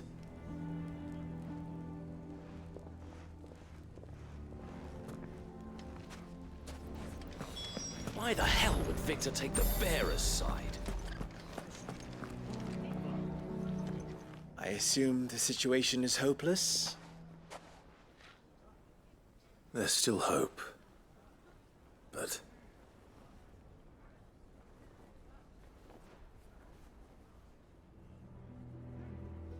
But perhaps not in this lifetime, I think it's fair to say. You mustn't think like that, Lubor. Give them time. They'll come around. We'll talk some sense into them in the end, you'll see. No, you won't. And your efforts would be better spent elsewhere. But Lubor... Rosina would often tell me that steel does not lie, that a blade is a reflection of the smith who forged it. To yourself be true, that was her point. Rather an ironic one when you consider that her life was taken with a blade of her own making. But I do not doubt that she was always true to herself and what she believed in, right to the end. And so must I be. I must do what I know to be right, no matter what others might think of me. And now, I know what that is. I must embrace my new role of villain so that the people of Dalimil have something to unite against. For only united can they hope to stand against the threat that awaits them. I'll need to make a suitably dramatic exit, of course. Don't go, Lubor. You're the only one who was ever kind to us. We'll be all alone. Again. Trust me, little ones, it is for the best that I go. Not only for the town, but for you, too. How could it possibly be for the best? These children need you. The least you can do is give the townspeople a chance to change their minds. They would not take it, Victor. It's over. Over, you say? And so just like that, you're going to throw this town and these children to the wolves? I thought you were better than this. But it seems you had me fooled as well. Victor. Forget it. Do what you will. You sure you're making the right choice, Lubor? Of those available to me, I believe it's the best one. Yes. Ah, but where are my manners? Here, your reward for clearing out that bandit camp. Right then, I have packing to do. If there's anything I can do. Anything. I'll bear it in mind. Thank you.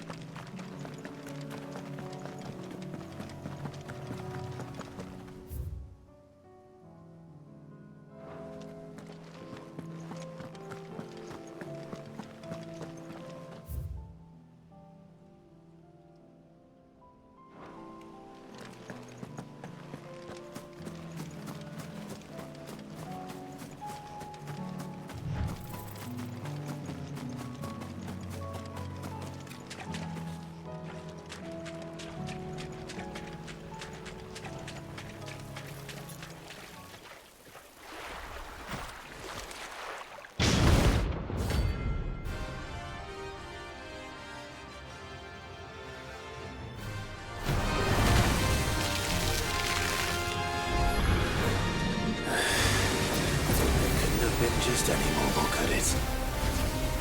All right then.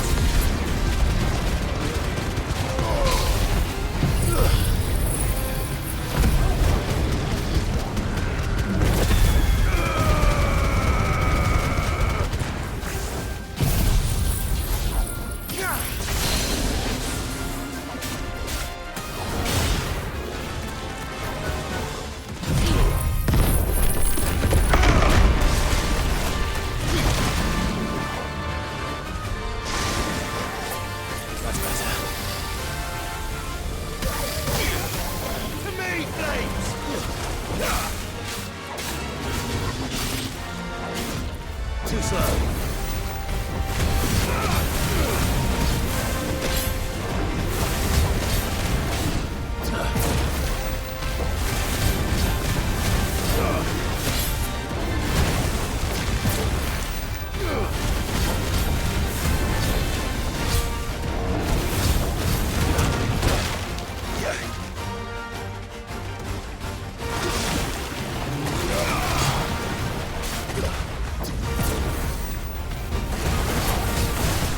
Nice try.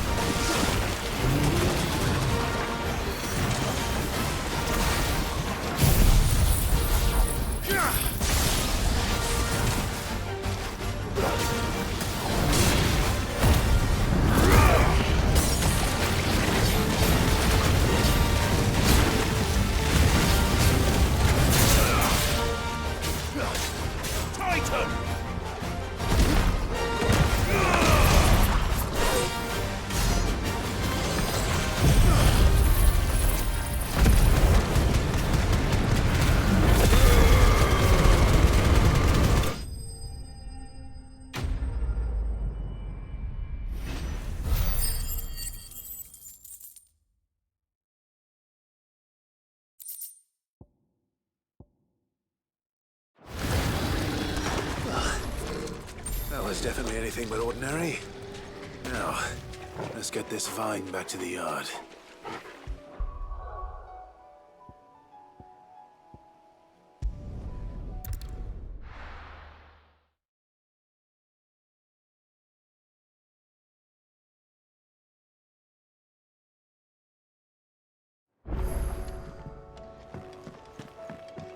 Come back.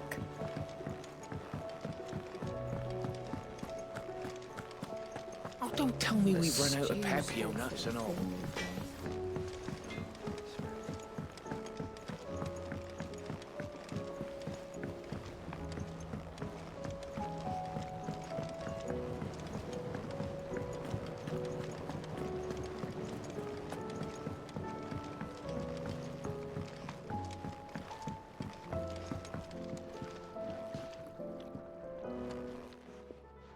Sid, I can't help but notice that your satchel is twitching in a most violent manner.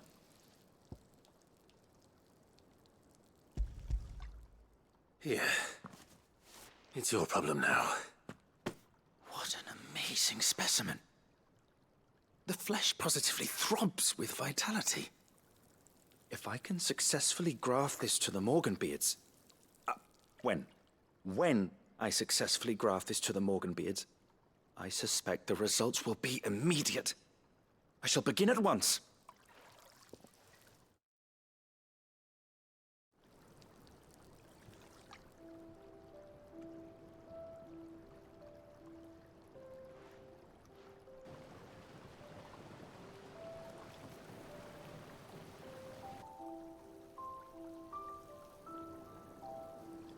It is just as I hoped. Witness how the Morganbeards have taken to the blighted soil. How they bloom with heretofore unseen vigor. Why, I dare say such a vine graft would yield similar results when applied to other specimens as well. I'm glad I could be of assistance. You've not only helped us, Sid, you've saved us. Do you recall the extract with which I provided you before? I took a moment to distill some more, but this time with the petals from the invigorated Morganbeards. And would you believe? Its potency has nearly doubled. You must accept this vial as thanks for your assistance. The rest, I shall give to Taya.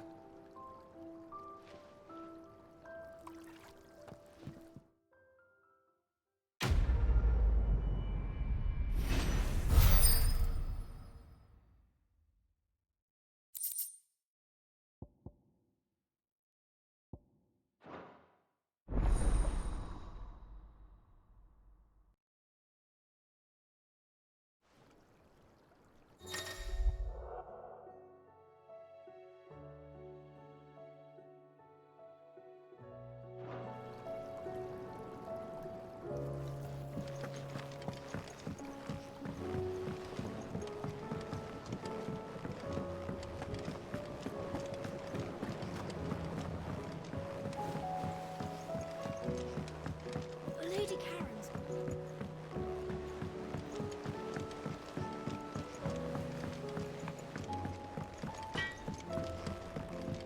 The stew's awfully thin these days.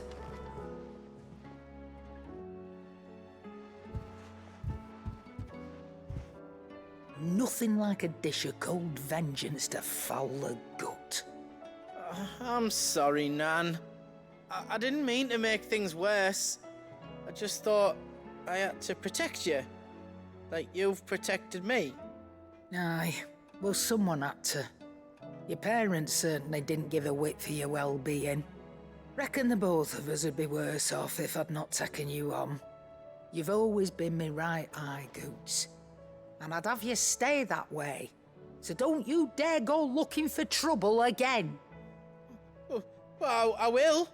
If you ever need help, I'll do it again and again, and you can't stop me. Why, you big lump. Fine. Play the hero if it makes you happy. Thanks, Nan. I won't let you down. There's nothing he wouldn't do for you. That's as maybe. But if he's ever to make his own way in life, he'll need to start looking out for himself as well. Till then, He'll need people to watch his back, just like you did in Dalamil. Don't think I didn't appreciate that. Of course. His family. Stop it. You make me one good eye, mister. I don't go thinking that'll do you any favours. A potion today'll cost you the same as it did yesterday.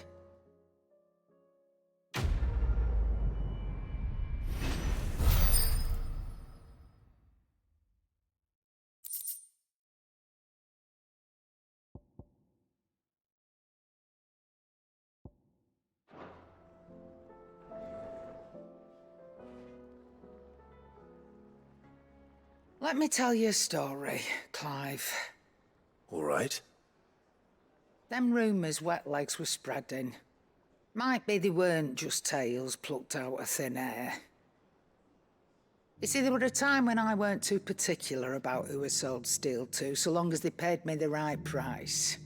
Some women lust after blood, others after flesh, but me, I were always one for gold. And to satisfy that lust, I sold to opposing armies, stabbed my every client in the back, made myself the most hated woman in the twins. But then one day I met a man who made me a different kind of offer. Said he'd give me access to a realm-wide community of like-minded individuals in constant need of steel and sundries. On the condition I sold to him and his alone. Was that the first time you met Sid? Aye. And I fell right into his damn trap. He were true to his word, so I ended up being true to mine. And I soon started making the best profits I've seen since taking up the trade. And all without aiding or abetting any outlaws. Except Sid himself, that is. Told me about his plan to topple the mother crystals, you know. Said that with them gone, the realm would want for all manner of things. An opportunity for the likes of me to mint gil.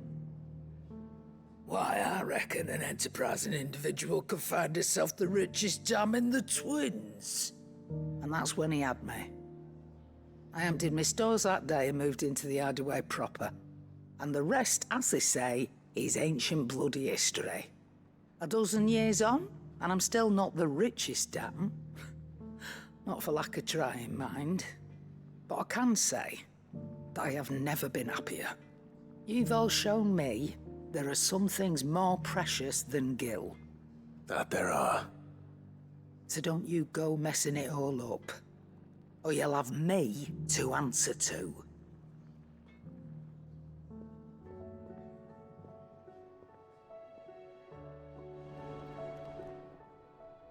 Still alive, are you? If you're gonna buy some, be quick about it.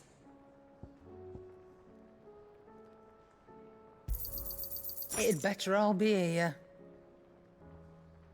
Finished, are you?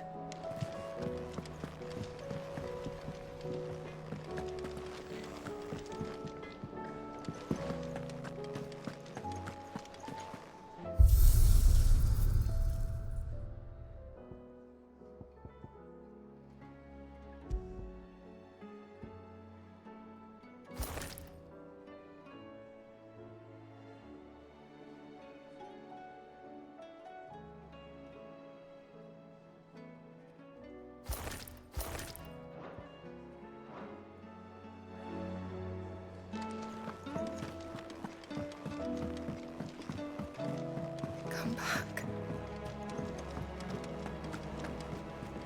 Covered in nicks and lumps, the lot of them. It's a wonder they can still walk.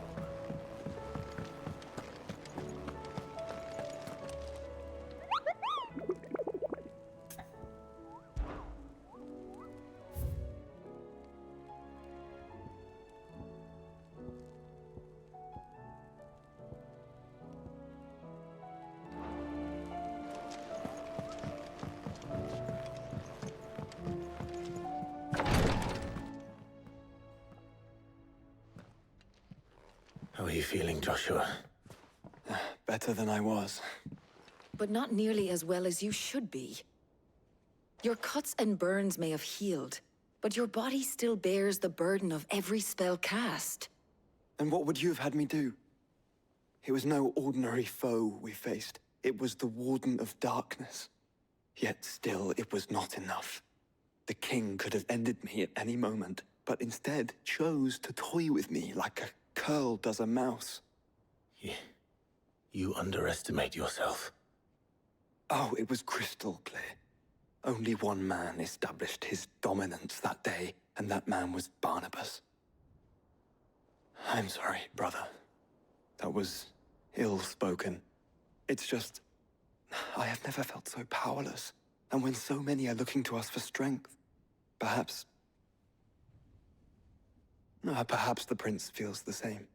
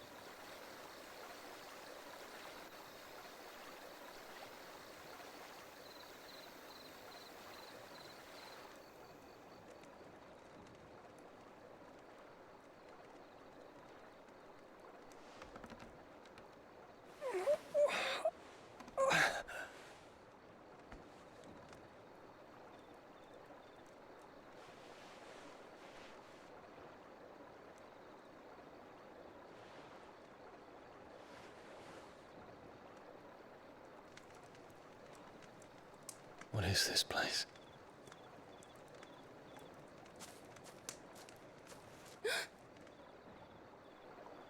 Don't move.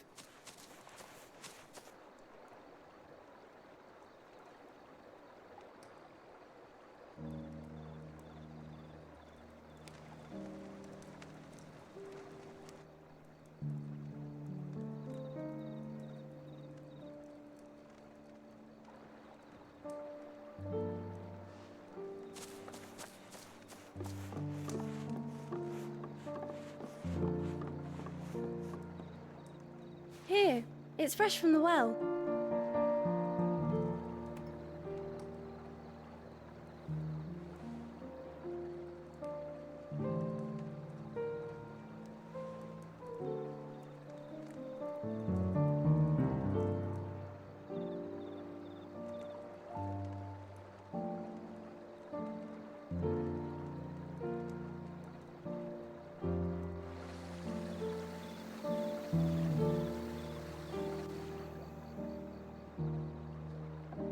Grandmother told me spirits sometimes get lost, and that the lanterns guide them to their proper place. I set one on the river for her when she passed away.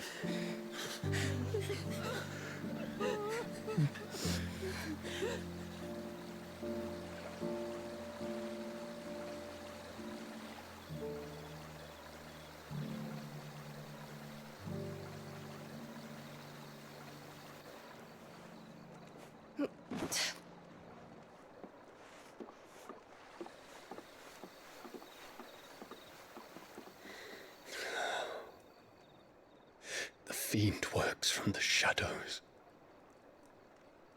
Was it you who guided my hand, then, Ultima?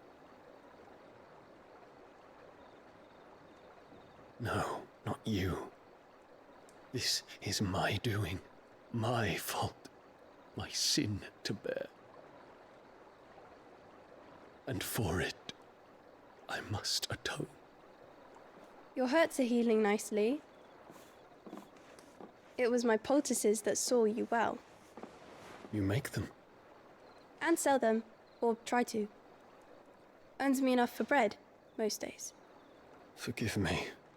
I have nothing to... I know, but I couldn't just leave you lying there.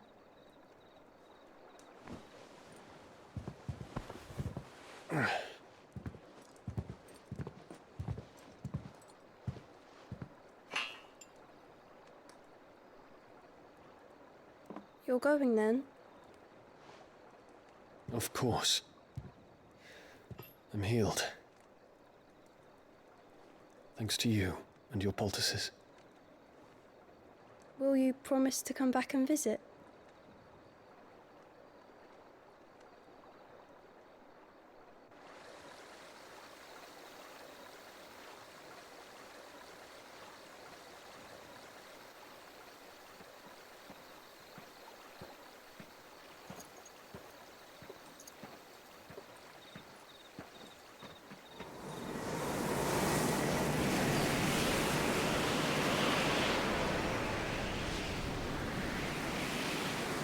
Well, Phoenix, it would seem that I owe you my wings.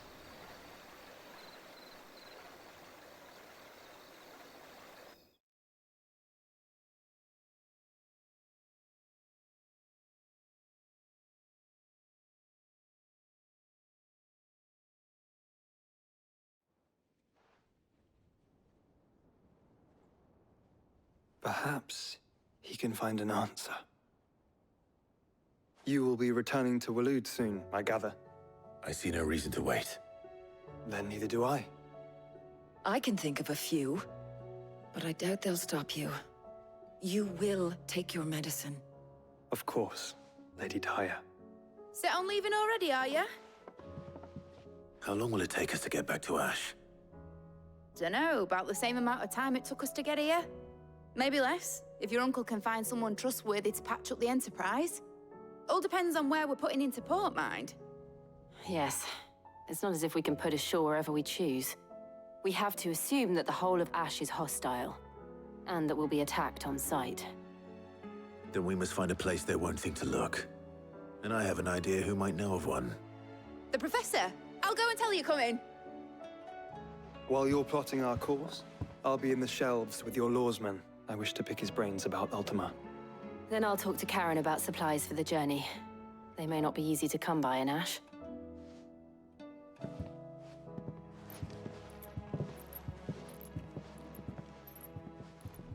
Your brother's body won't take much more of this recklessness. You know that, don't you? I do.